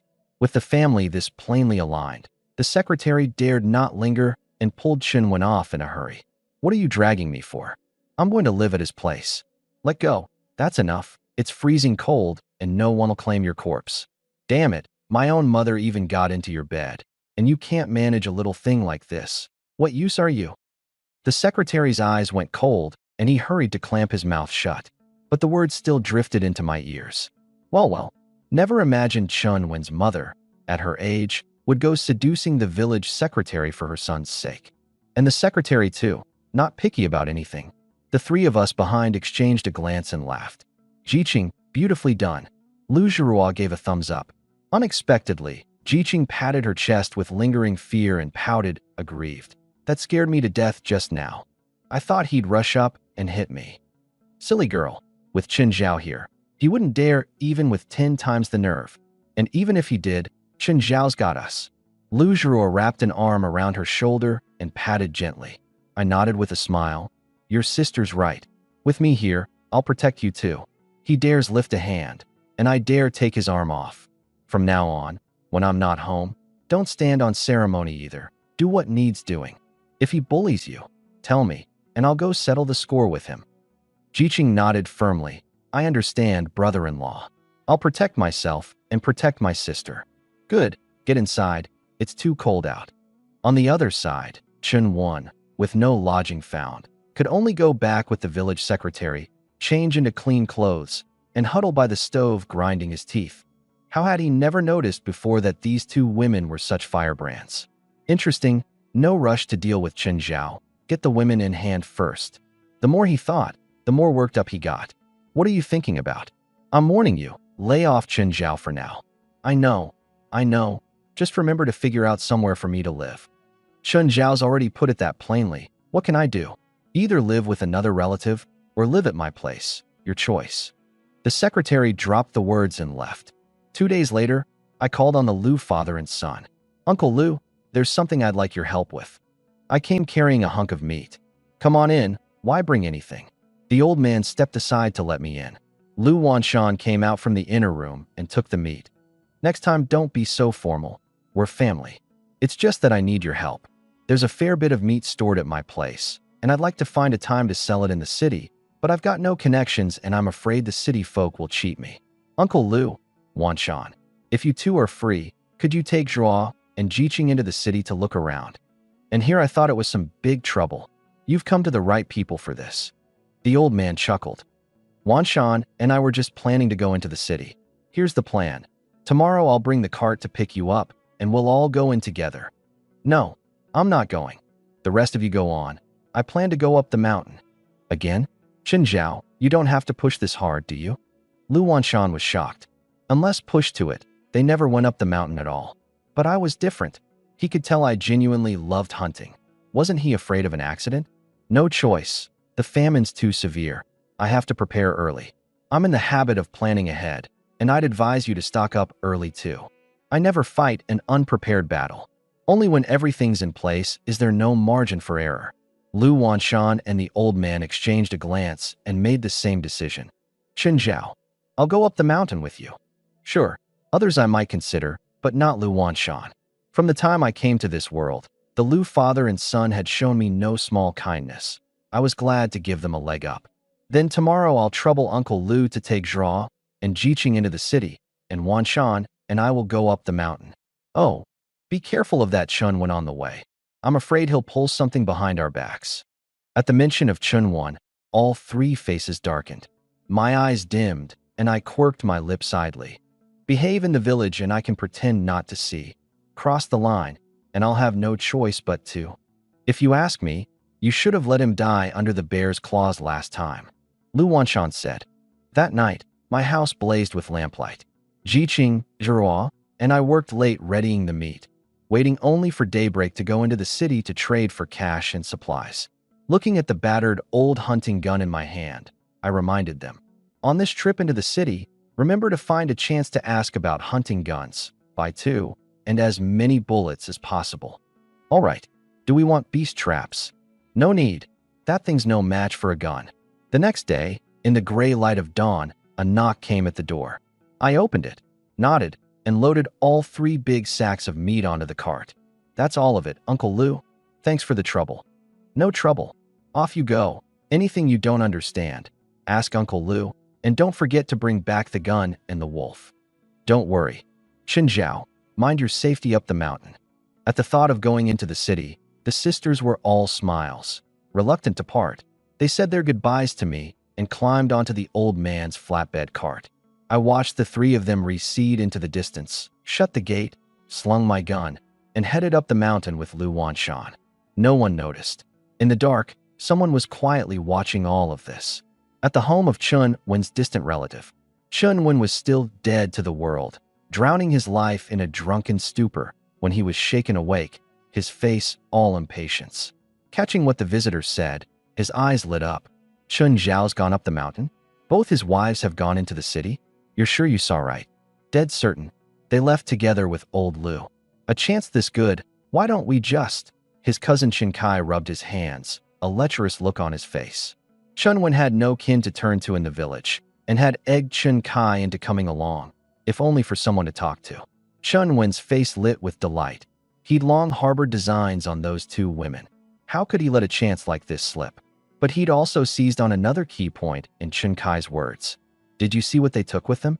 Couldn't make it out. Just saw Chen Zhao haul 3 sacks out of the house. Real heavy. Heaven knows what was in them. The winter morning fog was thick, the sky not yet light. Who could see clearly? Chun Wen stood up, excited.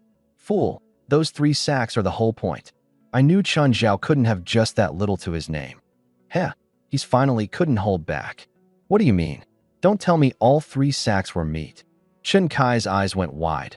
3 sacks, hundreds of caddies. Chen Zhao's stores ran that deep? What else did you think it was? Then what are we standing around for? Let's hurry out and grab the sacks. Chen Kai couldn't wait. What's the rush? They've gone to the city, surely to trade the meat for money. Meat we can have as much as we want. Money's another matter. Better to lie in wait on the road they have to take back, grab the money, and the people. Chun Wen couldn't stop himself laughing aloud, the intent vicious and base. Chen Kai licked his lips greedily and fawned.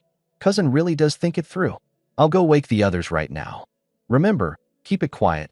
Don't let anyone catch on. Relax, cousin. Chun Zhao and Lu Wanshan are up the mountain. They won't be back for a good while. We've got all the time in the world. Chen Kai hurried off. Chun Wen lay back in bed, well pleased. Chen Zhao. Oh Chen Zhao, you slave away hunting, and in the end it all goes to making my wedding clothes. the money, and the women. I won't leave you a single one. On the other side, up the mountain. A full 2 hours of walking, and Lu Wanshan and I had nothing to show for it. This is bizarre. Walked this far, and not even a hair. By rights, after the new year the land revives and the hibernating beasts ought to come pouring out. Could someone have beaten us to it? Lu Wanshan scratched his head. I crouched before a tree, carefully running my hand over the trunk, deep in thought. Chen Zhao found something? Maybe we really were a step too late. Lu Wanshan knit his brows. No way. The villagers shouldn't have the skill for this.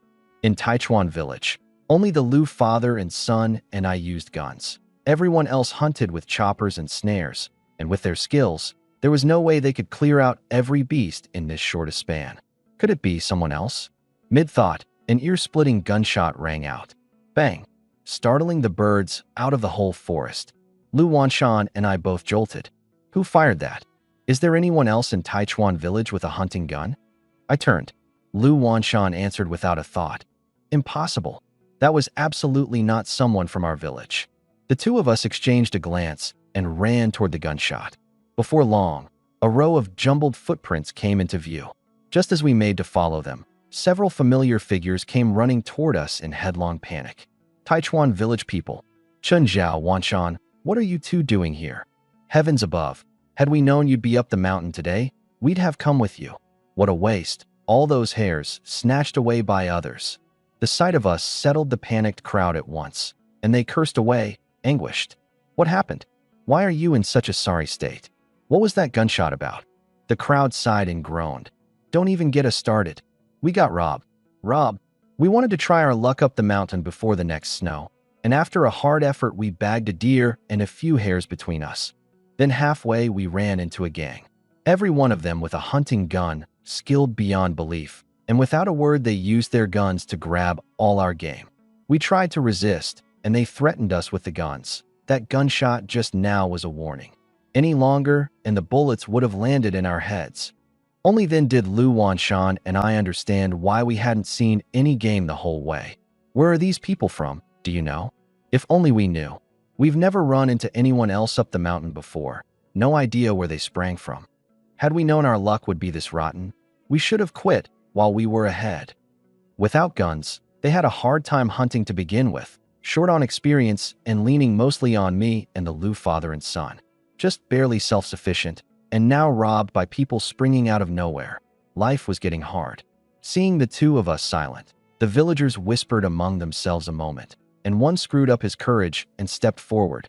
Chen Zhao, since you're here, could you help us get our game back? We won't have you do it for nothing. Get it back, and we'll give you half. Absolutely not. Lu Wanshan refused on my behalf without a second's thought. We're asking Chen Zhao. It doesn't matter who you ask. You know that gang has guns, and you're afraid. Is Chen Zhao not? In a peril like that, how do you have the face to send Chen Zhao to risk his neck? What? Do those bullets part automatically when they see Chen Zhao? Lu Wanshan glared at them.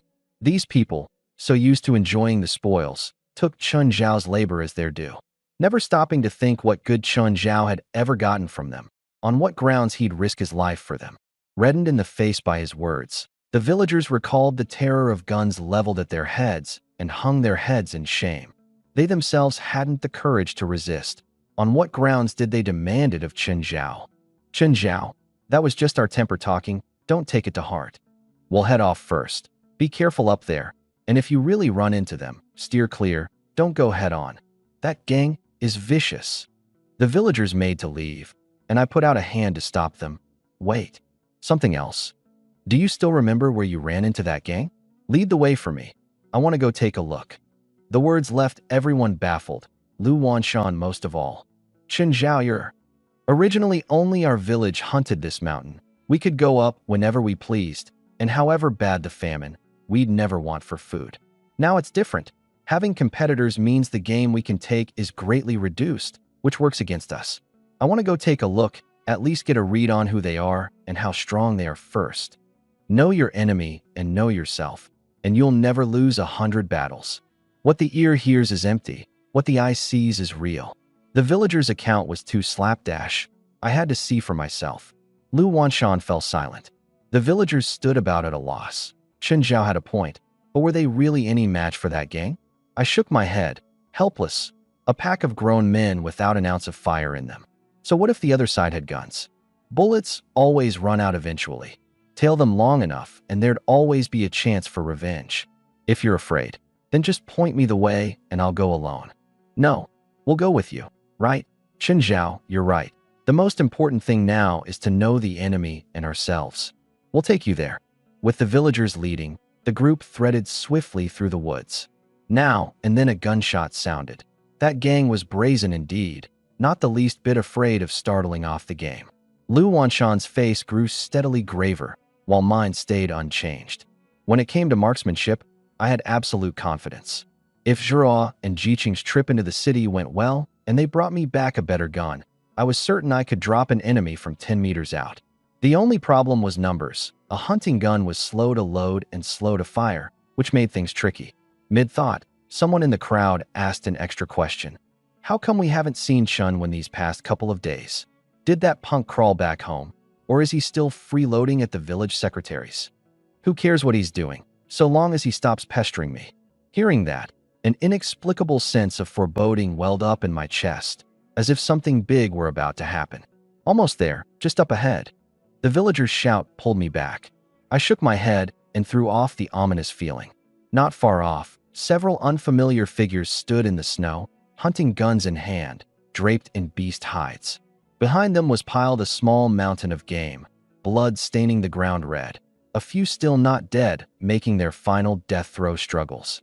The visual impact of it was far more brutal than my own clean headshots.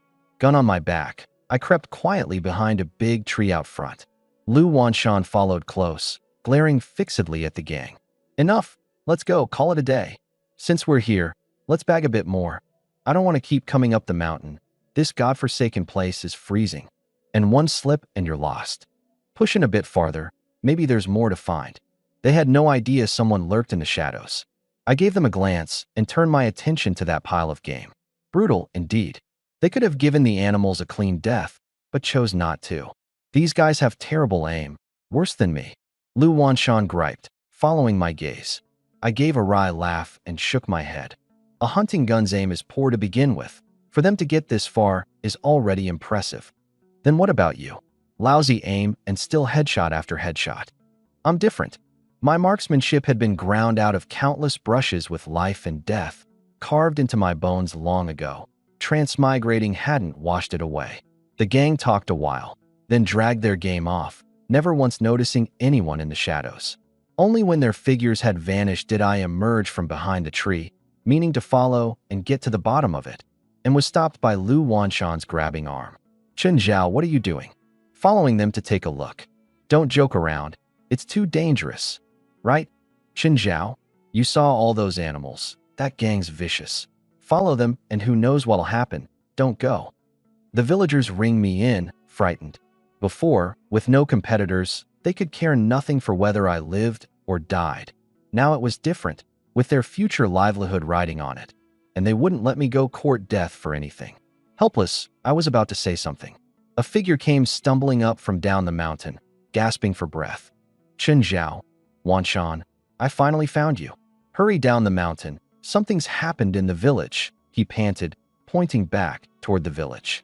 Something happened. Go find the village secretary. What are you coming to us for? It's the two Lu sisters and Chun Wen. They've come to blows. Uncle Lu's there.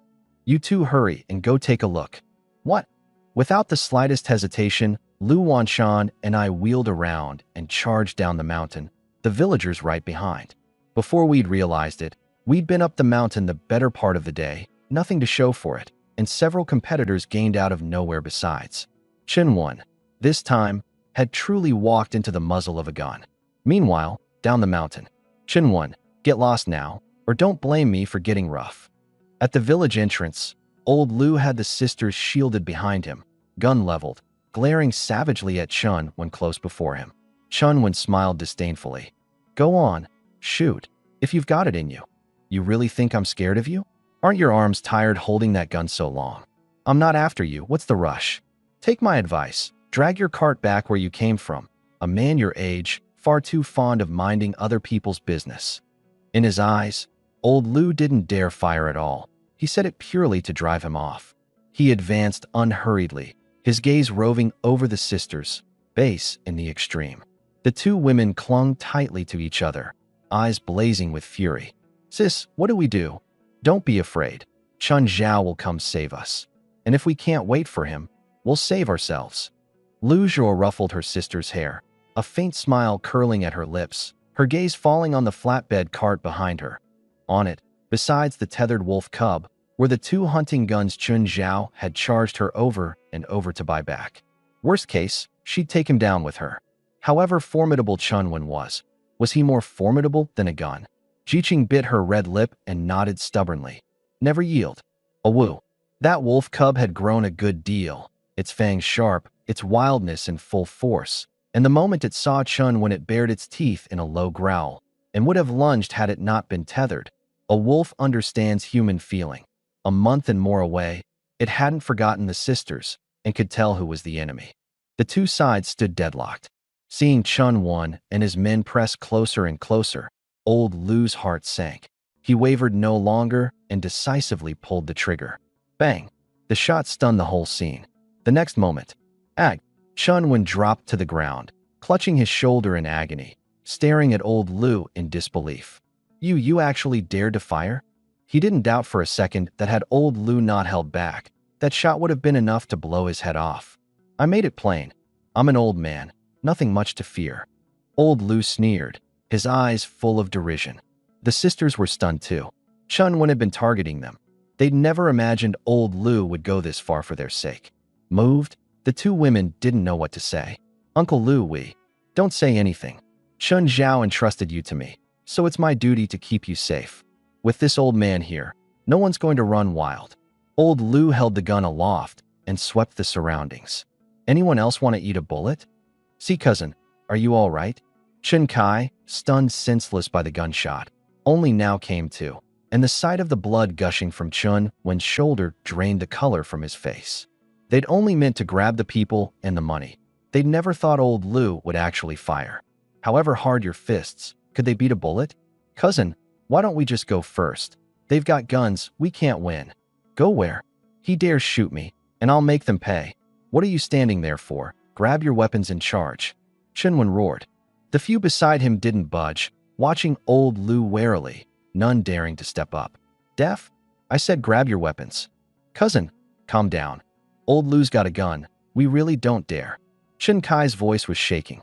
Chun Wen smacked him across the forehead. Look at your sorry nerve. Enough, Chun Wen. If you've got it in you, do it yourself, making others act for you. What's that about? Old Lu said calmly, wiping down the gun in his hands. The village secretary arrived belatedly, and the sight of blood at Chun Wen's shoulder turned his face. What's going on? Can't you talk things out? What is this? He swept his eyes over the crowd and let them settle, at last, on Chun Wen. Chun Wen's temper he couldn't read, but the rest of them he knew well enough. If not pushed to the brink, old Lu would never have fired. This fool, did he really think registering in Taichuan village was a done deal? How many times had he warned him, and still he made trouble again and again? Old Lu pointed at Chun Wen and said coldly, Secretary, you've come at just the right time. I kept wanting to talk it out, but he gave me no chance. Jumped out midway threatening to rob us of money and people, and I had no choice but to fire in self-defense. You know my aim. I held back plenty, or what you'd be looking at now would be a corpse. Before he came, Taichuan village was always one big, loving family. I can't fathom it. How could you let a man like this stay? Keep on this way, and in 2 days flat Taichuan village will be finished. Chun Wen, unconvinced, struggled forward. Quit talking rot, you old thing. When did I ever say I'd rob anyone of money or women? I was trying to help you. Help? Do you even believe that rubbish yourself? I don't care whether you believe it. What I said just now is the fact. This business of shooting me won't end so easily. Money or meat. You decide. Chun Wen jutted out his chin. Already taken one bullet. What was another? The village secretary was choked half to death by his shamelessness. A dead pig fears no scalding water. But the words were out and couldn't be taken back, so he could only shoot Chun Wen a cold glare. Hold your tongue. You're in the wrong here too, you. I'm in the wrong. I'm the one who got shot. Shut up. I'm not blind. What are you wailing for? The village secretary roared, drew a deep breath, walked over to old Lu, and said awkwardly, "Old Lu, I know the whole story now. Chunwen really was out of line, but you've put a bullet in him too. Let's call this matter settled, and from here on I'll keep an eye on him, never let him run wild again." Call it settled, just like that. Old Lu took it as the biggest joke he'd ever heard. He'd known the secretary favored Chunwen, but never imagined it ran this deep. He turned to glance at the sisters and spread his hands. "I can let it go, but do you think, with Chun Zhao's temper, he'll let it go? This, Uncle Lu really gets me. Secretary, if you can't give me a satisfactory answer about today, then don't blame me for not sparing you any face." I'd arrived at just the right moment. At the sound of my voice, the sisters' eyes lit up. "Chun Zhao, brother-in-law, I'm late. Are you two all right?" Ignoring the village secretary and his lot, I strode up to the two women and looked them over. "We're fine, thanks to Uncle Lu shielding us. Or else. I'm no fool. The rest I could guess." I nodded to old Lu in gratitude, then turned and went up to the village secretary. "Secretary, I warned you early on, and you wouldn't listen. Tell me, how do we resolve this?" How do you want to resolve it?" The moment I showed up, the village secretary lost the nerve to play favorites. Lu Wanshan and I exchanged a glance and suddenly smiled. "Since you don't know, then we'll do it my way." The words out, I went around him to Chunwen, and without a word grabbed him by the collar. Thwack! A man with specialized training hits differently, every punch landing where it hurts most. Several times Chunwen tried to speak, and each time I punched the words back down. Chun Kai and the others instinctively moved forward, and Lu Wanshan rolled up his sleeves. "What? You want a beating too?" The few of them smiled awkwardly and shook their heads over and over. Only now did the villagers arrive, ringing around the village secretary. "Secretary, hurry up and drive this fool Chunwen out. Keep him, and there'll be big trouble. At a juncture like this, you can offend anyone but Chun Zhao." "What do you mean? We just went up the mountain and found a whole gang of hunters had moved in." The villagers gave a quick account of the mountain. "Those people's gun skills are no worse than Uncle Lu's and Wanshan's, and with our three-legged cat abilities, there's no outsnatching them. We'll have to rely on Chun Zhao from here on. We can't push him to the edge now. Secretary, the big picture comes first. No sense ruining the whole village's peace over one outsider." Those words choked off the village secretary's impulse to step in. A good long while later, I finally stopped, shook out my numb arm, and stood, looking down at Chunwen. He slumped in the snow now like a heap of mud, wounds all over, clothes in disarray, those bruised, blackened eyes fixing on me venomously. He made to speak and coughed up a mouthful of blood instead. Chun Kai and the others were scared stiff, swallowing hard, not daring to step forward. "Secretary, I've handled my part. The rest is up to you." I let my sleeves down slowly and looked at him with a smile. I'd plainly said nothing, yet the village secretary keenly caught a thread of threat. With this many people bearing down, and the situation on the mountain on top of it, did he have any choice left? He sighed, and the look in his eye toward Chunwen carried a new firmness. Having wiped this man's backside so many times, he'd more than done his duty. Driving him out now, no one would say a word against it. Chunwen was never a Taichuan village man to begin with, and time and again he's wrecked the village's peace.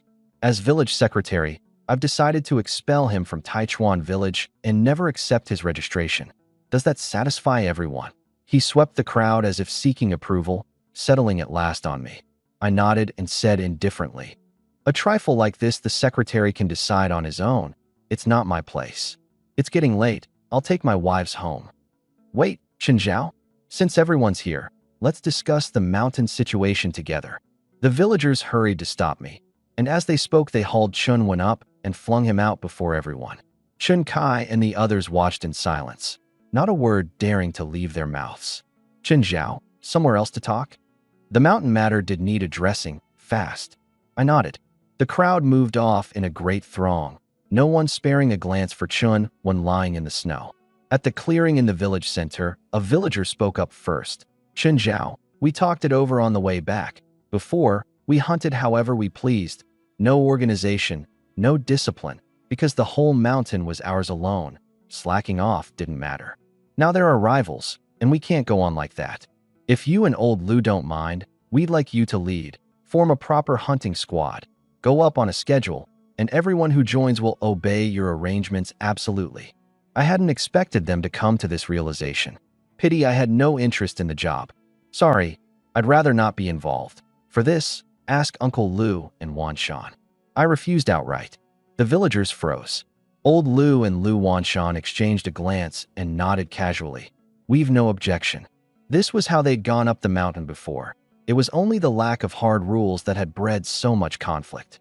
Hopefully after this, the villagers would change. Chen Zhao, won't you reconsider?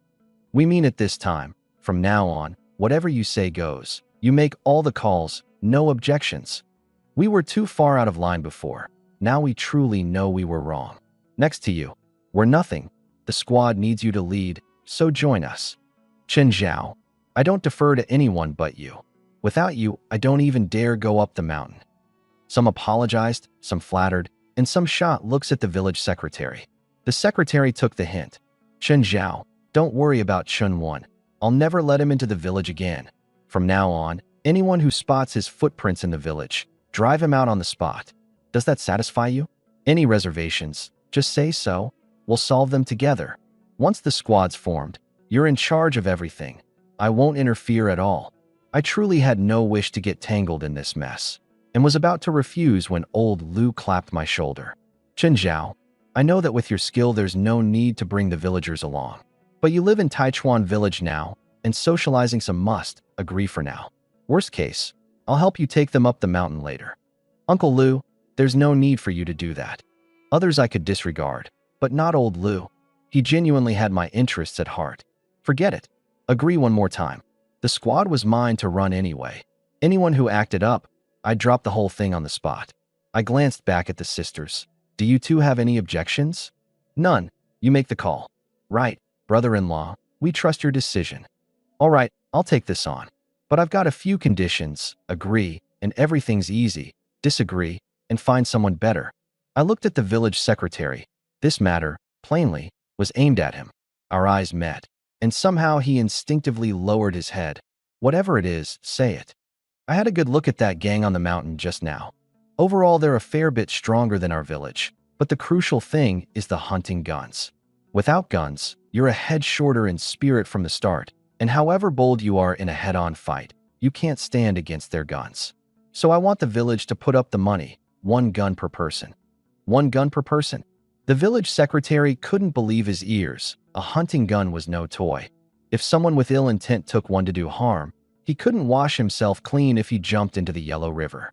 The Lu family had hunted for generations. Their guns came by honest means. No one doubted them. But the rest were another matter. Chen Zhao, can we discuss this one? It's not about the money. Hunting guns are lethal, and I can't answer for it if something goes wrong. Could we substitute something else? There's no substitute. If you're worried, you can hand all the guns to me to manage, and I'll issue them each time we go up the mountain. I offered a plan at once. The village secretary fell silent. That was a method, but who could guarantee I wouldn't run wild with the guns? Chen Zhao, I think. Secretary, we trust Chen Zhao. Let's do as he says. If the money's short, we'll all chip in. Hand the guns to him to keep. We're easy about that. Before I'd realized it, I'd become the crowd's anchor. They understood clearly. To survive a famine, you had to make trade-offs. Trusting me once was no great risk. The village secretary could only nod.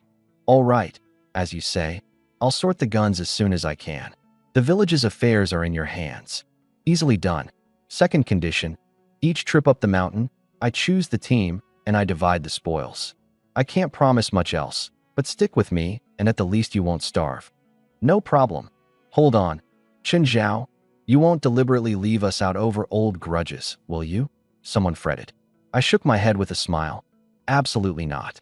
Controlling the team is for your own good. Under sustained strain, even the strongest tire. Rotating is more efficient. Besides, if I really wanted revenge, why would I use such a thankless method? What's in it for me? One counter-question struck them all dumb.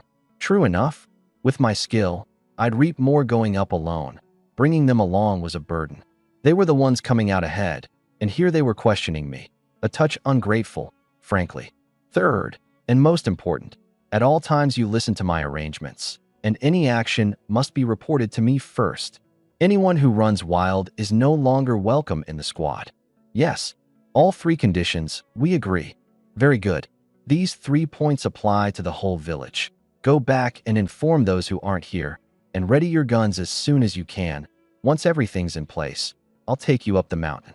Dropping the words, I led the sisters away without a backward glance. The Lu father and son caught up, and on leaving, Lu Wanshan added a line. We've got our own guns. We'll sit this out. Get yourselves ready. Once they'd gone, the village secretary sighed, his head aching. What were you all in such a rush to agree for? Couldn't you have talked it over privately and come back? Have you no idea how much a hunting gun costs?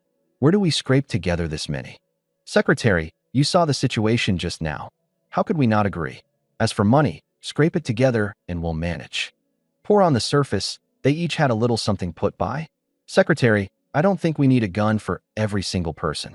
What Qin Zhao said plainly means the daily headcount up the mountain is strictly controlled. So let's pool funds and buy a few, enough for what's needed up there. The village secretary's eyes lit up. One less outlay. Everyone breathed easier. Good, I'll handle it. You all ready the money. On the other side, I'd already brought the 4 of us home. No sooner had I shut the door than Lu Wanshan couldn't hold back. Dad, why do you have Qin Zhao agree? It's a thankless chore. All toil, no thanks. If something goes wrong, what's Qin Zhao to do? You think I didn't weigh that? The way things stand, agreeing's no good for Qin Zhao, and refusing's no good either. Better to fudge it for now. As for later, just like he said, keep them from starving, and that's that. The old man waved a hand. Easily said, but for Qin Zhao to go on living in Taichuan village, this was a chore he had to take on. Uncle Lu and I think alike. Go through the motions, taking them along day to day. If luck brings down big game, split it evenly. If not, I've done my part, and they've nothing to fault me for. The crucial thing is still the 3 of us slipping up the mountain on the quiet. I took the new gun Lu Zhao handed me, far steadier than that old hidden-away gun of old Lu's. With these 2, I could guarantee my aim within 10 meters. Rest at home these next couple of days. Once they've got their guns ready, we'll go up the mountain together and take a look. Good. Watch out for Chinwen. That punk will never let this rest. Don't worry. He dares come, and I won't spare him either. Seeing the Lu father and son off, the 3 of us went into the inner room. Lu Zhao dug a small roll of cloth out of an inner pocket and handed it to me. This is the money from selling meat today. Everything left after buying the guns, all here. In a famine, 100 caddies of meat had sold for a full 60 yuan. It was more than the sisters had ever dared dream of, the most money they'd seen in all their lives. I finished counting and looked up, surprised. Besides the guns, you didn't buy anything else? Walked the whole place and nothing caught my eye, so I just didn't bother. Holding cash now beats holding a lot of useless stuff. Lu Zhao smiled faintly. I shook my head, helpless, took her hand, and tucked the money back into it. Buy what you like, don't pinch pennies. The more you 2 can spend, the more drive I've got to earn. You keep this money. You run the inside, I run the outside. In your hands I rest easy. Say the word when it runs low, and I'll find a way. A few simple words to make my stance plain. The sisters were touched. No one had ever taken them this seriously. 60 yuan, in a famine, was enough to change a family's fate, and that I could hand it over this easily was proof enough of how much they weighed in my heart. Lu Zhao drew a deep breath and looked up at me, stubborn. Qin Zhao, thank you. We're family. What's there to thank? Oh, right. You 2 keep this gun, and if there's ever a situation like today's again, just shoot them outright. If anything comes of it, I'll carry it. I handed her the other new gun. The mountain grew more perilous by the day, and for a long stretch ahead I'd be away. I had to guard in advance against another incident like Qin Wen's. The sisters' eyelids twitched, and they hesitated, looking at the gun. Brother-in-law, better not. We don't know how to use it. And what if it goes off by accident? Not knowing how is no problem. I'll teach you. It's simple. Brother-in-law. Jiqing, say no more, keep it. Lu Zhao suddenly reached out and took it, looking at me with resolve. We'll learn it well. She didn't want to be a burden on me. Learning the gun was, first, to protect themselves, and second, to be able to shield me if real danger ever came. Good. Now, what do you plan to do with the wolf cub? You've no idea. That little thing turned the city upside down. When we went to fetch it, we got a thorough scolding and only got away thanks to bringing enough meat. Young as it is, it's wild through and through. It needs a firm hand. Lu Zhuhua listened to the wolves howling in the yard and sighed helplessly. I nodded. On the way back, I'd watched it the whole time. A month unseen, and it had grown a good deal. Fangs come in. Raised right, it'd surely make a fine hand. I dug out an iron chain. Tether it in the yard for now. Once the village has its guns ready, I'll take it up the mountain. How much we bring back from here on rides on it. I took the chain and headed out. Jiqing turned and looked to Lu Zhuhua, troubled. Sis, why don't we talk to brother-in-law about moving to the city? The mountain's too dangerous. We've got money and grain, more than enough to get a footing in the city. I don't want brother-in-law risking himself anymore. I don't want him to either, but I don't know how to bring it up. Lu Zhuhua sighed, unconsciously tightening her grip on the gun. Jiqing bit her lip and after a long moment made up her mind. If you don't know how, then I'll say it. Jiqing, what are you two talking about? Hungry? I'll go make dinner. As it happened, I came in from outside just then, glanced curiously at the two women, and turned to head for the kitchen. Jiqing grabbed my hem. Brother-in-law, there's something I want to discuss with you. What is it? Go ahead. Brother-in-law, have you never thought about leaving Taichuan village? She looked at me earnestly, her hand tightening without her noticing. I know you can hunt, but even the most capable man has troubles he can't solve. I don't want to spend every day at home with my sister, hearts in our throats. We sold so much for money this trip, and with our earlier savings, it's plenty to live elsewhere. Please, stop taking risks. Let's leave this place. Her eyes red. She gazed at me unblinking. I shook my head, helpless. Leaving? I've thought about it. But there's famine everywhere now. Stay here, and at least we're fed and warm. Really leave, and where do we find food? That bit of money's enough for ordinary times, but nowhere near enough now. I know you two worry for me. Rest easy. Whenever it comes to it, I'll see to my own safety first. Alone, I had no end of ways to survive a famine, but with the two of them behind me, I had to think further for their sake. Besides, with marksmanship like mine, not putting it to use hunting would be a terrible waste. The sisters exchanged a glance and, in the end, said no more. Meanwhile, at Chen Kai's place, after parting from the villagers and gossiping a while with relatives about Chunwan, Chen Kai finally headed home, well satisfied. He'd meant from now on to get on Chun Zhao's good side and have nothing more to do with Chunwan, only to push open his door and find Chunwan again. When had he sneaked in? Chen Kai's pupil shrank, and he hurried to shut the door. Chunwan was a plague god now. Let anyone see him at his place, and he'd be driven out too. Cousin, weren't you thrown out of Taichuan village? What are you doing here? You've got the nerve to ask. Why didn't you help me back there?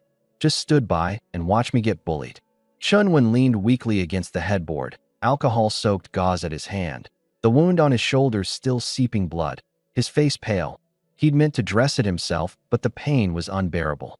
He rapped the table. Don't just stand there. Come dress my wound. It hurts like hell. Me? I don't know how. Chen Kai pointed behind himself, resistant. Why not go find someone else? Look at the state of me, and you tell me to find someone else. Chunwan was beside himself, but opening his mouth tugged the wound, and he hissed in pain, forced to swallow his rage. I won't hold the earlier business against you. Just hurry up and help me with this. Cousin, don't put me in a spot. Go to a hospital. A gunshot wound's no small thing. Drag it out, and the whole arm's done for. Chen Kai counseled, never stepping an inch closer. Fool that he was, Chunwan could still see the problem. You're driving me out? Chen Kai, get this straight. I'm your cousin. I know you are, which is exactly why you ought to have some consideration for me. Do you have any idea what your antics nearly cost us? We almost got our hunting rights stripped just now. Do you understand how much that means to us? We weren't welcome in our old village and had nothing to eat. We finally got Big Brother Chun Zhao willing to take us up the mountain, and you wrecked it. The fury he'd held down so long burst out. He grabbed Chinwen's collar and hauled him up off the bed. You tell me yourself, how much trouble you've stirred up coming to Taichuan village. How do the villagers see me now? Out of respect for you being my cousin, I went along with your nonsense. But it's different now. Let them find you still at my place, and they'll never take me up the mountain, and I'll starve to death. I'm begging you, do me a kindness and get out, fast. This famine's brutal. Leave Taichuan village, and I can't survive. Worst case, I'll give you a cut of whatever I bag down the line." Chen Kai made to throw a punch, but looking at that bruised, swollen face, he couldn't bring himself to. His fist loosened and clenched, and in the end he shoved the man aside in a fury. Shinwen found it laughable. "So they won't take you up the mountain. So what? I can take you. What are you scared of? The situation's different now." Chen Kai cut him off sharply, and on reflex spilled everything the villagers had said. Before, the mountain was Taichuan villages alone, and you'd never starve no matter what. Today a whole bunch turned up out of nowhere, with guns and real strength. For the two of us to go up is no different from courting death. Only sticking with Chen Zhao is a way to live. Do you understand? The words out, he realized his slip with a jolt. Others might not know Chen Wen's temper, but didn't he? Chen Zhao had stripped him of all face in front of everyone. He'd surely move heaven and earth to win it back. And now that he knew the situation on the mountain, he might well go and ally with that gang. If that happened, he, Chen Kai, would be the sinner. Chen Kai panicked at once, and before Chen Wen could catch on, he stuffed the alcohol gauze into his arms and shoved him out the door. "Enough! No more talk. Get going. Don't ever come find me again." Bang! The door slammed shut hard.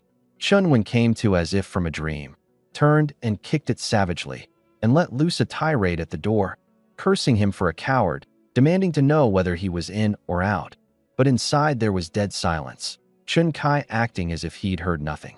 Chen Wen sneered and shook his head, hurling out a parting threat. "Remember today, the day you come begging me, I won't spare you so much as a glance." With that, he dragged his battered body off, and passing the kitchen, hesitated a moment before going in to scrounge a bit of food. Free pickings are pickings, and only a fool leaves them. Then, with clear purpose, he set off toward the high mountains. Ally with that gang and deal with Chen Zhao? He knew Taichuan village's inner workings inside out, and reckoned the other side would be only too glad to cooperate. Inside, Chen Kai paced back and forth. The noise outside had been gone a good while. Turning it over and over, he decided after all to go give Chen Zhao a heads up, to spare himself trouble down the road that he couldn't explain. He flung open the door and made straight for my house. The moment he arrived, the smell of meat wafting from inside set him swallowing, and he knocked at the gate. "Cousin Chen Zhao, it's me, Chen Kai. I've got something to tell you." In the middle of eating, I paused. Chen Kai? What was he here for? The two of us weren't the least bit close. I'd rather not have bothered, but he was so dogged, knocking without end, all but rousing the whole neighborhood. Impatient, I rose and opened the door. "Whatever it is, say it, and clear off when you're done." The man who'd been hollering so loudly a moment ago deflated the instant he saw me, hunching his shoulders awkwardly. "Cousin Chen Zhao, I didn't mean to interrupt your meal. I just got home and found Chen Wen in my place. Where he is has nothing to do with me, and I don't care, understand?" "That I understand. It's just that while I was driving him out, I let the mountain situation slip by accident. Knowing him as I do, he's very likely to go ally with that hunting gang. I was afraid he'd cause trouble, and after thinking it over, decided I'd better let you know. That's all.